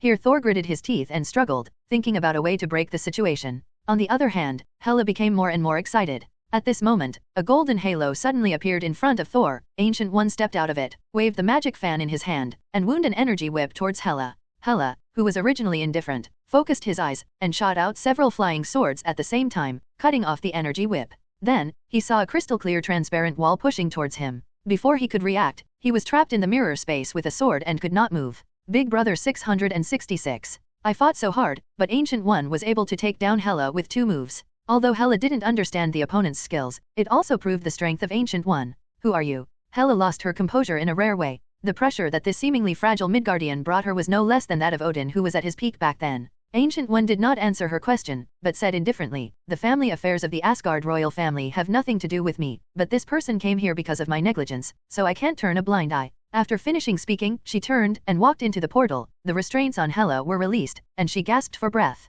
Thor walked up to Hela and said in a low voice, Asgardian of Midgard is the real #1 powerhouse in the 9 realms at this stage. Because of her, Midgard only belongs to the 9 realms in name. After speaking, follow Ancient One into the portal. Hela looked at the slowly shrinking aperture, with an uncertain expression on his face. For a moment, she almost wanted to rush out of this portal desperately. But when she thought that Odin would be summoned immediately after going out, and that powerful magician might block the door, she still suppressed the thought. Anyway, Odin doesn't have much time left, not a few years away. Hard-boiled Tony Stark was in a cave, banging away with a hammer when Thor left the seal through the portal. Originally, the group of desperados who kidnapped him wanted to tear up his ticket immediately. But the Jericho missile that Tony showed at the previous press conference was really useful, so the terrorists planned to squeeze out his last value. They sent materials and asked Tony Stark to make missiles for them. It's a pity that Tony is not a fool. I believe that after the terrorist got the missile, his conscience found out and let him go. What a joke! He didn't intend to make missiles in the first place. Under the threat of death, Tony Stark's already clever brain played super level, and began to build the first-generation steel battlesuit among a bunch of missile parts. It's a pity that the humanoid silhouette he created has nothing to do with the missile. Even if the terrorist is a pig, he can feel something is wrong. After a severe beating from the society, the terrorist leader issued an ultimatum. If the missiles cannot be completed tomorrow, they will be slammed. It's a pity. When did Tony Stark suffer this kind of grievance? If he did, would it still be him? His assistant, Ethan, no longer had any scruples and accelerated the building of the armor. If Stark had been given a few more minutes, perhaps he would have succeeded. However, the vigilant terrorist leader watched the surveillance from time to time, and rushed over immediately after finding something wrong. The bomb tied to the iron door killed 2 young men, but it will take some time for the armor to activate, and the terrorists have already reached the door. At the critical moment, Ethan picked up an AK and walked towards the door. No, come back quickly and follow the plan. Ethan turned back and smiled at him, and said firmly, "This is my plan." Regardless of Stark's dissuasion, he resolutely charged it out. The gunshots rang out, then died down quickly. Stark's eyes watered, and he now knew what that meant. When the terrorists rushed into the cave where Stark was held, what appeared in front of them was a burly figure with black metallic luster. Tony Stark, the munitions boss and playboy, was finally awakened by the death of Dr. Ethan. Angry flames sprayed on the terrorists. Even the original Iron Man wasn't something a group of mortals could hold back. He rushed out of the cave, detonated the ammunition depot, fired the rocket ejection system before exploding, rushed through the flames, and then exhausted his energy in the air and fell headlong on the sand. A military helicopter flies overhead and spots a battered Stark. In any case, he escaped. On this day, arms dealer and playboy Tony Stark completed his metamorphosis and became a superhero. In the Hall of Camartage, Thor is haggling with Ancient One. He already knew that he had been displaced for nearly 5 years, which was too scary. If Ancient One's hand trembled, maybe when he came back, there would only be 3.5 billion people left on Earth. Well, it was indeed my mistake this time. May I ask what you need? As long as it doesn't violate the principle, Camartage will try my best to satisfy you. Ancient One nodded with a wry smile. This is Thor's turn to be in trouble. Camartage is different from Asgard. The perennial closure doesn't even have much money for incense. The poor are dying, and the Wi-Fi is all from a big country next door. The only thing that interests Thor is, for example, the thing that let me go back to the past? Or is there any red cloak that can fly around by itself? The forward cloak is also fine. I have used this cloak for more than 1,000 years. It's time to change. Looking at this face that seemed to understand nothing, Ancient One resisted the urge to smash the guy's head, and said in a low voice, "The Eye of Agamotto is something that the Sorcerer Supreme swore to protect, and the levitation cloak belongs to the next Sorcerer Supreme. Is that so?" Thor pretended to think for a while, and then his eyes lit up. "Then Magician, you accept me as an apprentice and let me be the next Sorcerer Supreme? Can you give me both?" "Master, you lack apprentices, just say it." Ancient One felt that his image of being an outsider was about to lose its hold. How shameless! It's the cub of the Odin family? Eventually, the Ancient One gave Thor a sling ring that could be used to open the portal, and taught him how to use it. Although Asgard has Bifrost that can be used to teleport, Bifrost has a longer activation time and is more suitable for airborne large armies, while Sling Ring is more flexible in normal battles. In his previous life, Thor had seen Doctor Strange cooperate with the crowd to besiege Thanos. According to the method given to him by Ancient One, Thor learned how to use the Sling Ring in more than an hour. Ancient One and a group of magicians are amazing. This level is almost rare in Camartage in 100 years. Unfortunately, they are from Asgard. Thor sighed a little. No wonder Ancient One tricked Doctor Strange. He learned it in 2 minutes in the cold environment of Mount Everest. No wonder it was called a legend of history. This magical ability is really terrifying. He immediately drew a circle and came to the headquarters of Snake and Shield, Nick Fury's office. "I made Peggy Carter wait for 60 years, and it finally came to an end, but in the end I kept waiting for another 5 years. But I didn't know Peggy Carter's address, so I had to go find a marinated egg. However, since I just learned how to teleport, and the marinated egg office has only been opened once, so, who are you? Put your hands up and put your head in your hands." A gun was quickly brought to his head, a clear female voice sounded, and a girl with blonde hair appeared in his eyes. In fact, with Thor's skill, even without divine power, he can subdue the opponent in an instant. However, the girl's somewhat familiar face made him stunned. He raised his hands cooperatively.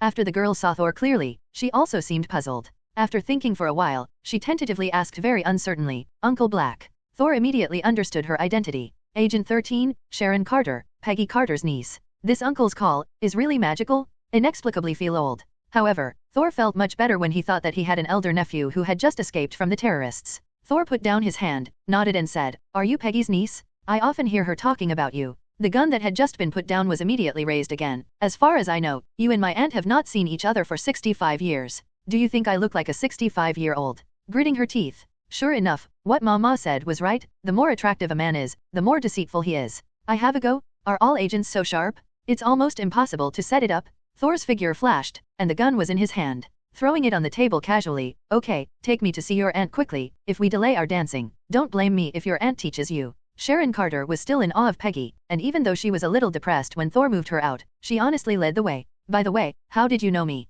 Thor was a little puzzled. He had disappeared for decades, and there were not many acquaintances back then. A few people recognized Thor's name, but Sharon Carter's name was black. "My aunt has collected several old photos, and I often take them out to look at them alone," Sharon said, suddenly seemed to find something interesting, and said with a bright smile, "I just found out recently that you still have a name. Your name is Thor, isn't that your original name? My aunt has a lot of opinions on you because of the pigeons you released 5 years ago, so you can ask for more blessings. Then let the storm be more violent." At the door of an apartment, Sharon Carter knocked on the door, and Thor and Peggy Carter who came out met their eyes. Sharon Carter gave a self-seeking look, and ran into the guest room alone, leaving the two alone. There was no violent storm as imagined. Peggy Carter pursed her lips and tried hard to control her tears, but she couldn't. For Thor, it was just a few days, but for her, it was half a century. Thor originally prepared a lot of rhetoric, but only one sentence remained, "Peggy, I'm back." Peggy took out a tissue to wipe away her tears, and tried to smile. "Is this the only sentence that made me wait for so long?" Thor came to his senses. He gathered himself together, gently put a hand together, and said,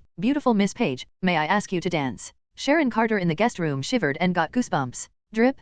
"Congratulations for completing the task, the covenant of the century, and get the reward, dance proficiency." The system sound reminded Thor, but Thor ignored it. Many times, the purpose of completing a quest is for the quest originally rather than for the reward. If it is a task that goes against his heart, no matter how rich the reward is, he will not choose it. Peggy blushed, not out of embarrassment, and Thor was too embarrassed. But she still didn't tear down the stage, and gave a low hmm. Thor hugged her and said softly, "It's all over, I won't leave again." In the next few years, the world will undergo major changes and truly enter the superhero era. "For so many years, my appearance has not changed." "You did it, right?"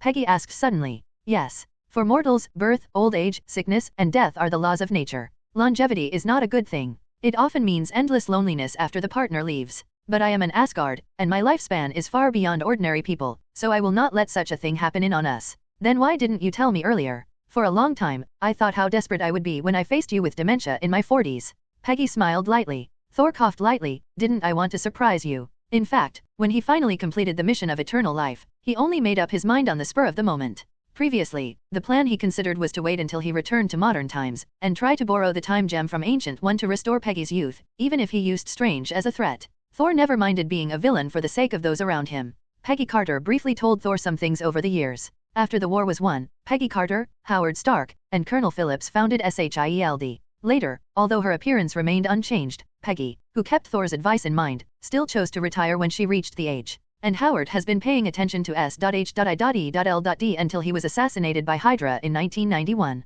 He let Stark Industries announce his death. In fact, he has been tracing the truth behind the scenes. Unfortunately, until his death a few years ago, there has been no progress. The two got into the car side by side and drove towards a nearby high-end dance hall. Sharon Carter came out of the bedroom and said with a sigh, "The rustic love story from half a century ago can actually make my aunt who is so emotional. What a ghost." It turns out that Thor, who was listed as a secret more than 10 years ago, was Lieutenant Colonel Black back then. "I'm afraid Director Nick is still keeping it in the dark? Forget it, this matter is out of my control. I didn't expect that your dancing skills are so good." In the middle of the night, when Thor sent Peggy Carter home, Peggy suddenly sighed. Originally, she was ready to go home with a limp, but found that Thor was guiding her throughout the process. Thor laughed and said, "Why, do you really think I'm a barbarian who only knows how to fight and kill?" Peggy smiled, patted him, and asked, "Come up for a drink?" Thor definitely would not refuse. The two entered the house. Sharon Carter had already left, and time was left for them. "Oh, my God, this is too incredible." The next day, at Maya Hansen's research center, Betty Ross exclaimed instantly when she saw Maya Hansen, who was more than 10 years younger in an instant.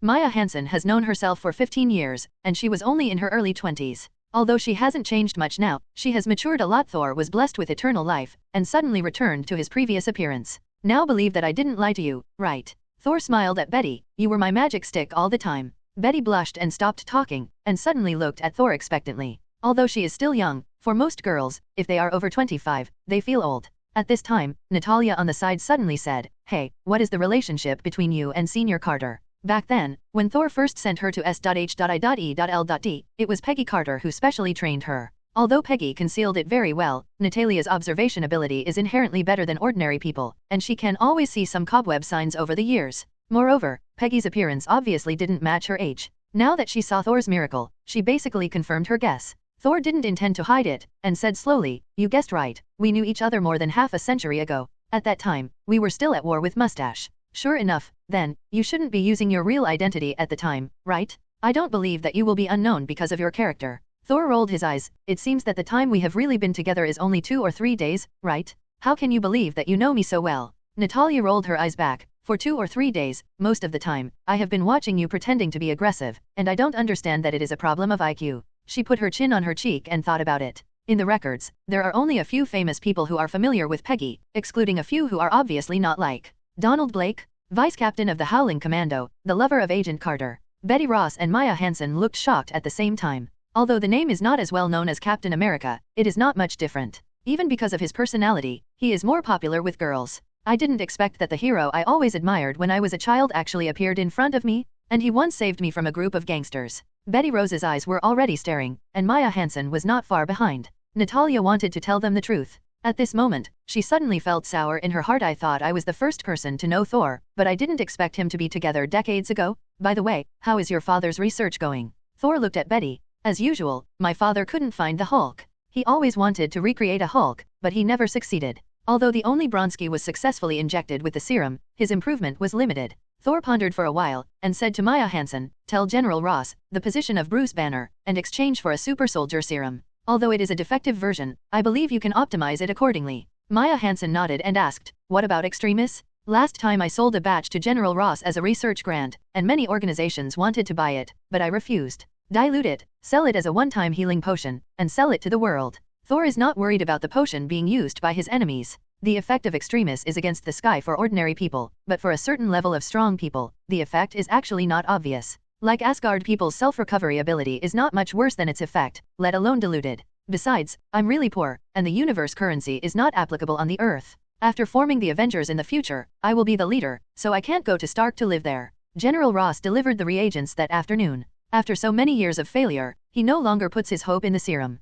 Only by finding Hulk can he find a way out through the research of successful individuals. Thor handed the serum to Maya Hansen casually, and then said a place name. At this time, Tony, who had just returned from Afghanistan, got out of the car with a plaster cast in one hand and a Big Mac in the other. An amiable big bald head rushed up, hugged him and said, "Oh, Tony, my dear son, you are so worried about me. I thought I was going to the hospital to see you. Oh, how can you eat a hamburger?" This situation is more concerned than his own son. With his support, Tony walked into the press conference venue, sat down under the podium, and opened his mouth while gnawing on a hamburger. "I haven't had time to say goodbye to my father. So, I haven't had time to ask him about many things, ask him what he thinks about this company, whether he has had conflicts or doubts in his heart. Perhaps, he is not as we saw in the newsreels. In Afghanistan, I saw young people being killed, dying in the weapons that we designed to protect them. And I, who designed so many weapons, became part of the irresponsible. Even the logo of Stark Industries is printed on the missile that injured me. In addition to making weapons, I can use other ways to contribute to the world. So I decided to close Stark Industries' weapon sales." Everyone in the audience felt that something big was going to happen when they heard half of it, and when they heard that they would not sell weapons, they would be blown up in an instant. The reporters rushed to ask questions one by one. Obadiah went crazy on the spot. As the second shareholder, it cost him half his life. There has never been an era of peace, only a peaceful country. A voice suddenly appeared. Although it was not too loud, it suppressed the noise of the scene. Thor walked in alone. Everyone looked together, including Stark. Thor continued, "In many cases, peace needs war to win. Your father's purpose in making weapons was not to start war, but to fight for peace. There is no good or evil in a weapon, it is just a tool, and it is the person who wields it that determines its nature." Stark frowned slightly, intending to refute, when Thor changed the subject. "Contributing to the world, your father chose his own way. This way is suitable for his philosophy. It is that era, but it may not be suitable for you. In my opinion, a true genius will not be limited by a single field. Howard's son should not follow the arranged path for the rest of his life. Even if you don't make weapons, I believe you can find your own path."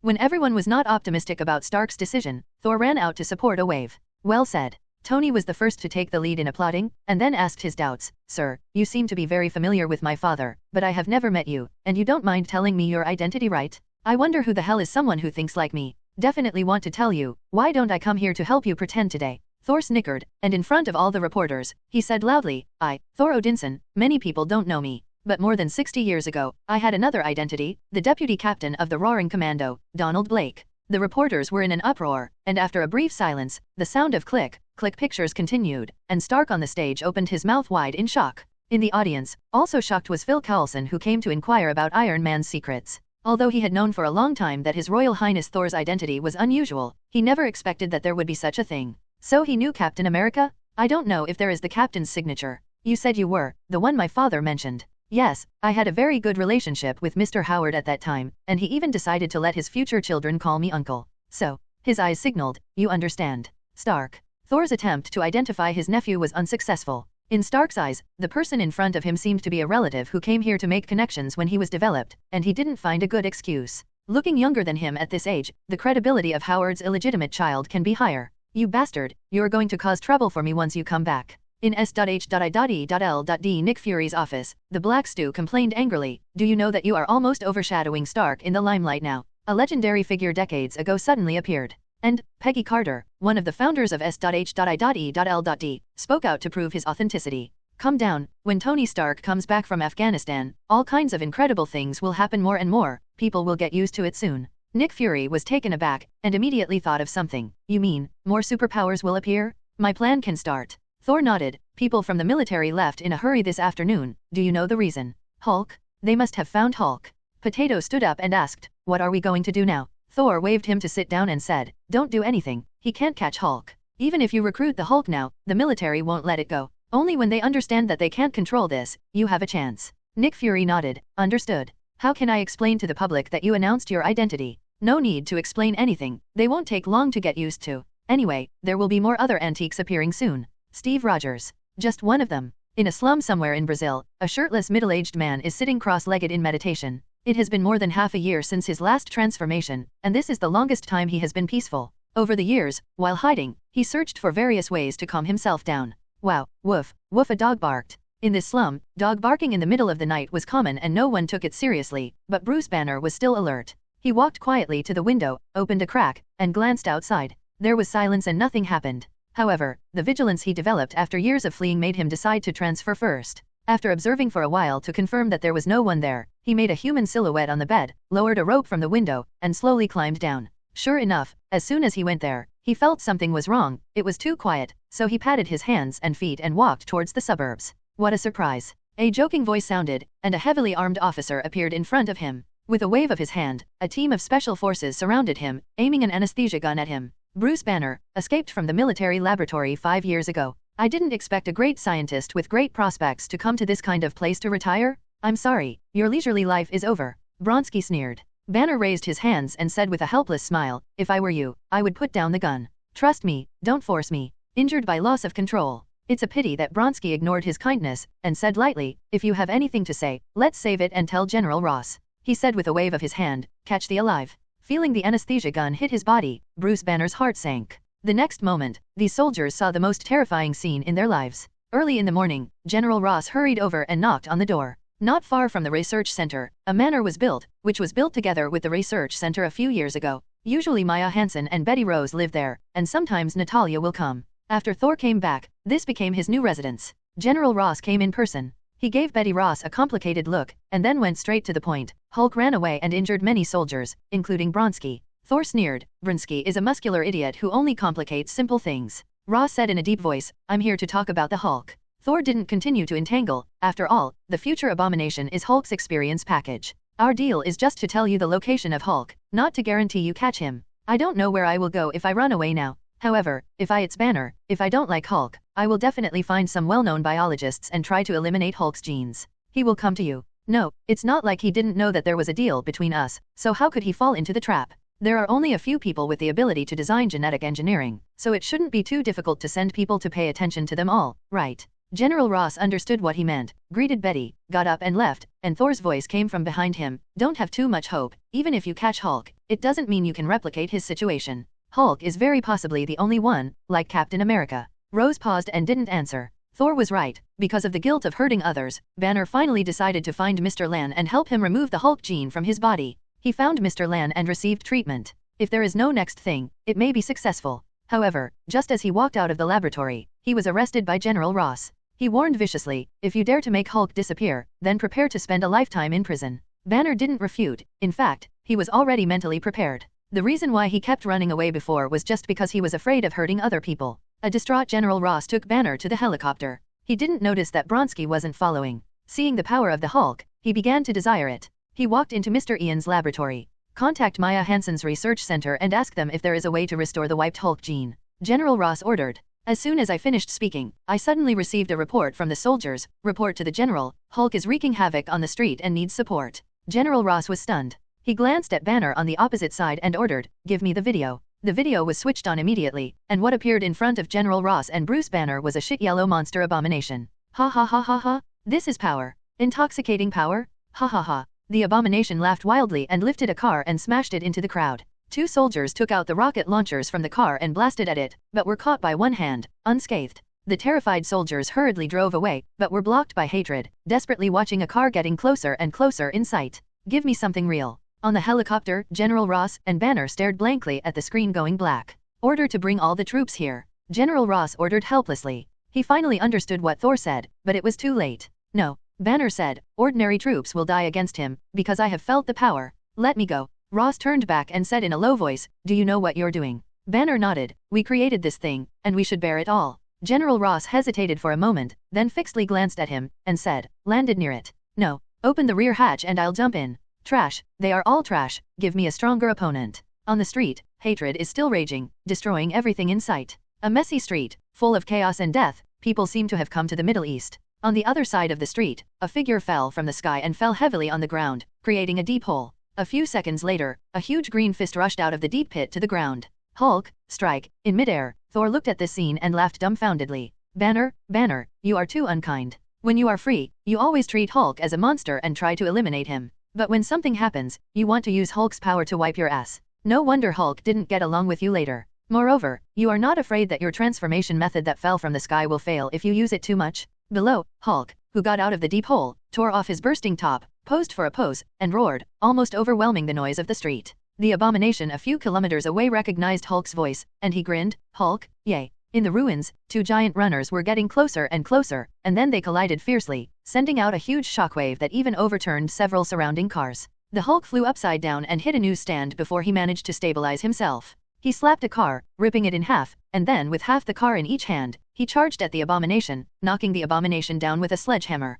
He took advantage of the momentum to pursue, raised the huge car and smashed it towards the abomination. If it is Hulk in normal state, it will not take much effort to deal with such a defective product. Now, however, thanks to Dr. Blue's treatment, most of the Hulk's cells have been killed, and if it wasn't for the thrill of falling from a height, Hulk might have been wiped out. Arguably, Hulk right now, out of his weakest moment. And hate, unlike Hulk's shirtless, has a lot of bone spurs all over his body, and a row of hard spikes on his back. Moreover, Bronski obviously injected Extremis, and now the recovery ability of the abomination is much stronger than the original. After being attacked a few times, Hate gritted his teeth and sneered, that's all you need. Hulk kicked his right leg hard, and Hulk flew hundreds of meters instantly. The furious Hulk charged again, but unfortunately the current abomination surpassed him in terms of speed, agility, and strength. Within a few rounds, he was firmly suppressed. Hate punched Hulk away, then quickly stepped forward, stepped on it, and grinned, you're too weak, you don't deserve this kind of power. Hulk roared angrily, he grabbed the fallen egg lamp post and slammed it on the Temple of Abomination. Thor watched the battle below, and suddenly remembered something. In the original book, the main reason why Hulk turned defeat into victory and defeated the abomination with a weak body was the setting that the angrier Hulk became stronger, and Betty Ross was a key factor. Now, the Hulk simply can't amass enough rage without Betty Ross. The phone rang, and Peggy Carter called. Aren't you going to make a move? Peggy Carter asked. Having seen Thor kill the supergiant, she believed in Thor's strength very much. Wait a minute, I want to see Hulk's potential. It's up to you. I will first notify people to treat the wounded and evacuate the people. The battle on the ground has come to an end. Although Hulk has exploded many times, it is still difficult to defeat the abomination. And because of his weakness, his transformation was almost difficult to maintain. Hate grabbed Hulk and pinned him hard to the ground. Hulk growled angrily, but couldn't break free. Weakness. Hate cursed, then raised his head to the sky and roared. Suddenly, he suddenly looked in one direction, which was the direction of the Maya Hansen Research Center. While running in that direction, he said to himself, if I can grab more Extremis, I will become stronger. You have no chance. A golden circle appeared in front of the hatred. He subconsciously stopped, looked at Thor who walked out, and roared, "Little ants, I have no time to waste with you." He punched Thor hard. Thor dodged sideways, and then punched Hate's shoulder joint hard. With a muffled groan, Hate clutched his shoulders and took a few steps back, with some surprise in his eyes. This seemingly short ordinary man actually far surpassed Hulk in one punch. Unwilling to admit defeat, he roared and punched again. It has to be said that Bronski's fighting technique is at a very good level among humans, and becoming an abomination inherits this. In this respect, it is much better than Hulk, who can only open and close. However, in front of Thor, who has thousands of years of combat experience, his movements were still very rough. Thor flashed several times, and punched the hateful face violently. The abomination flew upside down, but before it could fly out, Thor grabbed an arm and rolled it up, smashing it hard to the ground. The ensuing battle was even more tragic, but this tragic word was only for hatred. Thor snapped off Hatred's wrist, then kicked him in the face, forcing him to his knees. The loathing roared and raised the bone spur on his elbow to stab at Thor's face. When he was grasped, the whole bone spur was pulled out with a click, and his arm shrugged and pulled down. High in the sky, a drone is filming all this. "Oh my god," Sharon Carter exclaimed, and the other agents were also shocked. Thor's figure is considered tall compared to ordinary people, but in front of the abomination several meters tall, he is like a cat and a mouse, but now the mouse can't take care of the cat. This kind of power must be controlled. An official who looked upright said, "One abomination is enough to make us lose New York, and this guy who calls himself Thor is obviously stronger than the abomination. If it is not controlled, it will become a disaster for all mankind." Another bald head said. Natalia sneered and said, "Good idea, Agent Sitwell, you should go and talk to him about the recruitment issue in person. The premise is that the other party doesn't treat you as an idiot." Sitwell said with a dark face, "This guy named Thor lives in a manor near the Maya Hansen Research Center. The government can arrange personnel to supervise and protect it. It is said to be protection, but it is actually using family members as a threat. There are no fools present." Sharon Carter said, "The other party is Captain Black. If you want to supervise, do you need to supervise my aunt?" Everyone can hear the irony in her tone. The two sides argued, and what Natalia and Sharon Carter didn't expect was that most people actually supported Sitwell's proposal. They knew that the purpose of these people could not really be to protect civilians, thinking that this method might arouse the other party's anger instead. The world of politicians has never been so dirty. An interesting phenomenon, those who stand on Natalia's side are usually all over the world doing practical things, Barton agent, Maria Hill agent. Those who support Sitwell are mostly responsible for drinking tea and reading newspapers, and they just talk about things. Enough. Nick Fury slapped the table. "There is no law that allows us to treat a historical hero with no criminal record as a terrorist. Don't mention this matter again." Nick Fury thinks more than anyone else. If Sitwell's plan is followed, almost every Avenger in the future will be supervised and reduced to a weapon in private hands. Moreover, he was quite sure that Thor would never agree, nor would Asgard accept their future king as a tool of politicians. He definitely didn't want the Avengers to die before it even started. In the video, the battle has come to an end, lying on the ground like a dead dog, twitching slightly. Thor suddenly looked up and looked at the drone high in the sky. Everyone in S.H.I.E.L.D only saw a flash of lightning strike, and then the screen went black. He figured it out a long time ago, but he didn't pay attention to it at all, Hawkeye Barton said. Sitwell and the others turned pale for a while. In their view, this is a warning. Nick Fury glanced at the pale faces, and there was a flash of determination in his eyes. Absolutely not let these people meddle in superhero affairs, otherwise it will only push all superheroes to the opposite side. Others don't know, but he knows that Thor's strength is far more than what he showed. If he is really in a hurry, I am afraid that only by contacting Carol with that communication device can he be stopped. And this kind of thing, Carol may not be on the side of SHIELD. Thor dragged his unconscious abomination, and walked towards the dazed Hulk. Just now, when he beat the abomination violently, Hulk had already arrived, but he didn't intervene. "First meeting, I'm Thor Odinson." He held out his hand. Although Hulk has the same mentality as a child, he still knows the etiquette of shaking hands. He shook hands with Thor with his big fan-like hand, and said inarticulately, "Hulk." It doesn't look violent at all. Maybe it was scared by seeing Thor's ferocity? Many people think that Hulk is fearless. In fact, Hulk, who is a child, is afraid when he sees a more violent existence than himself, especially physical blows to the flesh. "I basically understand your situation. On the one hand, you and Banner are the same person, but at the same time have different ideas. But in any case, you are closely related and should accept each other. Therefore, you should communicate with Banner normally. After all, Banner is a weak coward, strong Hulk always bullies him, he's going to hide from Hulk." Hulk was impatient to hear the previous words, but the last sentence made him very satisfied. He stumped his feet and said, "Banner, weak. Hulk, strong." After speaking, his body suddenly began to shrink, and soon turned into a Banner in shorts. "Who I am? Where am I?" Banner regained consciousness in a daze. He felt very strange. In the past, Hulk would exhaust his physical strength to transform back, but this time he took the initiative to return his body to him. He looked around and saw Thor. "I convinced Hulk to go back," came Thor's voice. "Are you kidding me?" No one can communicate with the Hulk. Thor patted him on the shoulder with a faint smile. Hate can talk, why can't Hulk? You and Hulk are destined to be entangled, and blindly treating him as a virus or a monster will only make the differences between the two of you bigger and bigger. Banner argued, but Hulk was always very violent. He caused so much damage and hurt a lot of people. Actually, Hulk has never hurt you. Even this time, compared to the Abomination that wreaks havoc, although Hulk still has difficulty controlling his own power, at least he won't intentionally destroy. He glanced at Banner who didn't care, and continued, Hulk is a knife. What you have to do is not to escape and fear, but to find a way to accept him, not to mention controlling this knife, at least let it be used as much as possible where it should be used.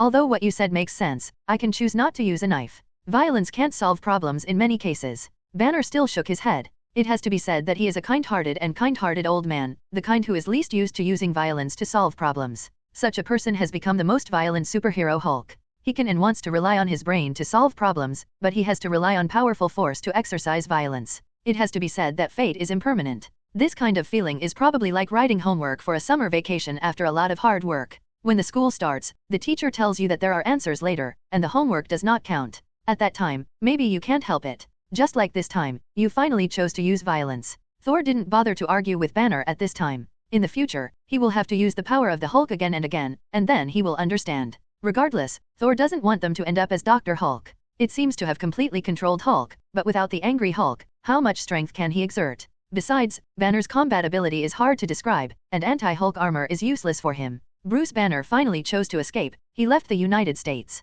He's not ready to be a superhero yet. Hey, congratulations on triggering the Hulk-related task, Invincible Hulk. You will be rewarded for completing the task. Mission objective, help Banner and Hulk accept each other and become a truly invincible Hulk. Mission reward, random skill book draw coupon. The voice of the system recalled. Random skill book? It sounds like a high value, but unfortunately this task is quite difficult, and it will not be completed for a while. You know, many people in the bureau have proposed to supervise you. On the sofa, Natalia leaned lazily beside Thor and said.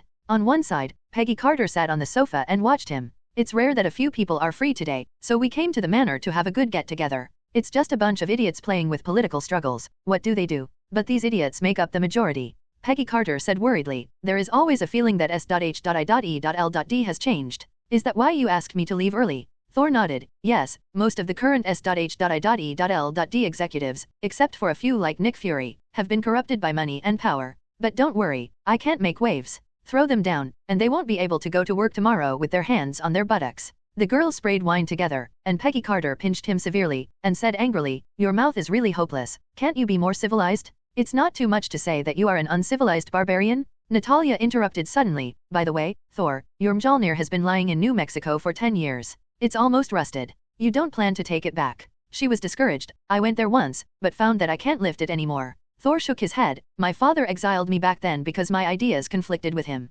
Before I truly accepted his ideas, I couldn't exert its power even if I forcibly lifted them. Although he has already stopped interfering with my actions, but the curse has not been removed. In this world, there may only be 2 people left who can lift it. Who? One is Captain America, Steve Rogers. The other is an astronomer. Natalia said narrowly, I guess it's a woman, otherwise you would have said the name directly. Thor has black lines all over his head. Women are too smart to be annoying. However, he thought of one thing, he lacked a handy weapon. Although Mjolnir is powerful, its main function is to help him control his power. In fact, after he is awakened, the help of the hammer is minimal, so he has not considered lifting the curse for so many years. The artifact that really belongs to Thor is the Stormbreaker. To forge Stormbreaker, you need to go to Nidavi, the kingdom of Dwarf, which belongs to one of the 9 realms, and it is not difficult to find. However, there was another important problem, he couldn't find Groot. At this time, the Galactic Dance Troupe has not yet been established. Star-Lord Gamera is still wandering around with his godfather, Rocket, and Groot are relying on each other. Mantis Girl is still working as a hypnotic ability master, and Drax the Destroyer is still picking up soap in prison.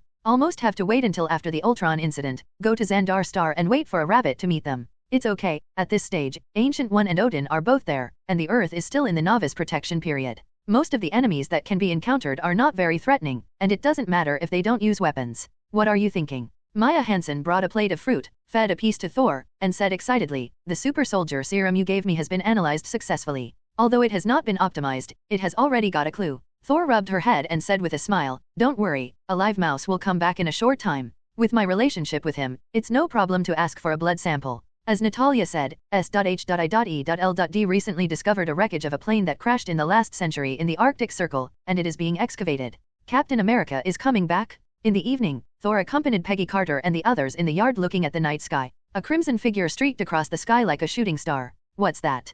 Peggy Carter asked. "A new superhero. Unlike Steve, this is a pure mortal, assembled by technology, comparable to a god. Tony Stark." Natalia guessed right away. She knew about Stark's armor made in Afghanistan. Thor nodded and jokingly said, "He has finally taken this step. Maybe soon, the stock of Stark Industries will rise again. If you want to make a fortune, you can invest in it." Although Tony Stark has awakened from being a playboy, his pretentious nature will not change, and he will definitely admit his identity. Stark was in a bad mood. In today's news, a warlord is massacring civilians. And what can make this warlord rise is the official Stark Industry weapon. He was very guilty and decided to redeem the mistake himself. A warlord stronghold was wiped out, and weapons were destroyed one after another. Even the earliest Iron Man armor is still not something that conventional weapons can resist. After finishing all this easily, when Tony returned, he was targeted by 2 fighter planes. Looking at the fighter plane that was chasing after him, Tony looked helpless. During the entanglement, he accidentally crashed a fighter plane, but he saved the flight member. This incident also made Iron Man famous. What Tony didn't expect was that this incident stimulated Obadiah and made him decide to put all his eggs in one basket. In the mansion, Obadiah attacked Tony, paralyzed him, and took the reactor. Seeing Tony's face turn blue, Obadiah smiled smugly. He taunted Tony frantically, and then left him to die. It's a pity that he endured it for 30 years, but underestimated Stark's desire to survive at the last moment. After a short period of paralysis, Stark struggled to climb to the table, picked up the first-generation reactor that had been eliminated, and placed it on his chest. When Stark in armor arrived, the Iron King driven by Obadiah stood directly opposite. 2 Iron Warriors engage in a duel. In terms of strength, Stark's Mark III is no less than Iron King, but the problem is that even the best car has to burn oil. After Bio fired a few laser cannons, J.A.R.V.I.S frantically called the police, making Tony realize that he can't fight like this. He can only try to fight with the opponent. However, heavy mechs like the Iron Overlord originally valued strength, and Mark III became a humanoid sandbag and was punched and kicked. With the energy alarm of J.A.R.V.I.S inside and the brutal ravages of the Iron King outside, Tony finally thought of a way. He rushed to the sky at full speed, and the Iron King chased after him. With 5% of the energy left, the Iron King grabbed Stark's feet and pulled him off. Obadiah's bitter voice came out, "I am better and stronger than you? You accept your fate." Stark replied lightly, "Then how did you solve the freezing problem?" Obadiah was taken aback for a moment, and then the screen in front of him went black. Stark smiled triumphantly, "Let me check it for you." He lightly punched the Iron King on the head, breaking a piece of ice, and the Iron King fell quickly. Since ancient times, the villain died of talking too much, and the decent died of being cheap.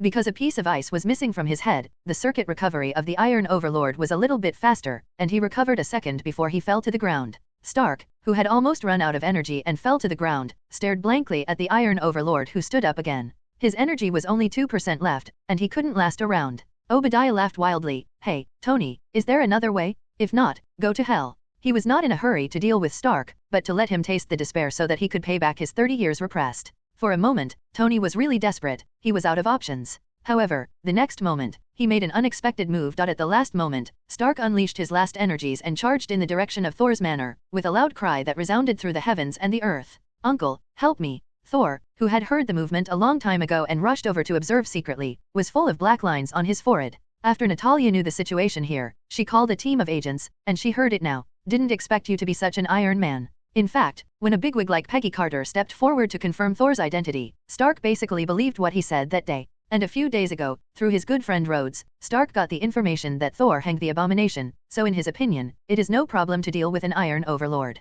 The most important thing is that it is about your life, so lose face if you lose face. Obadiah was not in a hurry to take Tony's life. He was like a cat playing with a mouse, keeping a distance and chasing all the way. Before he knew it, he crossed a red line. Tony Stark was running with all his strength. His energy was basically exhausted. He could only use it to maintain his life, and now he was running wildly, dragging his heavy armor purely by physical strength. At this moment, I suddenly felt a figure passing by my side quickly, and then there was a huge amounts of roar behind me. Bang! Before the Iron Overlord could react, a strong blow hit his chest, and he flew backwards, leaving a black hole in his chest. Obadiah looked at the blonde young man in front of him, roared, and raised his iron fist as big as a water tank to strike. The punch was powerful enough to crush a tank. Tony clutched his chest and hid in the corner, watching this scene, complaining, "A soil beetle is a soil beetle. As soon as he has strength, he thinks he is a god." He could clearly see the power of that kick just now and the destructive power it caused, but Obadiah still tried to go head-to-head with the opponent. Sure enough, Thor blocked the iron fist of the Iron Overlord with one hand, pulled back, and then flew up and stepped heavily on the shoulder.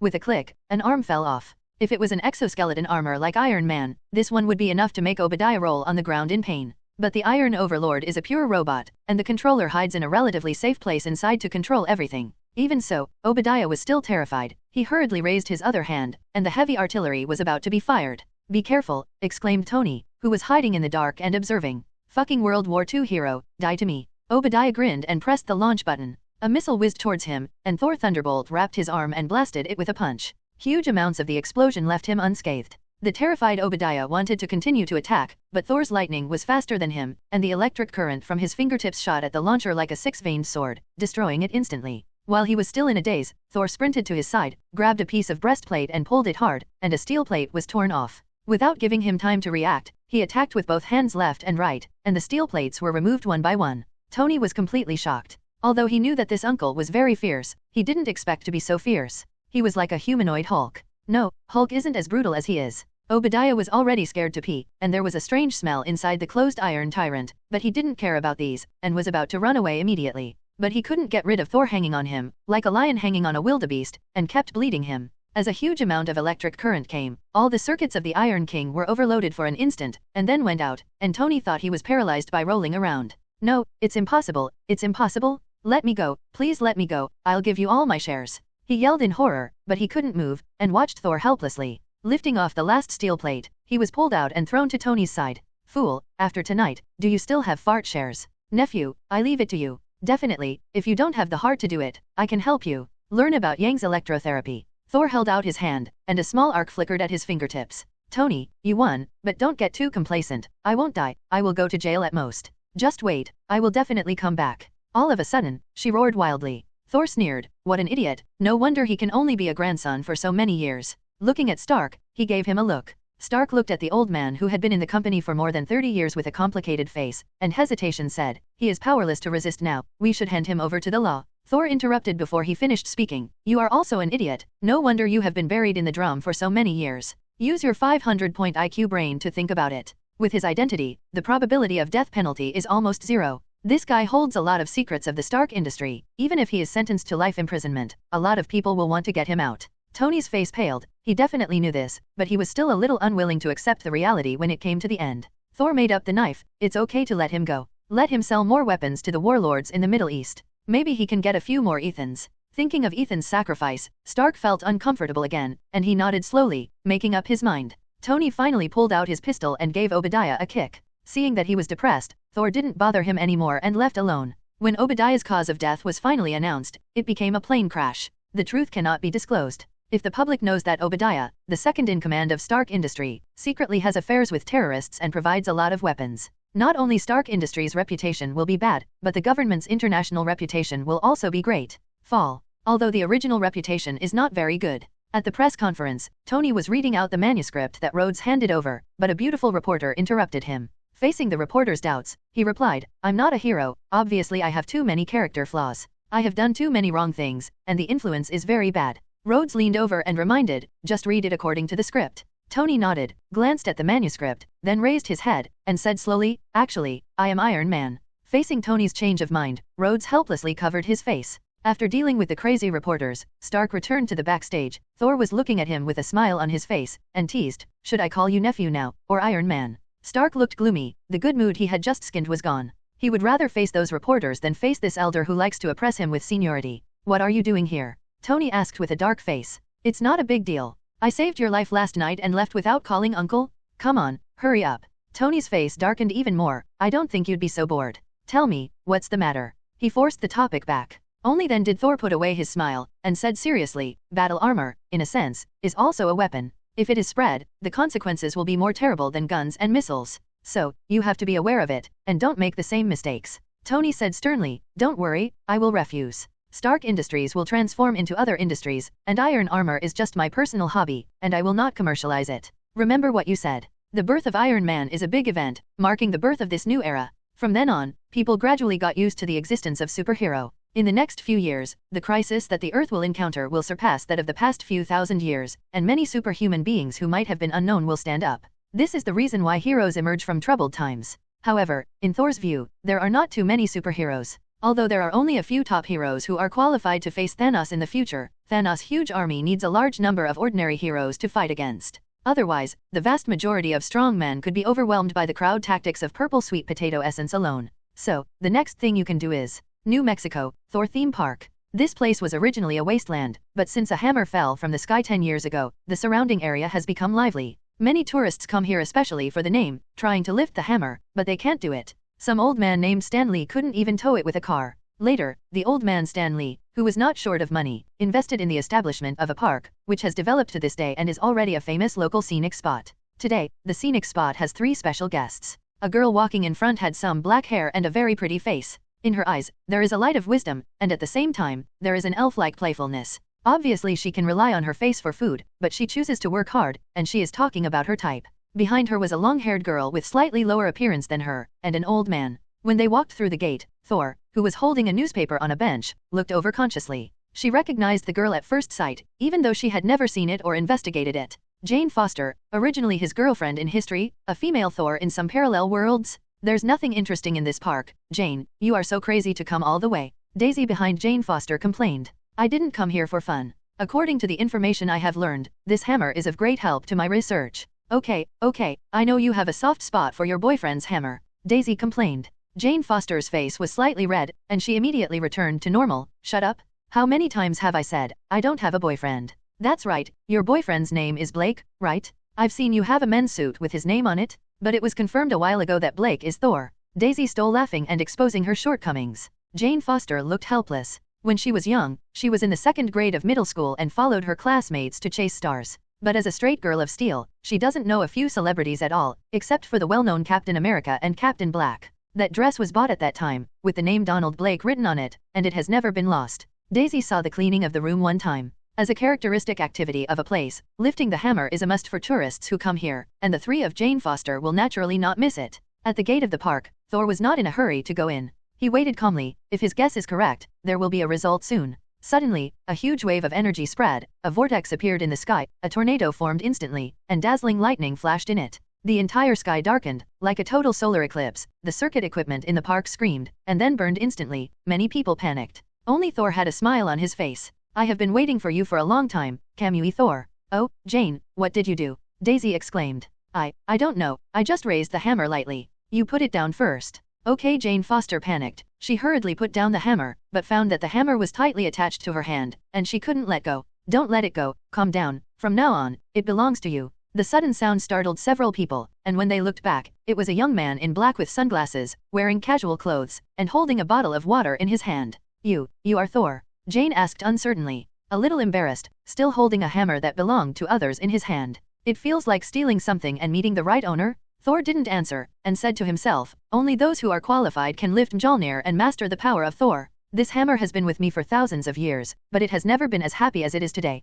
Because, you are its real master. This is different from Natalia. When Natalia raised the hammer, she was only recognized for her own qualities, allowing her to borrow Mjolnir's power, including Captain America. And now, Thor can clearly feel that the power of thunder is slowly transforming Jane Foster's physique, making her the real Thor. In fact, Jane Foster also felt the difference in her body, and the panic just now made her unaware of it. Now, after calming down, I feel that the exhaustion in my body has been swept away, and I have never felt so relaxed before. This hammer seems to have become a part of the body. Daisy on the side was stunned. She yelled, wow, he said he wasn't your boyfriend, and gave you such a precious gift when we first met. A look of embarrassment appeared on Miss Jian's face. She blushed, and said, well, let's say it first, I won't sleep with you. She knows that many playboys are very generous to girls, because they want to get both money and man. And Thor's reputation in this regard is better than that of the old scumbag Stark. Thor spit out in one gulp, never expecting such a vulgar word from this pretty-looking little girl. Isn't it good to be a quiet and beautiful girl? It's no wonder that he is obviously an excellent astronomer, but he is still so bad after so many years. It stands to reason that someone will sponsor him, right? It is estimated that those who want to invest will be bullied by Ms. Jian's words. If they are honest and gentlemen, 80% of the sponsorship will be pornographic. After all, no one wants to be mistaken for bad intentions. Definitely there are dudes with ulterior motives, but Miss Jane is the one who slapped Thor Loki? Daisy and Dr. Eric were also speechless. Jane also realized that she was rude, and she hurriedly said, I'm sorry, I didn't mean that. Thor waved his hand helplessly, it's okay, I don't mind. Besides, you guessed right, I really have this idea. Miss Jian was stunned, I can't answer this. It's also thanks to her good impression of Thor, or else she might have made a big mouth. She could only change the subject bluntly. Well, Mr. Thor, why are you here? Are you waiting for me here on purpose? I have to say, Jane Foster is very smart. She quickly guessed that it was impossible for Thor to come here by such a coincidence, and she might have followed her early in the morning. Definitely not, I just sensed Mjolnir's joyful mood when he met his new owner, so I came here to take a look. Thor definitely wouldn't admit it. He swiped his finger, and a golden circle appeared in front of him. The scene inside it is the busy New York. Here, look, I can go back and forth between New York and New Mexico in the blink of an eye. Miss Jane didn't doubt it, because her attention had already been attracted by another matter. Oh, my god, this is space science. Space teleportation, it really exists? So there really is a legendary magician. Jane exclaimed excitedly. Should it be said that he is worthy of being a top student? The point of view is different. Now that I'm pretending to be aggressive, I don't mind pretending to be a bigger one. It feels good to be admired by beautiful women. Not only does space teleportation exist, even time travel is not impossible. I am the Captain Black back then, you know? Many people think that I disappeared for half a century after World War II. In fact, I did not disappear. It should be said originally it's me in the 21st century who traveled back. Thor's words deepened the frenzy in Miss Jane's eyes, as if she was looking at a perfect mouse. I know. Daisy shouted excitedly. Jane admires Captain Black the most, and she even told me that this is her ex-boyfriend. Thor froze for a moment, but thought of this level. In the movie, Jane Foster claims to have a doctor's ex-boyfriend named Donald Blake, and the doctor in the comics is transformed by Thor who was demoted to the Earth. Unexpectedly, in this world, going around is still me. No, I didn't. It wasn't me. Jane became nervous in an instant, and she was incoherent. Not only Daisy this time, but Thor also felt it, so nervous to deny it. The explanation is to cover up?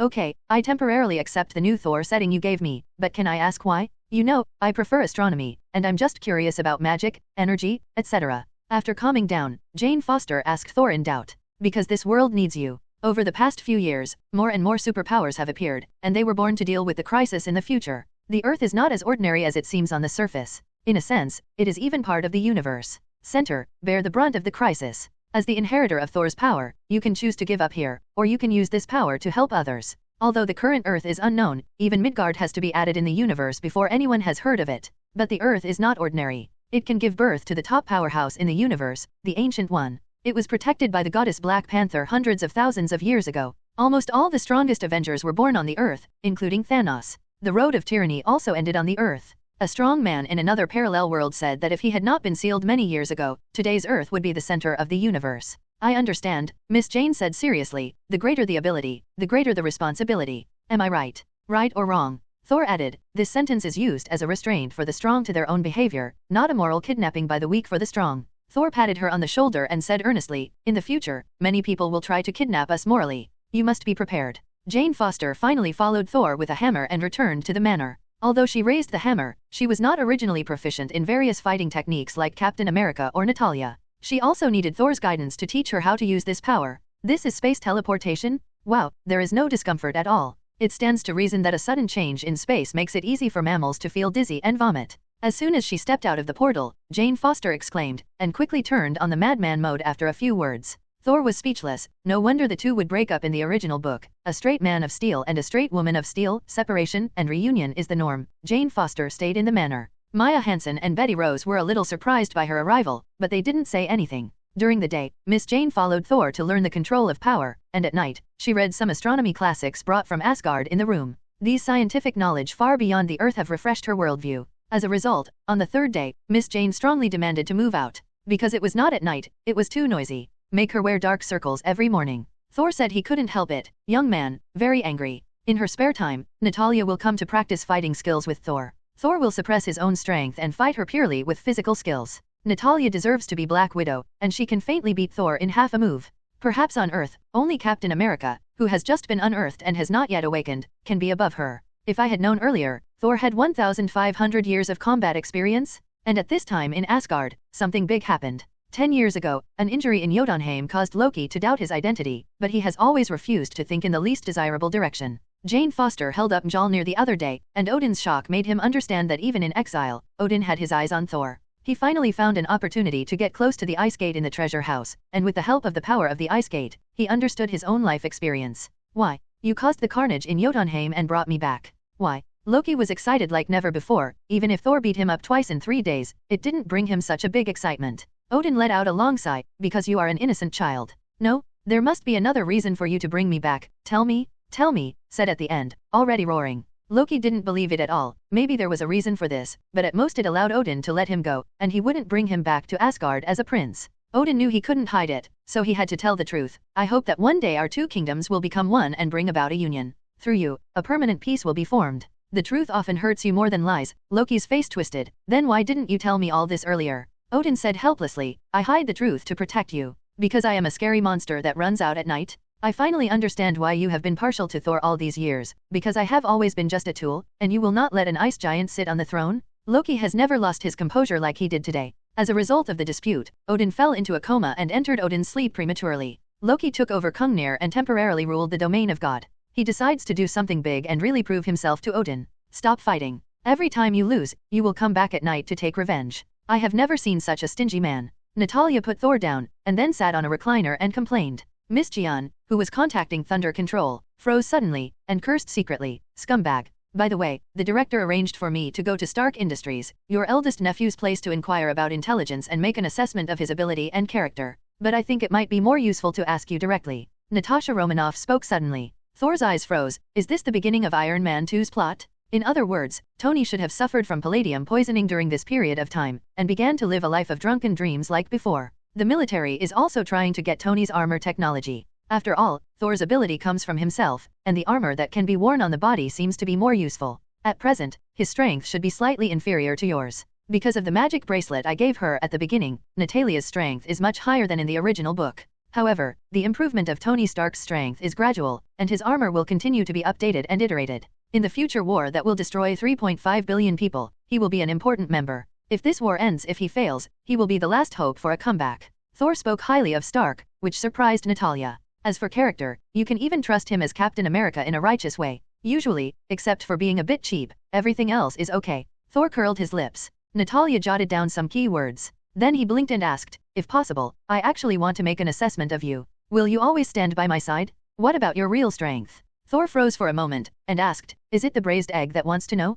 Or do you want to know? Me, Natalia said with a smile like a flower. You know me well, I can't know almost everything about you, right? Thor pondered for a moment, then said, the first question, if it refers to you, yes. If it is S.H.I.E.L.D, no. S.H.I.E.L.D has been corrupted a long time ago, and you should know it. I arrested Zola with my own hands. But then the government decided to absorb him into SHIELD. This is a bomb that will sooner or later dismantle S.H.I.E.L.D from within. Natalia was about to speak, but Thor covered her mouth. Don't ask. It's useless to ask. Asking questions now will not only fail to solve the problem, but will scare the snake. The second question is my strength. As far as I am concerned, if I go all out and try my best, I can resist all the nuclear bombs in the world and sink any fleet within a quarter of an hour. At present, there are more than I only have 2 women, one is sealed and the other is sealed. Unless the human race is extinct, she will not make a move most of the time. Natalia's eyes widened. Although the entire S.H.I.E.L.D knew that Thor was very powerful, they didn't expect to be so strong. No wonder he doesn't care about those politicians who try to supervise him. If this news gets out, it may cause a major earthquake in Washington. While he was thinking, there was a huge amount of roaring sound suddenly, and a beam of colorful light descended from the sky, almost connecting the sky and the earth. The light lasted for several breaths before disappearing. Miss Jane suddenly rushed over with an instrument, and shouted excitedly, hey, there is a situation. I just detected that there are violent spatial fluctuations in the suburbs. According to my speculation, it is very likely that the legendary Bifrost opened already. These days, she has read a lot of Asgard's tomes and learned a lot of new knowledge. Although she has decided to become a superhero, she has not given up on her original dream. Soon, Natalia's communication equipment rang. She listened to the report, looked up to Thor and said, there is an agent report. There are a few strangely dressed guys in the suburbs, a bit like Wonder Woman, Chang Long, and Robin Han. They must have come to look for you, right? The moment Thor saw Bifrost, he guessed their identities, and there was only one reason why they came to Earth on purpose. He sighed in a low voice, Loki, you're playing tricks again. A few of his companions have arrived, and Loki will soon send the destroyer armor to hunt him down. His current power has not been sealed, so Loki's main purpose should be to drag himself to the Earth to carry out his plan. Thor, who is familiar with the original book, knows that on the surface Loki betrayed Asgard and led the wolf into the house. In fact, Loki's real purpose is not to kill Odin, but to use this layout to kill Lauf and prove himself to Odin. Lauf should have died a long time ago, and Thor didn't intend to stop him, so let's play with him. S.H.I.E.L.D was very efficient and brought in several guests in no time. Sif, Nebula, Minerva, you are all here. After a long time no see, Thor went up to hug each other. Oh, hell, let me tell you, Thor has changed. He is no longer the Thor who believes that a real man should be a man.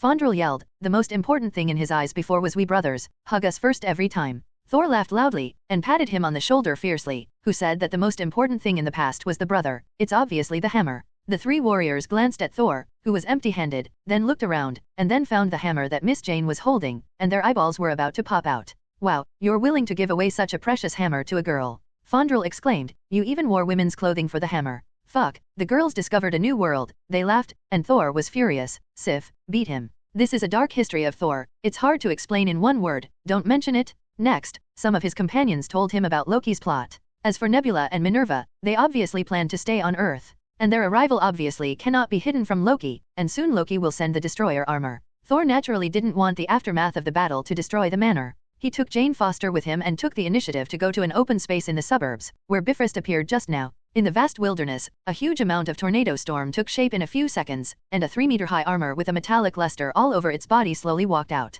Destroyer armor? In the command headquarters of S.H.I.E.L.D. and the military, a large number of screens played the pictures taken by drones. The destroyer raised his head and looked around. In the dark hole in the visor, a crimson light shot towards every corner of the sky like a volcanic eruption, accompanied by the sound of an explosion. The picture on the screen was only red in one moment, and turned into snowflake white in the next moment. Report? All drones near the target are destroyed. Report? Satellite lost contact. Fuck. Nick Fury slapped the table. In the distance, Thor was not surprised to see the destroyer armor clearing the field in an instant. To do something bad and dismantle the monitoring beforehand, Loki can't think of anything he can think of. In fact, it is not difficult for him to defeat it. Loki has not obtained full authority, and its strength can be easily solved by himself in the original history, let alone now. Sif, Nebula, and the three warriors drew their weapons, Natalia lit up the widow's sting, and Minerva pulled out a sniper rifle. Thor turned his head and looked at Jane Foster, whose eyes widened before he could react. It is your first assessment target. Cooperate with your teammates and destroy any piece of its armor to pass the test. After so many days of guidance, Miss Jian's strength is actually very good, but she lacks actual combat experience. The destroyer armor in front of him is a good target. And with myself watching from the sidelines, plus the role of extremis, I don't worry about accidents. Me. Miss Jian was taken aback for a moment, then her expression slowly became firm. Without Thor's shot, Jane Foster walked forward with Mjolnir. The mentally handicapped behavior of holding back and not magnifying the move will definitely not happen to Loki. After simply accumulating power, a golden flame spewed out towards everyone. Be careful, Natalia yelled, and was the first to rush out, crossing her hands to block the front, and the magic bracelet blocked the flames. Sif shouted, cover me. Fandral and others, who had cooperated tacitly for a long time, jumped up immediately. The destroyer swung Fandral flying with one hand, and at the same time Sif jumped on its back and thrust his sword hard into its neck. The flames on the destroyer were instantly extinguished, and the movement also came to a standstill. So easy? Everyone was surprised. Only Thor understands that the destroyer is not a human being, and there is no such thing as a critical point, and there is nothing wrong with this sword. Sure enough, the destroyer armor began to flip, and the Sif, which was originally hanging on the back, faced it in an instant. Sif was shocked and was about to jump off when a steel thug grabbed her in the air. If this one is caught, I am afraid that it will immediately severely damage the powerful combat power of this scene, which is second only to Thor. Sif couldn't dodge in the air, she closed her eyes in despair. Bang, a gunshot sounded, and Minerva hit the destroyer armor's hand with a shot. Although the shot didn't cause any damage, it missed her hand halfway and past Sif's side. Sharp? Thor couldn't help applauding in his heart, he was ready to shoot just now. Sif, who survived the catastrophe, fell to the ground and gasped for breath. Minerva's forehead was covered with cold sweat, and she was under a lot of pressure from this shot. At this moment, a thin figure leaped up from a roof, and the flashing light of the hammer in his hand slammed into the destroyer's head fiercely. There was a loud noise, and the destroyer staggered, but recovered in an instant, and slapped it hard with one hand, as if slapping a mosquito. Before Jane could react, she was photographed heavily, and she flew several hundred meters away. If it weren't for the physical strengthening brought by Mjolnir, this one would have killed her. The empty eye sockets of the destroyer armor lit up again, and the fiery light was about to shoot out again. Sif rushed out again, and made a sliding shovel towards the destroyer's crotch, definitely not sliding upwards, because she knew that the destroyer had no vitals. She slashed towards a leg with the speed of the charge. The sound of metal colliding reminded me that the double-edged sword that had slashed countless enemies had slashed on the destroyer's leg, except for sparks, not even a scratch.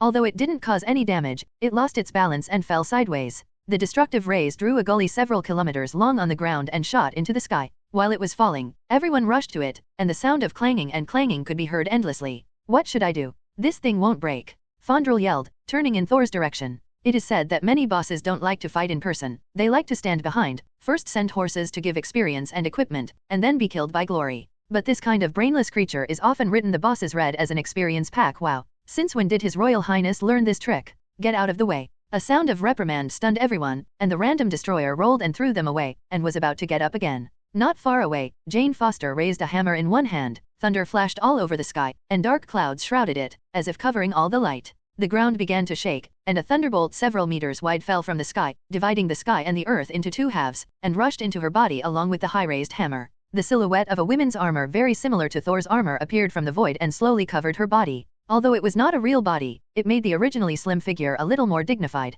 Not far away, Thor held his breath and stared at this scene. This scene originally took at least half a year in his plan. Countless thick lightnings illuminated the sky that was originally covered by dark clouds. Jane Foster swung the hammer forward violently, and the huge amounts of lightning slammed heavily on the destroyer armor. Ka-ka-ka-ka, the mournful sound of the metal unable to withstand the high pressure came to mind. The corner of Loki's mouth in Asgard was twitching. He already understood that in Thor's eyes, his pursuit was an exercise for his little girlfriend. Unwilling to admit defeat, he drove the destroyer in an attempt to launch even more terrifying attacks. I can't cure Thor and I can't cure you? In the helmet of the destroyer, golden light kept flashing, and terrifying energy was accumulating. Jane Foster suddenly charged forward, rushing in front of the destroyer at a speed that broke through the limit of mortals. Mjolnir slammed hard on the destroyer's visor that was about to spray rays. This hammer mixed with divine power not only shattered the visor, but also blocked the golden rays in the head of the destroyer. With a muffled sound, the entire destroyer twitched violently. Just when everyone thought they had won, the destroyer's head suddenly exploded violently. Not good. Midgard, who was caught off guard, was blown out on the spot. Mjolnir came out, the outline of the armor on his body gradually faded and disappeared, and the thunder and lightning around him gradually dissipated. In midair, Jane, who was in a daze, suddenly felt that she was caught. When he opened his eyes, he saw Thor's approving eyes. You've done a good job, leave it to me. Midgard gave a faint and then a burst of exhaustion flooded her body, and she fell into a coma. The destroyer, who had lost his head, stood up again with his empty neck and walked towards the crowd. Thor signaled the crowd to disperse, and walked forward alone. My stupid little brother, why do you always forget to eat but not fight? Isn't it good to be a happy little princess? Shit. Loki, who was far away in Asgard, exploded in anger after a long absence. The miserable life of being beaten twice in 5 years and 3 days seemed to emerge before his eyes. He drove the destroyer in anger, and punched Thor. A huge impact sounded like an ordinary plane crashing, and Thor tightly caught the destroyer's fist with both hands. Twist it hard, and there was a sound of metal tearing, and one arm of the destroyer armor was cracked and shattered. Your Highness, he seems to be getting stronger and stronger, the three warriors murmured. So Thor is the boss, you can only call 666. Sif complained, she felt a little uncomfortable about this. She chose to become a warrior in the first place, just to please Thor. Later, she finally became the most powerful female warrior in Asgard, and even the third strongest after Odin and Thor, so she became Thor's good buddy. It was not easy for Thor to become enlightened a few years ago, but she still did not give up her persistence for thousands of years. She was trying to reduce the direct gap between her and Thor, but now it seems that the gap seems to be even bigger. Taking a peek at the unconscious Miss Jian, the resentment was even worse. The suit of armor just now, but a couple pretending to say. A few months ago, the scene where the Gundam was torn apart was repeated. The resistance of the destroyer armor was futile. Thor didn't even use the power of thunder, and defeated it with his physical strength alone. In just a short while, the majestic destroyer just now became scrap iron all over the place. Loki in Asgard was already scared to pee. He didn't care about the destroyer armor, and ran in the direction of Bifrost. While Thor was still pretending, he had to hurry up and start the next plan. Beside Heimdall, who was frozen by Loki with the ice gate, several blue figures appeared. Looking at this resplendent world, they felt unprecedented excitement in their hearts. Thousands of years of hatred will end today. Loki greeted him with a smile on his face. Welcome to Asgard. Nice to meet again, Captain Black. I'm Phil Coulson, S.H.I.E.L.D. agent. I'm your biggest fan. Stop. Thor interrupted his approach. I remember that your idol is obviously Steve. How did you become a fan? If you have anything to say, just tell me. I'm in a hurry. A trace of embarrassment flashed across Agent Phil Coulson's face, and he smiled and said, although this battle avoided residential areas, it caused great damage to the surrounding environment after all, and the entire New York has seen the vision here. So, S.H.I.E.L.D. hopes that there needs to be an explanation to the higher UPS, at least to make Washington believe in the existence of aliens. Thor shook his head. They will believe it, and it doesn't matter if they don't believe it. It won't be long before the whole world knows the existence of aliens. After finishing speaking, he ignored the bewildered Phil Coulson and turned to look at Natalia and the others. Are you going back? Natalia was a little bit reluctant. The main reason is that Thor often disappears from time to time, and it can be several years at a time. Thor patted her on the shoulder, with a serious expression on his face. My younger brother is causing trouble again, and the father is asleep. Only I can take charge of the overall situation. I have to go back and deal with him. Don't worry, I will be back soon. This time it won't be that long.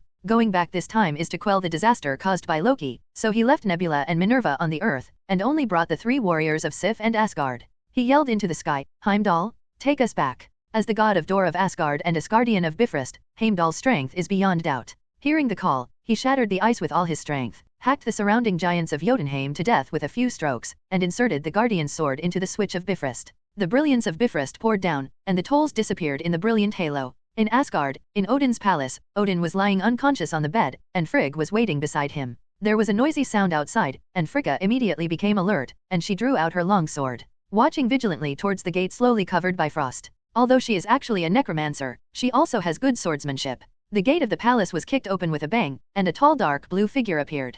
Giants of Jotunheim? Frigga's eyes widened. How could this Jotunheim race infiltrate here? She bravely went up to meet the giants of Jotunheim, who came in with a sword, but was sent flying by Lauf's paw from behind and fell to the ground. As the queen of Asgard, she is not a real warrior after all. How can she be the opponent of king giants of Jotunheim? Lauf ignored her. He looked at Odin on the bed. A smile appeared on his ugly face. Finally, the battle between Asgard and Jotunheim is over, with the destruction of Asgard ending. It is said that you can still see and hear things around you in this state. I hope this is true. Then you will know that it was the king of the giants of Jotunheim, Lauf, who killed you. He raised the ice pick in his hand, about to pierce it. A golden light pierced through him in an instant, causing him to fall heavily to the ground. Horrified, he turned his head and looked at Loki, who held Kungunir in his hand. Kungunil released a more intense light again, and the moment Lauf's body was torn apart, he heard the last sound. You will also know that it was Odin's son, Loki, who killed you. Loki. Frigg was so excited that he hugged Loki. Mother, don't worry, I won't let anyone hurt you. Loki's words were not false.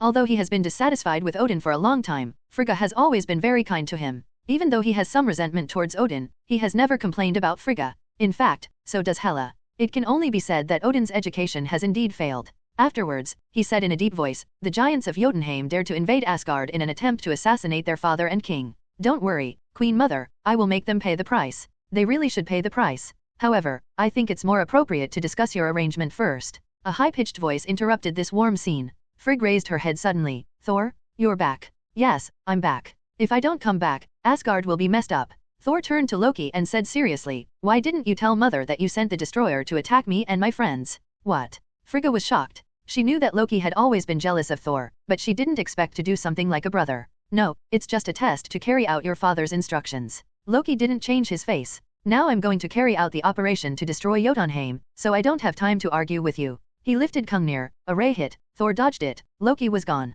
Thor, my boy, tell me the truth, what happened? To put it simply, Loki wanted to do something big to get your approval, and he put Lauf in. Well, in Midgardian terms, it's called fishing law enforcement. This passage had a great impact on Frigga, and it made her react for a while, and she didn't even notice that Thor was chasing Loki. The sleeping Odin slowly opened his eyes. Ahead of Bifrost, Loki lifts Kungunir and inserts the switch. Waves of energy surged, turning into terrifying colorful brilliance and shooting into the void. Loki turned his head and looked proud. It's useless, you can't stop me. The power of Bifrost will continue to be released until Jotunheim is destroyed. Immediately, he seemed to think of something, and continued, unless you destroy Bifrost, but in this way, you will never see those people who stayed in Midgard again. Thornton had a strange look on his face. Who told you that I was going to stop it? Have you forgotten that if my father hadn't stopped me 10 years ago, I would have destroyed Jotunheim?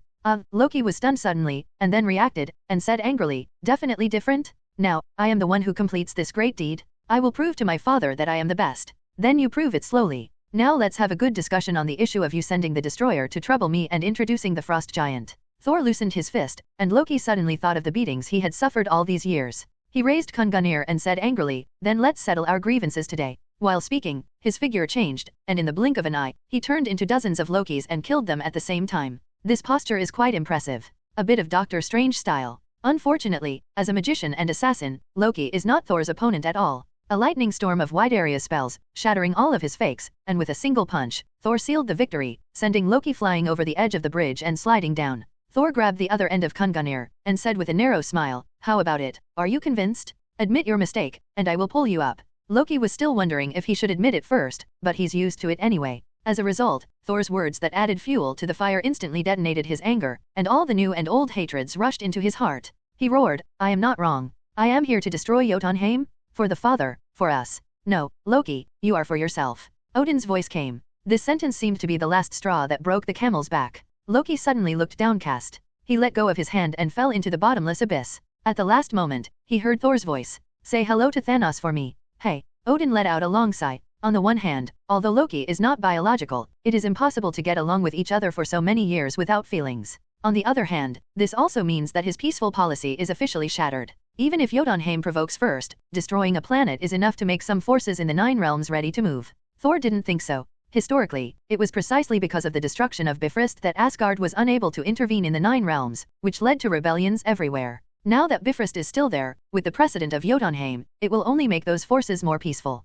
Don't worry, there will be no mess. Besides, Loki will be back too. Odin didn't speak, he left silently. Hey, congratulations to the host for triggering Odin's exclusive mission, War and Peace. Blindly avoiding war cannot bring about real peace. In many cases, it is necessary to maintain peace by showing strength. Mission objective, get Odin to recognize your philosophy. Mission reward, passive skill, Man of Steel. Man of Steel, the stunt of a superhero wearing underwear outside the other world, which allows you to have super endurance and defense, and is not afraid of kryptonite. No matter how many injuries you receive, you can quickly recover under the sun. Man of Steel? Thor stared, one of Superman's signature abilities, and it's the most suitable ability for him. After all, I have no shortage of attacks. The exclusive king weapon, Stormbreaker, is almost indestructible, which makes me have one of the strongest attacks in superhero. But the defense was not satisfactory. Although the energy against the neutron star has surpassed most people, he was still punched by Thanos. It's a pity that the task rewards are very rich and the difficulty is also very high. Odin has persisted in this concept for thousands of years, and he doesn't even want his own daughter.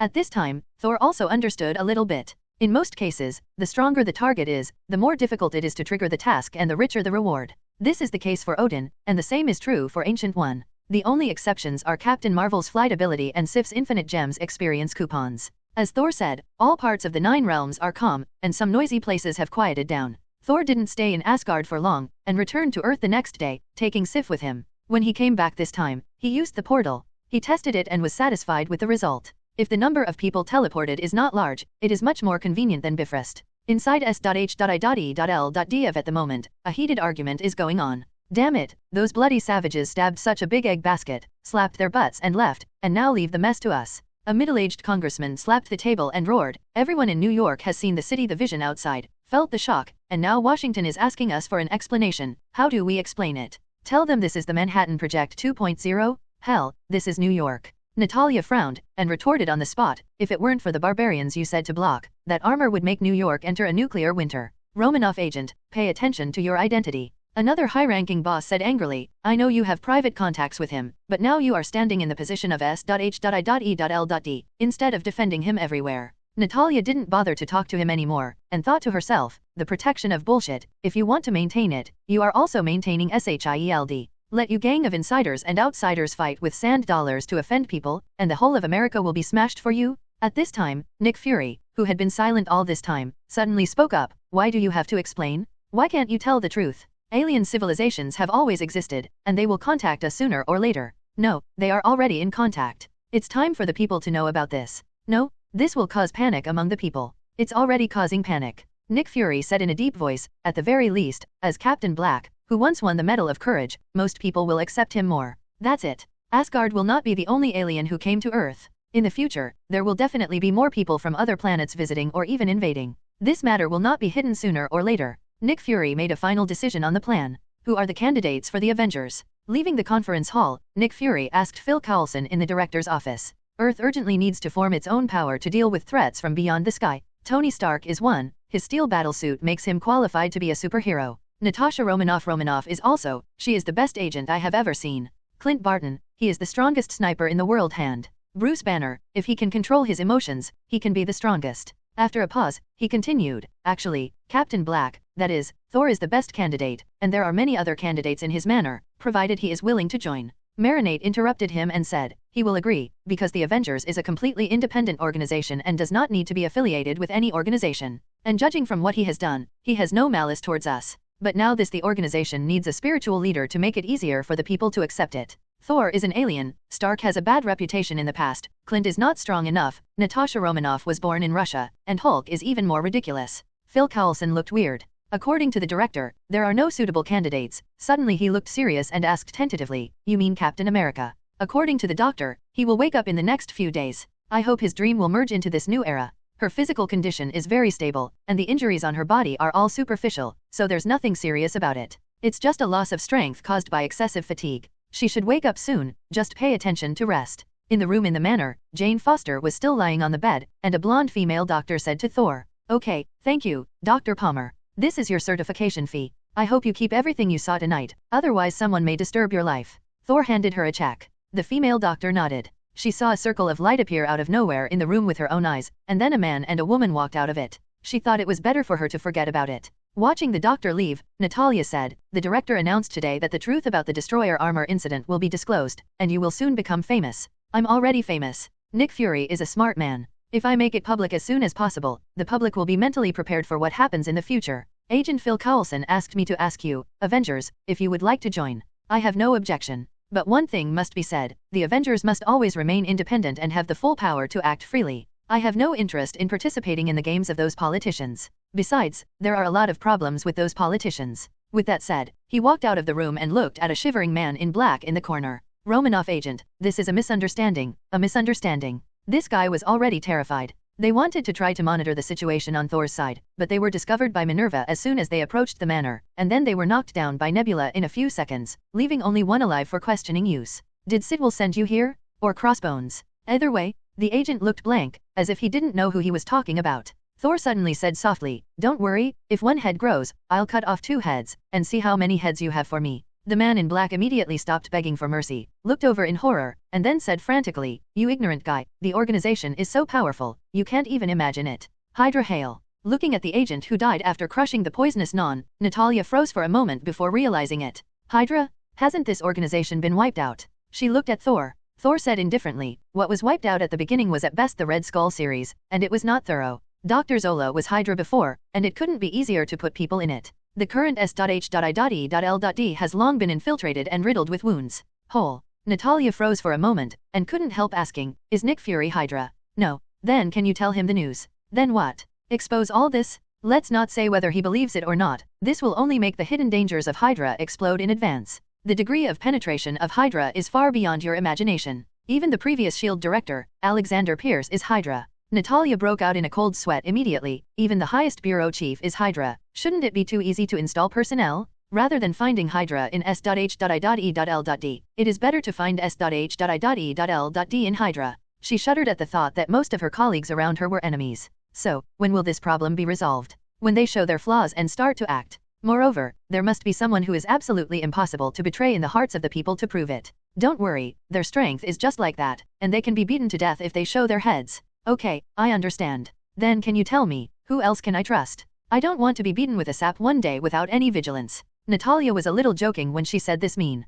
Peggy can do it, so can her niece Sharon Carter, Hawkeye Barton, Maria Hill, Phil Coulson. Nick Fury can do it. Not a nice guy, but at least he's not Hydra either. Okay. Natalia pondered, and the atmosphere fell into silence. There is one more thing. The director revealed that Captain America is about to wake up. You are also old friends. Don't you plan to meet? In the old room, the radio was broadcasting a baseball game commentary. Steve slowly opened his eyes. "Me, still not dead?" A nurse opened the door and walked in, smiling. "Captain, are you awake?" Steve wondered, "Where am I?" "In a ward in New York." Steve listened carefully. It was his favorite Dodgers game. With Thor around, the broadcast picks a game after Steve's accident, definitely not letting him hear the problem right away. Steve couldn't help but nodded, and asked, "What happened to the plane? It didn't hurt our people, did it?" "No, you saved countless people." Thor opened the door and walked in, followed by Peggy Carter. As expected of the captain, even after waking up from a 70-year coma, he still did not forget his mission. "Blake, Agent Carter, are you here?" Steve suddenly became excited. "Is the Red Skull matter resolved?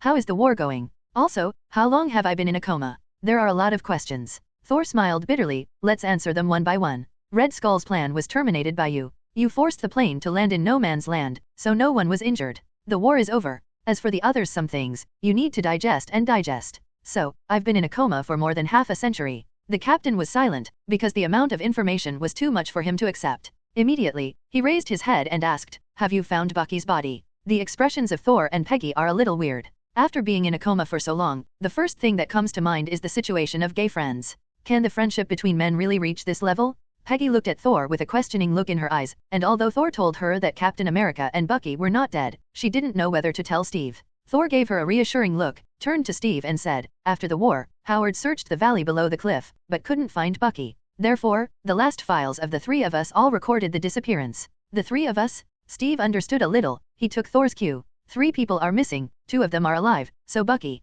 Since then, I realized that there are many risks in this world that cannot be dealt with by conventional means, so I plan to form a team of superheroes to deal with those enemies that are beyond the scope. Nick Fury patiently explained to Steve the general history since the end of World War II. You mean, you want me to join? Yes, although it is a bit unreasonable to bother a veteran, but I have to say that the world still needs you. I understand. From the moment I sat on Dr. Abraham's bench, I was ready, Steve said seriously. Thor opened a package, revealing a shield. This is yours, I recolored him. Steve took it, gently stroking the lines on the shield, lost in memory. Okay, so Captain, is there anything uncomfortable with you? Nick Fury asked. Steve shook his head and said in a low voice, no, I'm just feeling a little emotional. Once awakening comes, I'm afraid there are not many acquaintances back then. This shield was given to me by Mr. Stark back then. After all these years, he's gone, right? Thor nodded and said, yes, he left a few years ago, and he is enjoying his old age. Although he is gone, his son is still there. I think you will like him. When you get familiar with this era in a few days, I'll take you to recognize your nephew.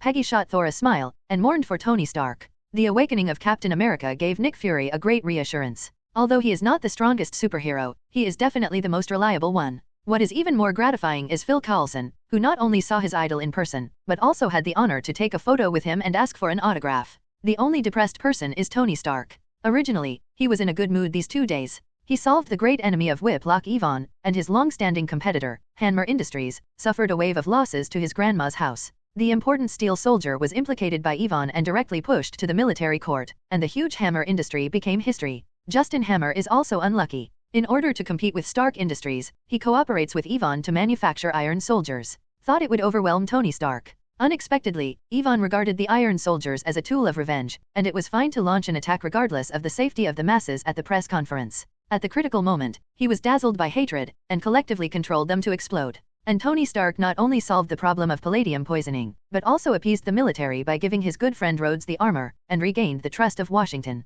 What pleased him the most was that he used S.H.I.E.L.D. to force the congressman who hated him to give him an award. Especially looking at this fat man who wants to bite him to death but has to boast about himself with a smile on his face, it doesn't feel too good to slap him in the face. That night, he accompanied Rhodes in the bar until late at night. It's cool for a while, and it's always cool. Tony is having fun right now, until Thor and Steve came to him. I, Tony Stark, Iron Man, announced that I will be responsible for the consumption of everyone present tonight. Tony Stark, who had had 2 drinks, announced loudly. During this period of time, all the suppressed emotions were released, and tonight he decided to let himself go completely. Then his smile froze as he saw the face he least wanted to see. Look, it's him, the son of the Howard family, just like his father when he was young. Thor pointed at the pretending Stark on the stage with a look of disgust. He took Steve to meet him. Hi, big nephew, long time no see. Come on, let me introduce you. This is your Uncle Steve, Captain America, one of your father's best friends back then. His invincible big shield, it is your father's masterpiece. He emphasizes the words your father, reminding Stark of his generation.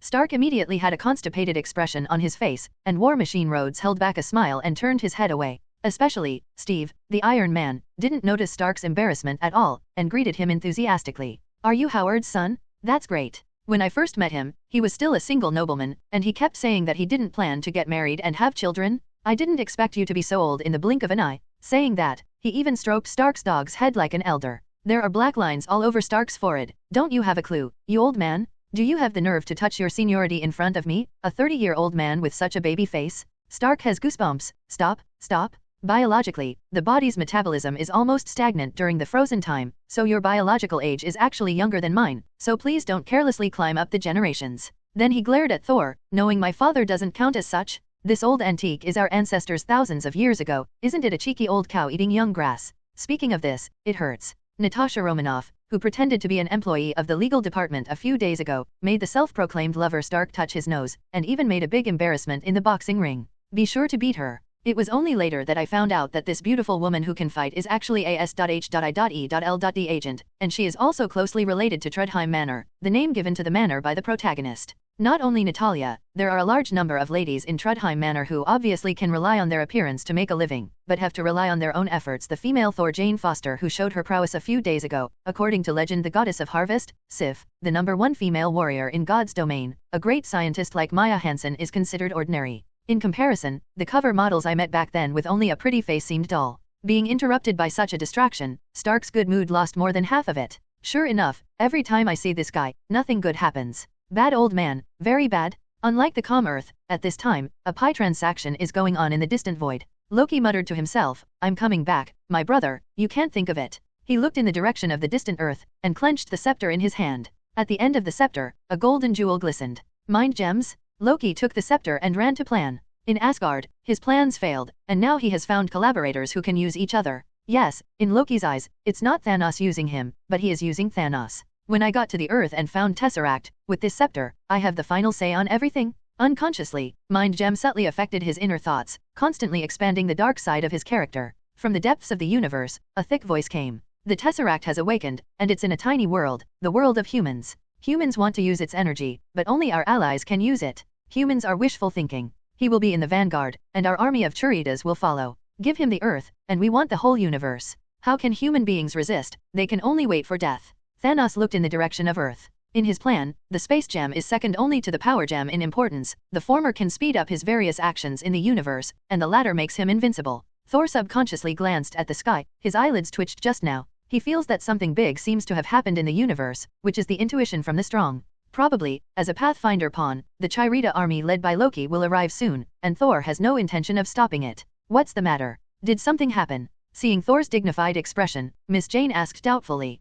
After waking up from the coma, Miss Jane doesn't seem to have the highly compatible effect she had on Mjolnir that day. He also asked Ancient One to check it out. According to Ancient One, this is the subconscious protection of the body, because she is still unable to bear this force. After this incident, Miss Jane seemed to believe in destiny even more, and her relationship with Thor seemed to develop much faster. On the same day, at Thor's request, she agreed to stay in the manor after a short hesitation. Nothing, it's just that there will be a crisis on the Earth, and an invasion by an evil alien race. Oh, Jane blinked and asked, aren't you going to remind me? Thor waved his hand, forget it. Now in the eyes of those shit-eating politicians in Washington, I am a big threat. If I mention it, maybe it will be regarded as having ulterior motives instead. Some people just remember to eat but not to remember. Let them fight. The source of this crisis is the same as 70 years ago. The people tried to control the power that did not belong to them, which caused the disaster. For Washington, Thor has no favor at all. What this group of people need is a group of obedient dogs. It is best to go out with a bomb collar and destroy those who are not obedient immediately. In fact, the more he gets in touch with this group of people, the more Thor understands why Ancient One, as the Asgardian of the world, refuses to interfere in most things.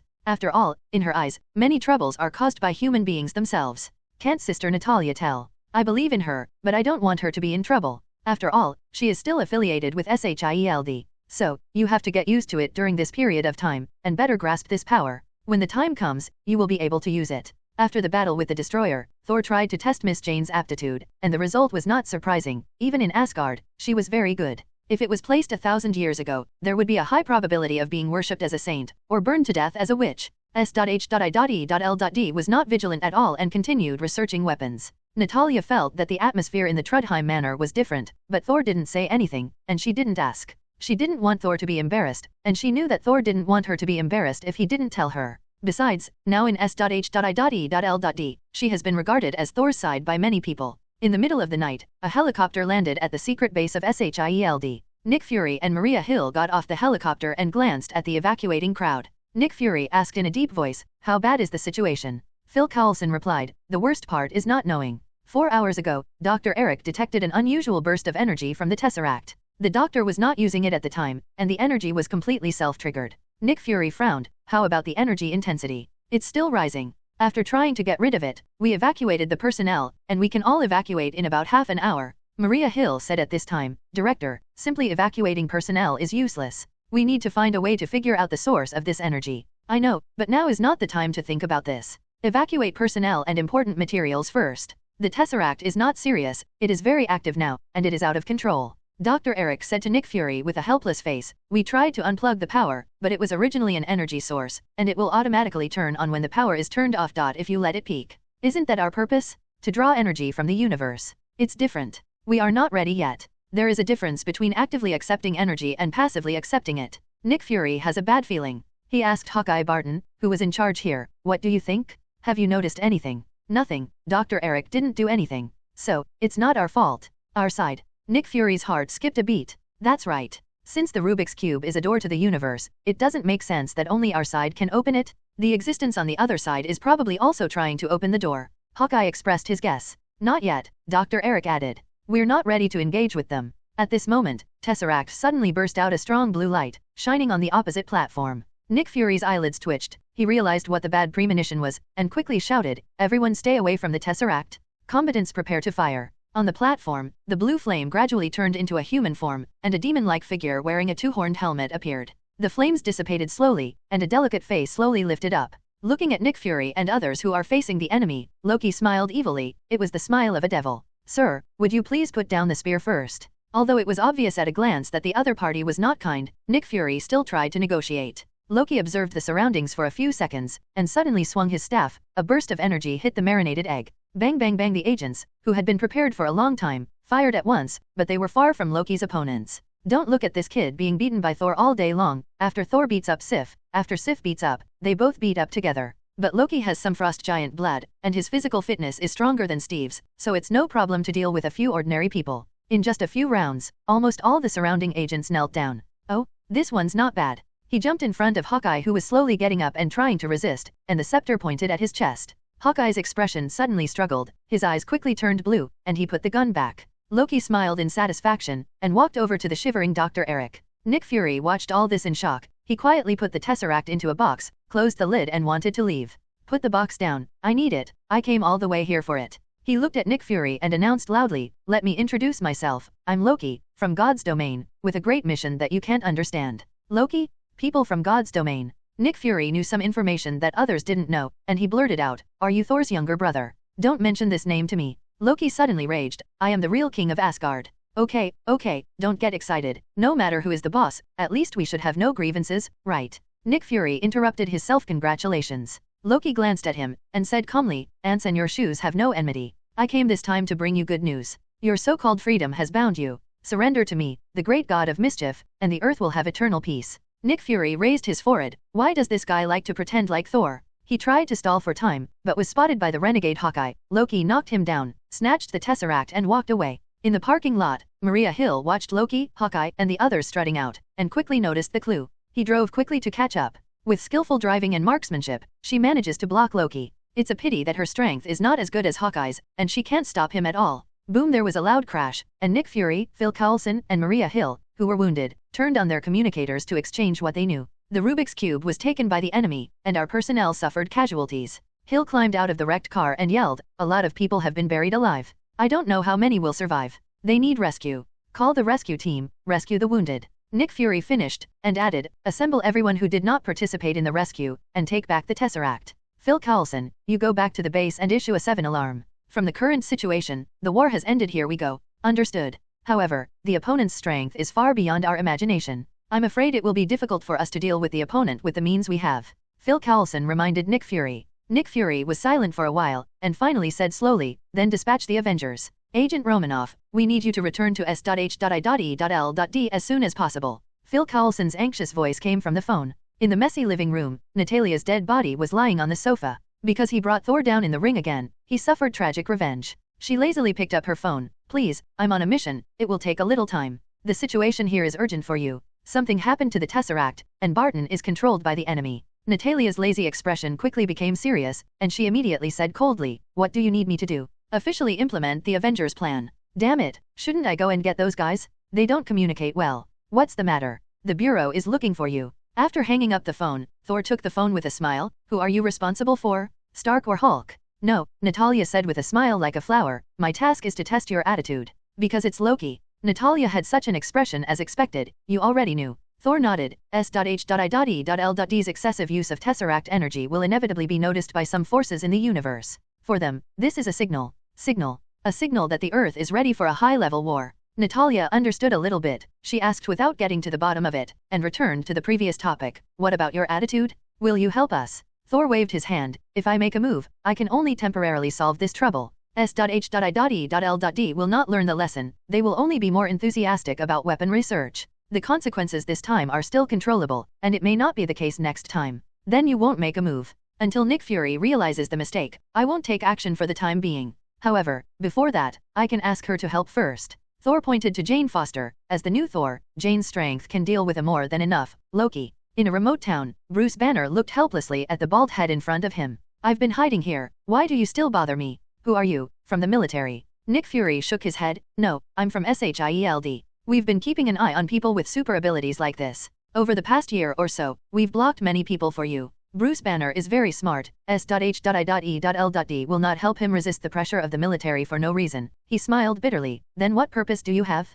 What do you want from me? It's not what we want, but the world needs you. An evil existence from extraterrestrials snatched the Tesseract, and the consequences are unpredictable. The gamma rays emitted by the Rubik's Cube are so weak that we can't track them, and you are the one who knows the gamma rays best. So you didn't come here to catch monsters. No, it's not a monster. For this type of super ability, S.H.I.E.L.D sees it as a potential Avenger. Outside the gate of Stark's industry, Phil Coulson, who had gone through untold hardships and was severely molested by Stark, heaved a sigh of relief. It is really difficult to convince this playboy. He picked up his cell phone and called Nick Fury. Boss, Tony Stark got it done. Your Bruce Banner got it done too? So there's only one Captain America left. Shall I inform him? No, it's already taken care of by Steve. 10 minutes ago, Captain America, who was boxing, received a call from Thor. Steve, the world needs you again. Are you ready? I'm always ready. You're playing with fire, Commander. It's not an energy you can control. S.H.I.E.L.D's headquarters, Nick Fury, was wrangling with a group of counselors. Have you ever fought a war? Senator, in a real war, you don't want to be controlled by others. Nick Fury retorted. You mean, God's domain has declared war on us? It's not God's domain, it's Loki. He can't represent God's domain. What about his brother? What's the attitude of that Thor? A congresswoman asked. There is no malice towards us at the moment, and I promised to let the people from Trudheim Manor come to help, and helped me persuade Captain America to take action. You have the best agent group in the world to mobilize under your command, but you choose to hand over the work of saving the world to a group of freaks, the congressman said sharply. Nick Fury said in a deep voice, correct me, they are not freaks, but a group of ordinary people with special abilities. Also, I need a special 07 response team. They may not obey orders enough, and may even lose control. But I believe that as long as applied properly, they will be the most suitable candidates. Why do you trust them? By 70 years ago, we believed them, so the war was won. On the other side, evil forces are urging Loki. The Kurita people are starting to feel uneasy. When will you be able to open the portal? It won't take long. As long as your army is as strong as you say. Loki said flatly. Are you questioning our army? Questioning the person who gave you the scepter. The voice on the other side became angry. Don't forget, who gave you this opportunity? At that time, you were defeated. I am the king of Asgard. I have been betrayed. Loki became excited. Don't forget, the Tesseract is in my hands now. Before I open the portal, I have the final say on how to act. Okay, people of God's domain, go fight your battle, and when you fail, your so-called kingdom will never be thought of again. The entire universe will no longer have your hiding place, and he will find you. Show you what a real nightmare is. Loki's phantom disappears. Will he succeed? According to the information we have learned, his brother is also on Earth. Ebony Maw bowed and said to the ugly-sitting Thanos.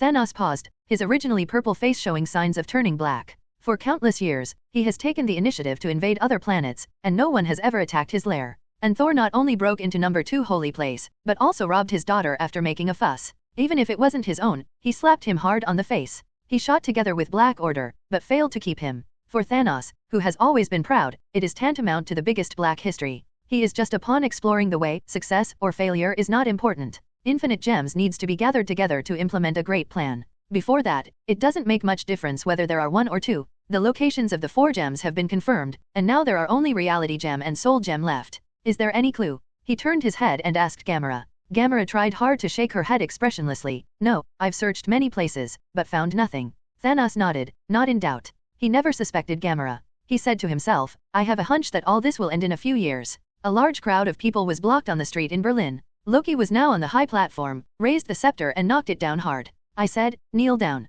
The light of Mind Gem flashed, and the crowd knelt down slowly. Seeing this scene, Loki was instantly satisfied. He said slowly, isn't this right? Your race is born to be like this. The more he said, the more excited he became. Human beings are like this. The temptation of freedom deprives you of happiness. You are crazy about power and status, and you are eager to be enslaved. You are full of servility in your bones, and you are destined to be ruled by the strong. A white-haired old man broke free, stood up and shouted loudly, but it won't be for someone like you. I have lived for so many years, and I have seen many shameless people like you. Being teased by an old man like this, the third princess couldn't hold back anymore, and he became angry from embarrassment. Look at this old guy, he will be your role model. He raised the scepter, and a blast of energy shot out. A figure dressed in stars and stripes jumped in front of the old man, raised a shield to block the energy. Steve stood up and said slowly, the last time I was here, there was also a person here who wanted to put himself above others, so he knelt down. Loki was disdainful. A private? You're out of date. It's not me who is old-fashioned. I have to say, you are far from your brother.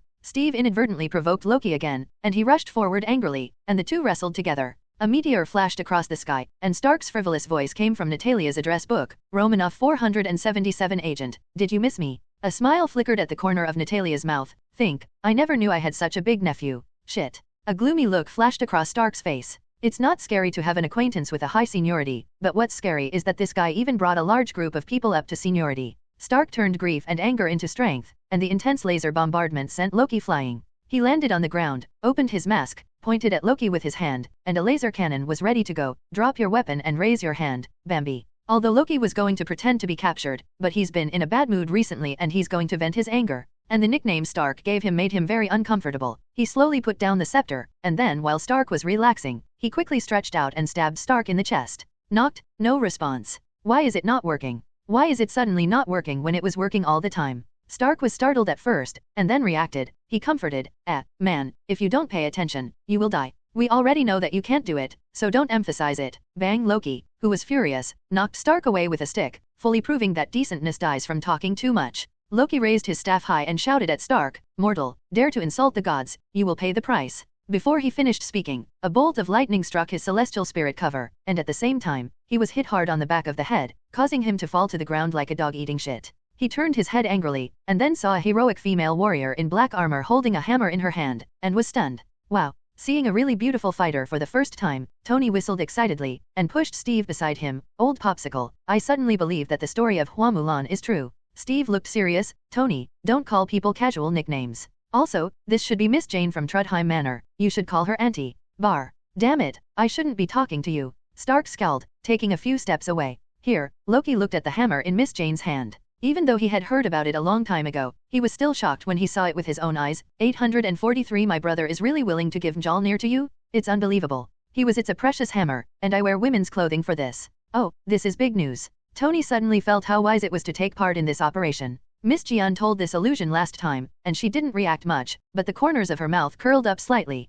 In the communicator, Thor's voice came, beat him hard, just keep breathing. Got it. Jane replied briskly, throwing the hammer. Stupid mortals, do you think you can compete with the gods by raising Mjolnir? Loki looked disdainful, raised the scepter and rushed up. A few minutes later. Impossible. Loki lay on the ground in disbelief, unable to move with the hammer on his back. He had no choice but to hit Gigi. Loki was captured and temporarily imprisoned in a special cell on the space carrier. It seems that the biggest problem has been solved, and everyone's attention has been put down on another matter. Why did Tesseract attract the attention of alien planets? Whether it's Tony Stark or Steve, they all have doubts about SHIELD. As Nick Fury tries to explain, Captain America slams a new weapon on the table. S.H.I.E.L.D. is making weapons out of Rubik's Cube, just like Hydra was 70 years ago. Nick Fury was about to explain when Stark cut him off. Come on, there is no need to deny it. I have already completed the analysis. No wonder, it will attract people from alien planets. It is said that because of Hydra's behavior, it woke up the attention of an evil alien named Supergiant.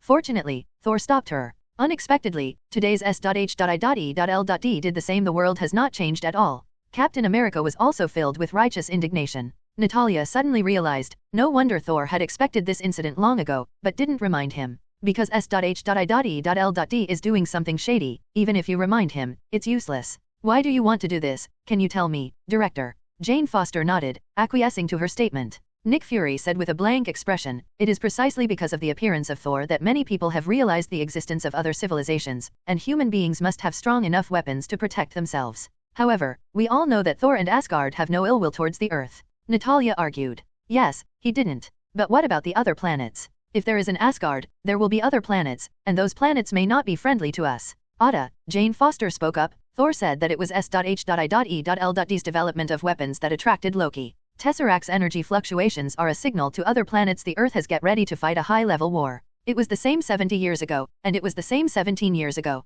Facing the threat of foreign enemies, we must have the power to make the enemy afraid. Such as nuclear deterrence? That's really effective. Stark said with a sarcasm. Unexpectedly, we have returned to the era of carrying nuclear buttons with us, which is really interesting. A man who has made his fortune selling arms, actually has the position to say such a thing. The debate has become more and more intense, and has even turned from the topic of the beginning to the attack on life. The unique sensitivity of women made both Natalia and Jane Foster aware that something was wrong. The team seemed to be disintegrated right after its establishment. No one noticed that the scepter containing the mind gem was emitting a faint blue light. No one noticed that a group of people with strange lights in their eyes had infiltrated the helicarrier led by Hawkeye. Boom, there was a huge amount of explosion, and the sky and the earth shook immediately, interrupting the crowd who were about to make a move. Not good. Natalia was the first to discover the problem. She shouted, "Calm down, we are affected by the scepter. Engine number 3 malfunctioned? It's not a serious problem for a while, but we can't fix it." Hill's voice came from the communicator. "I'll fix it." Stark quickly got up to the direction of storing the war application. Boom, another series of explosions sounded, and a large number of enemies rushed into the space carrier. Everyone in the room woke up instantly, and just about to react, there was another violent explosion, the floor cracked, and Natalia and Bruce Banner, who were far away from the door, fell through the crack together. A heavy steel pipe fell and hit the legs of the two of them heavily. Severe pain came from the calf, but Natalia had no mind to deal with it. She urgently shouted to Banner, "Hold on. Don't let it come out." Unfortunately, without transforming into a Hulk, Banner is just a frail scientist who doesn't have the endurance of an agent at all. Under the severe pain, he let out a burst of screams, and the speed of his heartbeat rose rapidly, and soon approached the threshold of 200. Natalia endured the severe pain and finally pulled her leg out from under the steel pipe. Before she had time to check her injuries, a huge amounts of roar sounded, and her heart suddenly fell to the bottom. Seeing Hulk approaching slowly with a ferocious face, Natalia didn't dare to hesitate anymore, turned around and ran away. In the breach of the heli-carrier, Stark piloted the armor while commanding Captain America to help.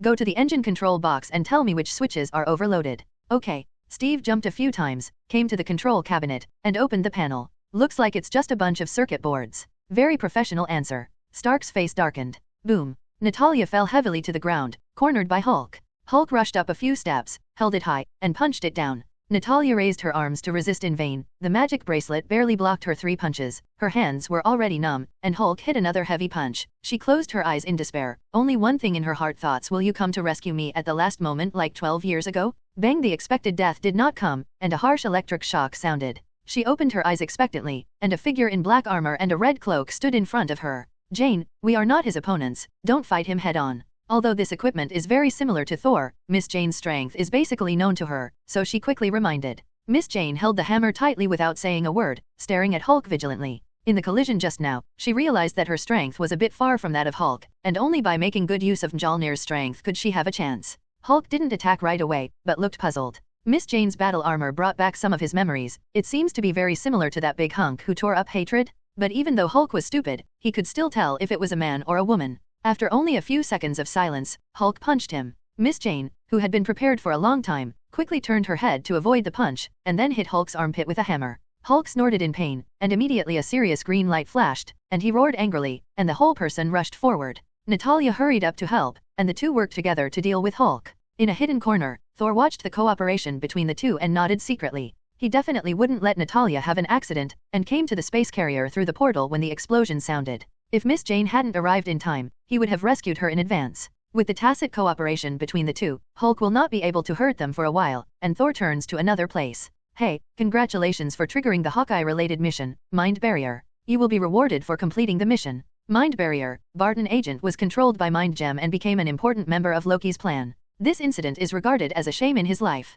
After that, he will do this training to gain resistance to mind control magic. Mission objective: return Hawkeye who has been mind controlled to normal. Mission reward: immune to any mind control magic. In one aisle, Clint Barton was moving fast, trying to create more chaos and buy time. Thor fell from the sky and landed in front of him. Hawkeye quickly drew an arrow and let it rest on the bow. Under control, he stabbed his allies back without any pressure. Seeing the rich blue light in his eyes, Thor knew that his current control was still very deep. Usually, to deal with this kind of situation, a mind-purifying magic can solve it, and the Queen Mother Frigga will. The problem is that Thor can't. Although he is a master of both magic and martial arts, most of the magic he learns is offensive. Mind purification doesn't work. Then, use physical purification? Bang bang bang. When Natalia and Jane Foster rushed over panting and dragging Bruce Banner, they saw that they were waving "Give me back" the punch to Hawkeye's head. Thor. "Oh, my god," Miss Jane exclaimed. Although this guy was controlled and temporarily became an enemy, the fight was too miserable. "Hey, Agent Barton is a colleague of S.H.I.E.L.D. anyway, don't beat him to death," Natalia joked. Drip.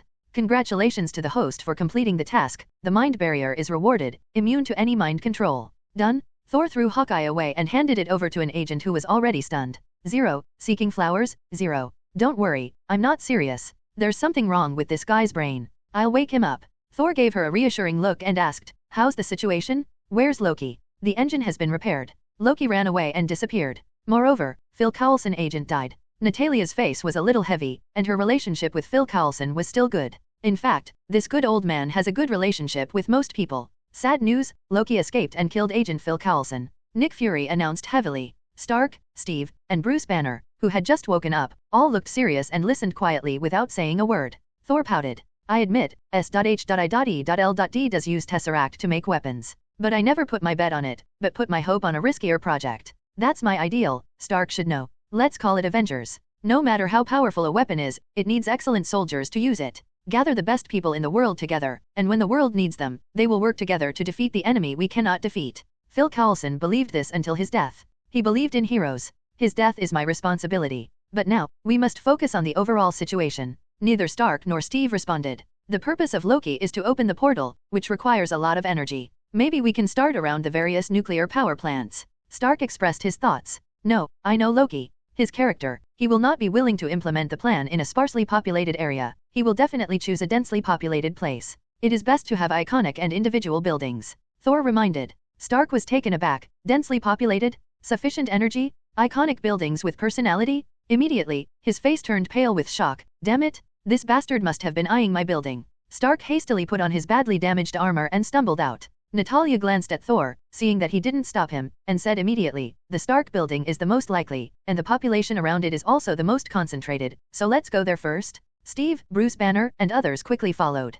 I'm going too. A resolute voice sounded, and Clint Barton stood at the door in full armor. This time I take a lot of responsibility and I have to make it up. Natalia nodded, and greeted everyone to get on a fighter plane and head towards New York. Need to call her back? Nick Fury asked Thor. This time the crisis was beyond expectations, and he couldn't help but think of the communicator left by Captain Marvel back then. 940. Thor shook his head. No need, the invaders this time are at most some cannon fodder troops. As long as the Asgardians on Earth are still there will be no too powerful enemies. After a pause, he continued, besides, the Earth needs this ordeal to wake up those who are immersed in the illusion of peace. Otherwise, when the Asgardians leave in a few years and the other party invades in an all-round way, the defenseless Earth may be the first can't resist a wave. This passage reveals two pieces of information. One is that the Earth will suffer the most terrible invasion in a few years. The other is, the Avengers failed to prevent the portal war from breaking out in New York. Hill agent, quickly notify the evacuated New Yorkers. Nick Fury broke out in a cold sweat. However, the top officials in Washington will not agree to evacuate a city with a population of 8 million.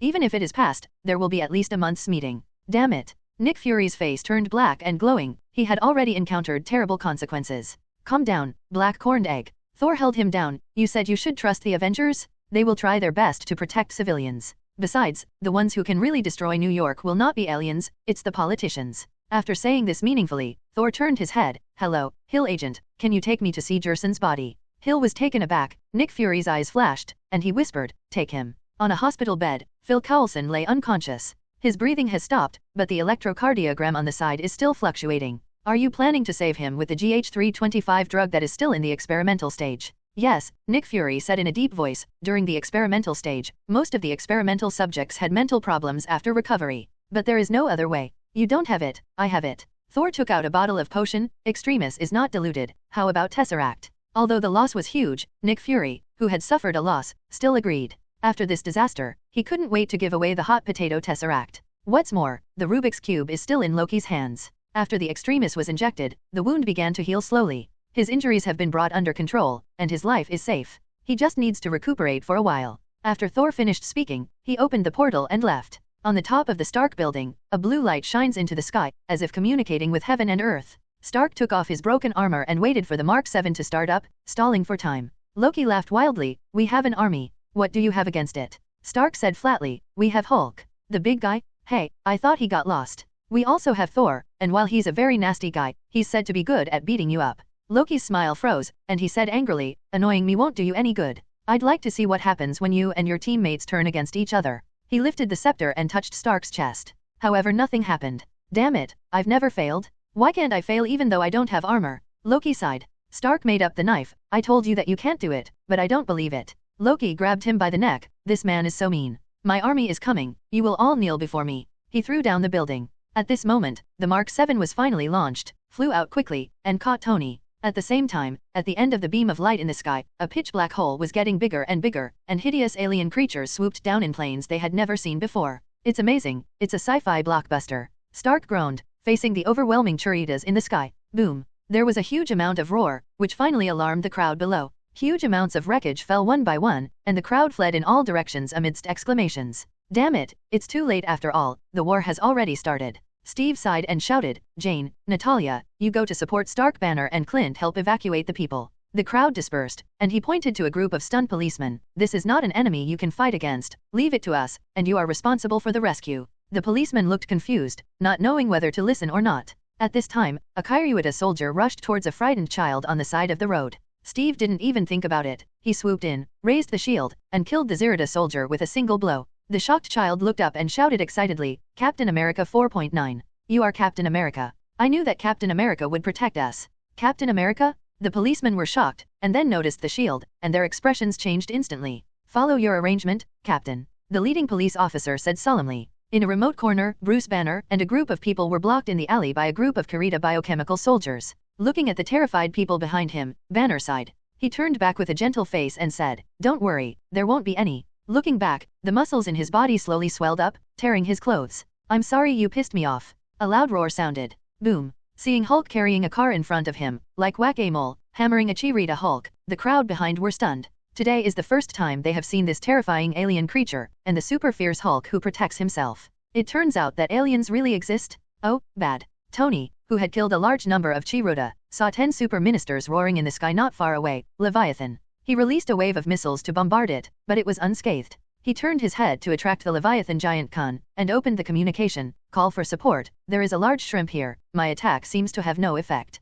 Lead to the lower city, Hulk is over there. Steve's voice came from the address book. Understood. Stark quickly flew up, throwing missiles towards the rear to attract aggro, and flew in the direction of Hulk. Hulk was like a tiger jumping into a flock of sheep, ravaging Cheerita's soldiers crazily. The opponent's weapons could hardly penetrate his skin, but his size and strength were enough to kill Cheerita in an instant. Hulk, get angry. Stark shouted loudly and flew over, with a super giant Kun behind him. Hulk roared, rushed forward and punched hard, making a loud noise. Leviathan's head collapsed, and pieces of armor fell off. Stark immediately released a dozen missiles, which smashed through the shed armor, and then a violent explosion occurred in its body, and the mighty Leviathan finally fell down. Stark just breathed a sigh of relief, raised his head, and found 2 Leviathans appeared in the distance, flying towards them. A huge amount of Leviathan fell from the sky, and its huge body fell apart. Thor clapped his hands and rushed to the next target. Ordinary Kyriutas can be handed over to others to deal with, and his target is only the giant Leviathan. Loki is sitting in a fighter plane, patrolling the battlefield, causing chaos here and there. A hammer flew from a distance, and the plane that couldn't dodge it exploded on the spot, and Loki fell heavily onto the balcony, of the Stark building. Surrender? Then close the portal. Loki got up from the ground, held up the scepter, stared at Jane Foster and said, I don't believe it, I won't be able to beat you. He jumped on it angrily. Although Loki, as the giants of Jotunheim, has good physical fitness, but Jane Foster has gone through the strengthening of Mjolnir and the training of Thor these days, so he is not inferior to Loki at all for a while. On the helicarrier, Nick Fury looked at the endless Kyriutas on the screen, his expression a little ugly. The so-called cannon fodder troops are so difficult to deal with, how far will the real decisive battle go in the future? Sir, the council is calling. Hill stepped forward to report. Nick Fury's face was a little dignified. Those guys, under normal circumstances, would not interfere with S.H.I.E.L.D's affairs, but once they interfere, there is often no good thing. He remembered Thor's words, the ones who can really destroy New York will not be aliens, but those politicians. With a frozen face, I made a video call. A congresswoman spoke up, Director Nick Fury, after a unanimous council discussion, has made a decision to use nuclear bombs on New York. I will not execute such a stupid order. Your warship is the closest to the battlefield, immediately dispatch a fighter plane. Another counselor ordered, but was interrupted by Nick Fury. Once again, I will not carry out such an order. Unless my team is completely defeated, I will never drop a nuclear bomb on my own civilians. If you can't stop them, the whole world will be finished. The members of the Congress were all stern. If a nuclear bomb is used, it will be really irreparable. Marinate interrupted the call directly. In the eyes of these politicians, the lives of civilians are not life at all. In their eyes, using nuclear bombs on 8 million people will only result in finding someone to take the blame. Moreover, the nuclear bomb may not be able to destroy the portal, but it will destroy New York in vain. Bang! Hulk punched hard, pushing Loki who was fighting Miss Jane into the building. Loki stood up and roared angrily, Enough! You humble human beings, I tell you, I am a god. You don't want to humiliate me again. Before he finished speaking, Hulk, who was already impatient, grabbed one of his legs and started beating him to death on the ground, 3 times to the left and 3 times to the right, twisting his neck and buttocks. After a brutal ravage, Hulk threw Loki on the ground contentedly, and took a sip, weak chicken god. Loki lay on the ground with a face full of lovelessness, the blue light in his eyes slowly dissipating. It seems that the brain has been beaten. There are more and more Chirita legions in the sky, seemingly endless. Numerous Kyriuita soldiers flying fighter planes fired wildly at all places. Even if it is as strong as Hulk, there is nothing to do. Natalia, you need to touch the Rubik's Cube with this scepter to close the portal. I will cover you and tear a hole for you. Thor shouted to Natalia beside him. A huge amount of lightning scattered countless branches in the sky, and wiped out the Chirita fighter in a short time, and the pressure on the Avengers was relieved. Natalia picked up the scepter and quickly ran to the roof. Thor closed his eyes, and after brewing for a few seconds, a thunderbolt several hundred meters thick and the most powerful in history focused in the air to a thickness of a few centimeters before hitting the Tesseract's barrier. Boom! Amidst the loud noise, a crack that was only as wide as one person appeared in the impenetrable barrier, and it shrank rapidly. Natalia rolled over, jumped into the barrier, lifted the scepter, and was about to put it on the Tesseract. Wait! Stark yelled anxiously. There are more and more enemies. The later you close the portal, the greater the loss. Captain America reminded. I know. But, I have a nuclear bomb here. If it explodes in New York, the whole New York will be over. Stark carried the nuclear bomb and rushed over without hesitation. A few minutes ago, the flight crew on the space carrier received a message. Commander Fury has been deprived of authority, acting as an Order 7A11. 7A11 has been confirmed and is ready to take off. Sir, there is an abnormality on the deck. A plane took off illegally. Maria Hill looked anxious. She guessed the reason for the plane to take off, and shouted into the communicator, the takeoff has not been approved. Stop immediately.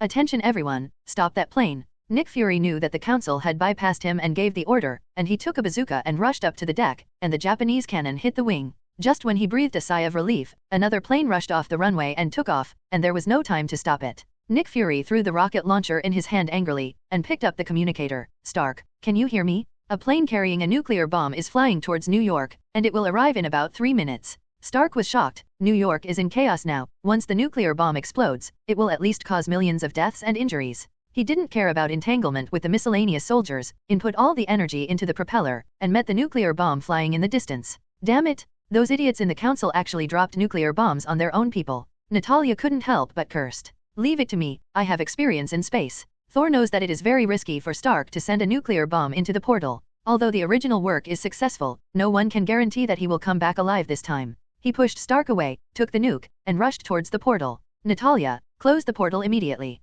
Natalia was stunned for a moment, then shouted in random horror, no, I'll wait for you to come back. Idiot, the nuclear bomb can't hurt me, and I can use space magic, so I can come back immediately no matter where I am. Shut down immediately to prevent nuclear shock and radiation from affecting the city. Believe your highness, he once fought his way through my father's headquarters. Sing Yoon, who arrived at an unknown time, said. She is the one who knows Thor's strength best, and the person who can make a big fuss in Holy Place number 2 and walk away is definitely not something that a nuclear bomb or a mere Kirita can handle. Natalia gritted her teeth and shouted, come back alive. Then she ruthlessly hit the authority on the Rubik's Cube. There was a loud noise in the sky, and huge amounts of the portal began to slowly close. Thor rushed through the portal and disappeared into the air. After a few seconds, the portal completely disappeared.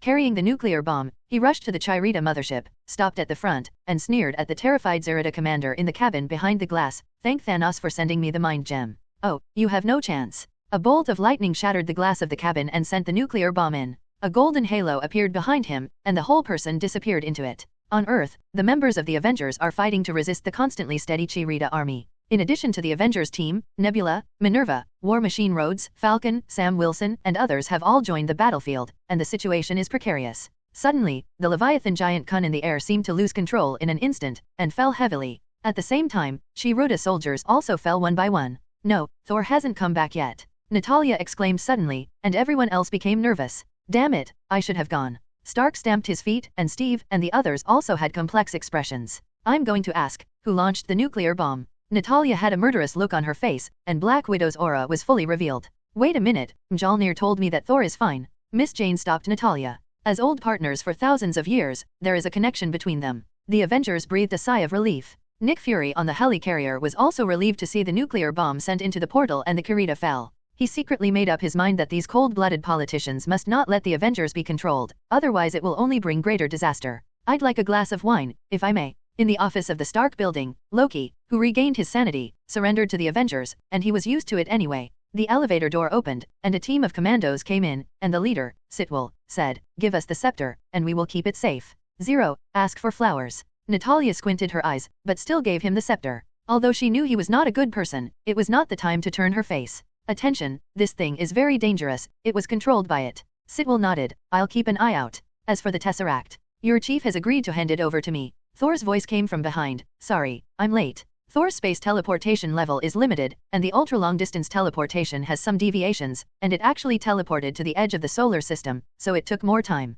0. Speaking of which, if it wasn't for a divine body like myself, ordinary magicians wouldn't dare to engage in interstellar teleportation without being sure, not to mention accidentally running on the sun. The vacuum environment alone can make most crispy magicians kneel. Thor grabbed the tesseract up and looked at it. Sidwell was stunned, and a random group of people raised their guns and aimed at Thor. Put down the tesseract. This is the property of S.H.I.E.L.D. Thor sneered. Just kidding. My father put tesseract on the earth for thousands of years to prevent the energy from being abused. When did it become your S.H.I.E.L.D. thing? Sidwell agent, put down the gun. Thor is not the enemy. Natalia shouted. Stark also raised his palm, and the laser cannon was ready to go. This is my territory. I suggest you don't be impulsive. At this time, Nick Fury's voice came from the communicator. Put down the gun. The tesseract belongs to Asgard. However, Secretary Pierce said. Now I'm the director. Sidwell hesitated for a while. Put down the gun with a black face. On the helicarrier, Nick Fury explained to Hill and others beside him, not to mention that I promised him, the energy of the tesseract is originally too dangerous and can easily attract the attention of evil forces. Earth is not ready for high-level war. In a dark corner of the universe, a gloomy voice sounded. Earthlings are not as weak as we imagined. They're tough, they're rebellious, and it's hard for them to be ruled by others. Most importantly, that bloody Asgardian is helping Earth. He's offended us more than once. Wong sat up, and a burly figure turned around slowly, with a cruel smile on his purple-like face. He won't have a chance to be arrogant again soon. Odin is getting old. When Odin is gone, he will pay for what he did. According to the information sent this time, it seems that the traitor Sing Yoon is also on Earth. Let her go. She will pay the price for her betrayal back then. May 13th. Cheers. Having won this tough battle, the Avengers need to relax. Originally, Stark proposed to go to a nearby barbecue restaurant, but under Thor's strong opposition, the meeting place was transferred to the banquet hall of Stark building. Because Thor knew that the barbecue restaurant was actually very bad. Tomorrow morning, I'm taking Loki back to be judged by Asgard. What's next for everyone? Thor asked. Oh, I'm leaving again. What can I do? I can only cry secretly. The widow pretended to wipe her tears, and her tone was full of resentment. Really cheated by her. Come on, who doesn't know that you are the famous Black Widow, so don't pretend to be a little woman. Thor laughed and complained, and Natalia gave Natalia a blank look. There's a very interesting celestial phenomenon recently. I can take the time to study it carefully after you leave. Miss Jian muttered while resting her chin, her tone a little excited. Recently, I have been trained by Thor every day, and my own research time is gone. I promised Pepper, after this time, take off the armor and spend some time with her. Thor thought of something, and asked, haven't you thought about taking out the shrapnel in your body? Although the reactor can also sustain life, it will consume more energy for the armor function at the same time. Do you plan to carry it for a lifetime? Stark smiled wryly and shook his head. I've thought about it, but I have a lot of shrapnel in my body and it's finely fragmented, so it's very difficult to take it out. Because of my identity, many doctors dare not take risks. Not to mention the famous Iron Man, the whole American, the status of the richest man makes most doctors dare not use the knife. What a surprise, it's over for a lifetime. Thor thought for a while, and said uncertainly, you need the best surgeon. Maybe, I have a candidate. He picked up his cell phone and dialed a number. Hi, is that Dr. Palmer? I am, are you? Thor. A timid female voice came from the phone. It's me. I want to inquire, is there a surgeon named Strange in your hospital? You're talking about Dr. Stephen Strange? He was transferred recently. His surgical skills are the highest in our hospital, but he's not well known at the moment. How do you know him? It's not important. What's important is that I have a chance to make him famous. If he succeeds, he will be famous all over the world. May I ask who it is? Dr. Palmer was a little curious. To reach the level that Thor said, the difficult operation is the second, and more importantly, the object of the operation must be famous enough. Tony Stark, the famous Iron Man, is he famous enough? After hanging up the phone, Stark asked curiously, what's the name of the doctor you're talking about? Legend of shit? Why haven't I heard of it? Is it reliable? Thor laughs, believe me, if he can't do it, there's no one in the world who can do it. But that guy has a bad temper, and his personality is very annoying, just like you before, but he is not as easy to talk to as I am. Thor added. No, when did I lose my temper? And are you sure you are easy to talk to? When Jane Foster was in a coma, she had gone to that Dr. Palmer. At that time, Thor just thought that the other party was very beautiful, but didn't take it to heart. Later, when the other party left, he handed him a business card, and Thor saw his full name, Christine Palmer. The name may not be very famous, but she has a very good colleague, Stephen Strange, a good boy who watched 14 million movies without spoilers, and the magician who made himself drink unlimited beer, Bald Chiang's appointed successor, the famous Doctor Strange. Leaving aside the future path of magic, Shi Chuankai's medical attainments are no worse than magic abilities. Even War Machine Rhodes, who suffered a burst fracture of his thoracic vertebrae in the future due to the flameout of his armor, is just a mere human in his eyes. It's a trivial surgery. In the middle of the night, everyone who was full of wine and food turned on the TV and watched today's news. Although this episode was confirmed as an alien invasion that caused huge amounts of losses, this group of superheroes known as Avengers is not only a relief to many people, but also a reason to celebrate. It's great to have them here. The host happily talked about his views, and then the video switched to interviews with the masses. I love you, Thor, a blonde hottie yelled into the camera. Thor's expression was a bit embarrassing, and he whispered, I'm not a casual person. Suddenly, he received a burst of contemptuous gazes. Oh my god, I met Captain America. I want to marry him. Steve was also embarrassed. His true love is Bucky? 1.8 Do you know? At that time we were all desperate. A Hulk appeared at the critical moment. Oh my god, he is so handsome when he fights monsters, full of violent aesthetics. I always thought it was a monster before. For mine apologies for the misunderstanding. The Hulk is a hero. Bruce Banner froze for a moment. He clearly felt the Hulk in his body excited. These so-called superheroes are responsible for the damage this city has suffered. They caused it, but what about their people? They pat their butts and walk away. I suggest that they be put on trial. A congressman's sharp speech attracted everyone's attention. Stark and Steve fell silent. A gleam flashed in Thor's eyes. Yeah, I always feel that these so-called heroes are unreliable, and it's best to supervise them. I don't want to pin our safety on the character and morality of a few people. Another middle-aged man with a big belly said, which seemed to have aroused a lot of sympathy. This person should also be a little famous. Natalia, look up the names of the congressman and the fat man, as well as other basic information.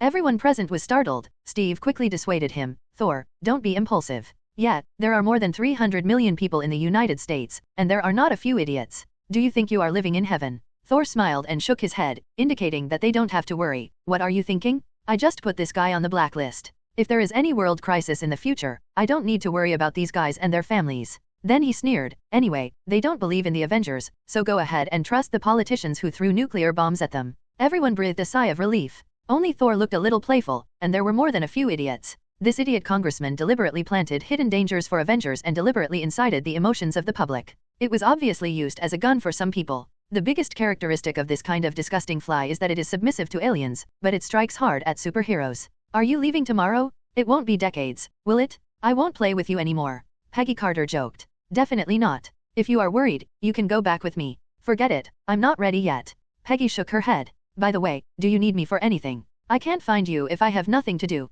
Thor asked doubtfully. If it's okay, you will go directly to the manor. Well, this reason is really strong. Only then did Thor seriously say, have you met any particularly powerful hackers in S.H.I.E.L.D. for so many years? Definitely, you must be absolutely trustworthy. Many people in S.H.I.E.L.D. are not the same as us. Peggy Carter's face became serious. There is one hacker who is the most powerful and absolutely trustworthy. More than 20 years ago, a member of S.H.I.E.L.D. accidentally rescued a baby while performing a mission. I originally planned to send her to an orphanage, but I found that this child was a little different, so I adopted her. You know, a lonely woman always wants company. Peggy Carter gave Thor a look, and continued, later, I found out that she has a terrifying ability in computers, so I specially asked the Agent Academy to train in this area. Although she is young, but the ability in hacking, I dare it is said that there are few in this world who can compare to her. Currently she belongs to SHIELD. Oh yes, she has always admired you. Speaking of this, Peggy Carter was a little bored. As a legendary hero of World War II, Thor originally had a terrifying popularity. The return of the king in recent incidents has made him the idol of many young people. Especially when Skye was a child, he often told her the story of Captain Black, which caused him to become Thor's fangirl since childhood. It's such a sad story. My god, are you Captain Black? No, it should be His Royal Highness Thor. Great, I finally see you. Late at night, in the living room of an apartment, a half-race beauty looked at Thor excitedly, her eyes full of little stars. Thor is a little confused. How is this vibe girl different from the imagined one? Skye continued, you know what, you're so handsome today. Oh, you're a savior. Stop, stop. Thor couldn't bear her enthusiasm, and quickly got to the point. I need the help of an excellent hacker, and the kind that I can trust completely. Can you? Skye patted his chest. The best hacker on earth is right in front of you. As for trust, do you think I'm someone who will betray you? She went up and grabbed one of Thor's arms with both hands, shaking, and a hint of cunning flashed in her eyes. I am not worried that you will betray me, but I am worried that you will make me make mistakes. Thor slandered. Thor pushed her hand away calmly and whispered something in her ear. Skye looked a little shocked, but she nodded anyway. Early the next morning, Thor took Loki back to God's domain. Stark was so bored that he turned on the TV and watched the news reports. Last night, he inquired about Doctor Strange. He is indeed an excellent surgeon. After making an appointment, he will be able to perform the operation this afternoon based on his relationship. Suddenly, the screen flickered, and the original normal report switched to another screen, all kinds of documents and materials. Is this bribery, gangster collusion, unknown assets, various criminal records? Stark muttered, this revenge is too cruel. At the same time, all viewers watching this TV station have seen this content. Several mainstream newspapers received a thick stack of materials in the middle of the night yesterday, all of which were the black history of a high-level congressman, and today 010 made it into the headlines. The FBI dispatched on the same day, invited him to drink tea, and froze all his property at the same time, and his family members could not escape. In the case of overwhelming evidence, even the big boss behind it dare not reach out. In the eyes of many people, this guy is a victim of political struggle, and his life is finished. Only a few people know that this is revenge, a strong response to previous temptations, and a warning to them. In this position, few people are completely clean. It depends on whether anyone knows and has the ability to investigate. Fuck. Who will tell me that these contents have been completely deleted and overwritten long ago? Why can they still be dug out? Are all the newspapers eating shit? Give them the information, and write it to the newspaper without verifying it? These guys really only have traffic in their eyes. Also, why were the backstages of the 3 major broadcasting companies compromised at the same time? Are their defense systems all shit? In an office in Washington, a big boss roared angrily. A programmer with glasses said with a mournful face, report to the speaker, according to our anti-tracking results, the address of the attacker pointed to the home of Congressman Williams. It seems that he voluntarily exposed himself. You did it. Peggy Carter asked Sky angrily. It is rare for a hacker of this level to find data that has been deleted for many years in one night, and can also paralyze the systems of the 3 major broadcasting companies, let alone get that special data. And there is only Sky who has this motive. Sky smiled sheepishly, and nodded. I didn't fabricate the facts, these contents are all true. Besides, this guy is not a good person, and it would be cheap to spend a lifetime in jail him. Peggy's expression became serious. It's no big deal to bring down a congressman who was originally problematic. But, have you thought about the other information? Once released, it will cause turmoil in the world. Sky shrugged. It's not time to make it public. He said he hoped to never use it. Then when will it be made public? Sky coughed lightly. The following is a paraphrase of His Highness Thor's original words. He raised his voice, in the tone of Rubik's Cube Thor. Politicians will always only consider their own interests. Just like S.H.I.E.L.D, they will reach out to superhero sooner or later. This time it is just a temptation. In fact, there is not enough ability to suppress us. At that time, what they are most likely to do is to incite the people by various means, and use the emotions of the people to carry out moral kidnapping. On that day, I will tear off their disguise and let everyone see their faces clearly. Dear, understand yet? Peggy Carter said with a dark face, you don't need to repeat the last sentence. Oh, I added that last sentence myself. Peggy Carter fell silent, thinking about the words. After a long time, she smiled wryly and nodded, you really make it difficult for me. Forget it, I've retired anyway. It's okay to be a gun for others, but it's a problem if you provoke me anyway. A group of soldiers locked Loki and walked towards the hall, while Thor was talking on the side. It's also because this guy's own butt is not clean, otherwise it would be really hard to touch him. Loki couldn't help complaining, as far as I know, even if there is no problem, you will find him a problem. Don't talk nonsense, I'm a good law-abiding citizen. You are definitely the one to do this kind of thing, for example, pretending to be him and running to the White House. Loki is a bit pained. Why is there someone more brazen than me in the world? Frigga walked over and looked at Luigi with a worried face. Mother. Loki blurted out, then reacted, and changed his mind to an expression of indifference. Are you proud of me? Frigga's face became more worried. Don't add fuel to the fire. Your father is very angry now. Just as Loki was about to speak, Odin's voice came from the king's seat. Okay, let me talk to him. Why? Turning to Loki, he said in a deep voice, don't you really know that you have sinned deeply? There is nothing to say. Wherever you are, there will be destruction and death. And I, as a benevolent god future to Midgard to rule the people of the earth. I can prove that I am truly born to be king. Odin sighed, all this stems from your desire for the throne. No, this is the power I deserve. Loki's voice suddenly became louder. Enough. Odin was furious, and he roared, the right you deserve is death? Died in infancy, abandoned on a cold rock? If Frigg hadn't pity you, you would have died long ago. Since this is the case, you will give me death now. No, you will never see Frigga again. I will let you stay in dungeon forever. And Thor, he shall be king. Odin waved his hand, and the guards took him down. On the balcony, Thor overlooked everything that was bustling below. When the disaster strikes a few years later, if you can't resist the past, all this will disappear. Can you tell me about her? Odin suddenly walked up to him. Yes. But which one are you talking about? Odin's mouth twitched. In fact, Thor's behavior is not a problem in the eyes of the Asgard people. Even Odin has had 3 wives, but only Frigga went to the end. 0. Ask for flowers. Mainly, Thor has been obsessed with hammers for 1,000 years, until he suddenly became enlightened in the last few years. And it may be because of the depression for too long that it got out of hand. Considering the lifespan and time concept of the Asgard people, it's like taking a nap. A lot of daughter-in-laws are already. If it wasn't for the fact that Frigga, who is a witch, didn't notice anything unusual, He even suspected that his son was being possessed other's body. The only consolation is that my favorite Sif has not waited in vain for so many years. That, the mortal who took Mjolnir. Of course he was talking about Jane Foster. As for Natalia, it was just that her character was recognized by Mjolnir, and she was allowed to use part of the power of thunder. Once the hammer leaves, it turns back into a mortal again. But Jane is different. Now she is the new Thor, a real god with a godhead. She and Mjolnir have a high degree of compatibility, even surpassing you. Odin said solemnly, the reason why she can lift Mjolnir is not because of my curse, but is truly recognized by Mjolnir. I even have a feeling that even if I can't lift a hammer one day, that girl can still do it. Thor nodded silently. He already knew that Jane had great potential, but he didn't expect to get such a high evaluation from Odin. He pondered for a while, and said, yes, a long time ago, I had a feeling that Mjolnir is not really my god-king weapon, it just helps me use my power better and makes me more focused.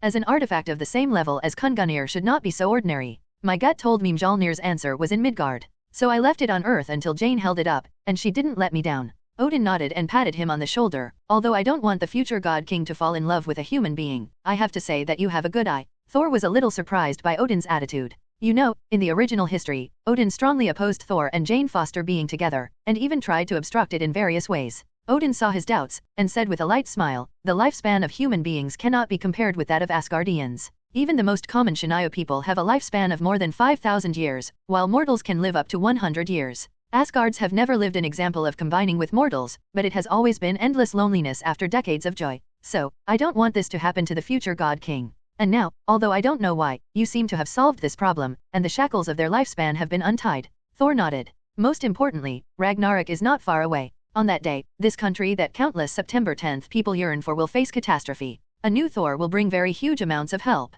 Surprised, Thor immediately retorted, no, Ragnarok won't happen. Odin shook his head, the future is not static. I know that you rely on your own efforts to change many things. But Ragnarok was predicted thousands of years ago, do you know what that means? Thor murmured, meaning, it's harder to change it. Odin nodded, your mother has predicted many times. Although the endings are different, in every future, Suturt will be reborn in flames. Even if you don't do it, this moment will appear. Thor's face was a little dignified. Odin's meaning is obvious, he knows that he basically does not need to use Ragnarok against Hela but still may have God Yellow for other reasons. On Earth, in a major conference room, several military and political leaders are having heated discussions. This is provocation? This is an act of contempt for the law? I propose that everyone in the Trudheim Manor be arrested immediately. A white-bearded member of the council said sternly. Ahem. Nick Fury coughed beside him. As SHIELD director, he is also eligible to attend the conference. First of all, there is no evidence pointing to them. Everything at present is just our speculation. Moreover, you have to consider the consequences of doing so.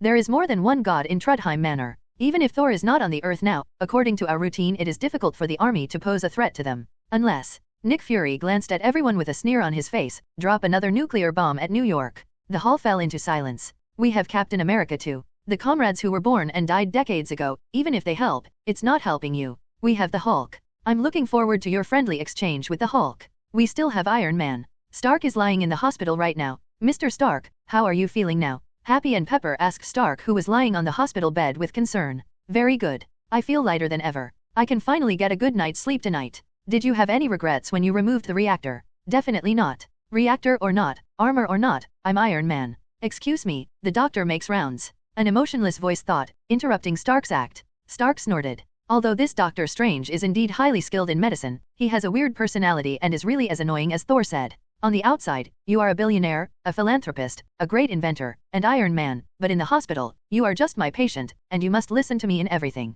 Who is Stark? Even in the face of Thor, he has never been cowardly, and he will fight back when he is bullied. But the cold reactor in his chest told him that his life was still in other people's hands, and Stark had no choice but to be cowardly. I thought it would be enough after the operation was over, but the other party asked me to stay in the hospital for recuperation and observation for half a month. The key point is that Little Pepper is completely on the opponent's side. In fact, Strange was worried that this guy would disobey the doctor's orders and commit suicide, and if something happened, his reputation would be affected. By the way, what happened to the media fishing boat outside? What do the public think of us? Stark suddenly asked Happy. Happy is a big fat man with a happy face. He thought for a while and said, most of them expressed their gratitude. They think you are the heroes who saved the world. But some people think that the Avengers should be responsible for the loss of New York. At least partly responsible. Alas. Stark sighed, make up for the badly damaged citizens as much as possible, they are all innocent. Actually Xiao Jiao pondered for a while, and whispered, none of the parties has the obligation to compensate for the losses caused by the war. Even if it is compensation, the government will come forward to provide humanitarian subsidies.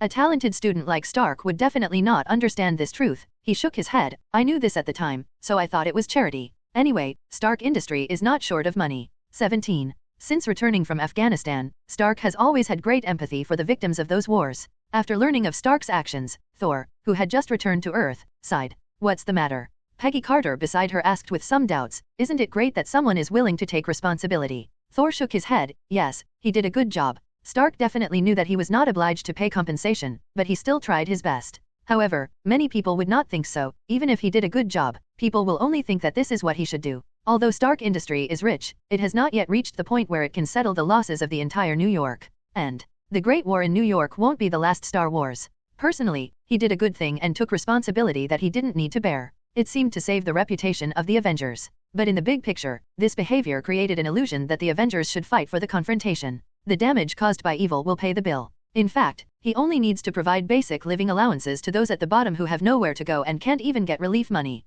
And this is the job of Washington. Domai raises kindness, raises rice to raise hatred. Never underestimate the greed of human nature. Hello, everyone. As we wrap up this video, I want to share a quick note. I have a Patreon account. If you'd like to support me and enjoy on-demand audiobooks, you can become a Patreon member. Alternatively, you can check out my Google Drive link, which has 500+ novel audiobooks available through my Ko-fi or Patreon shop. I appreciate your support.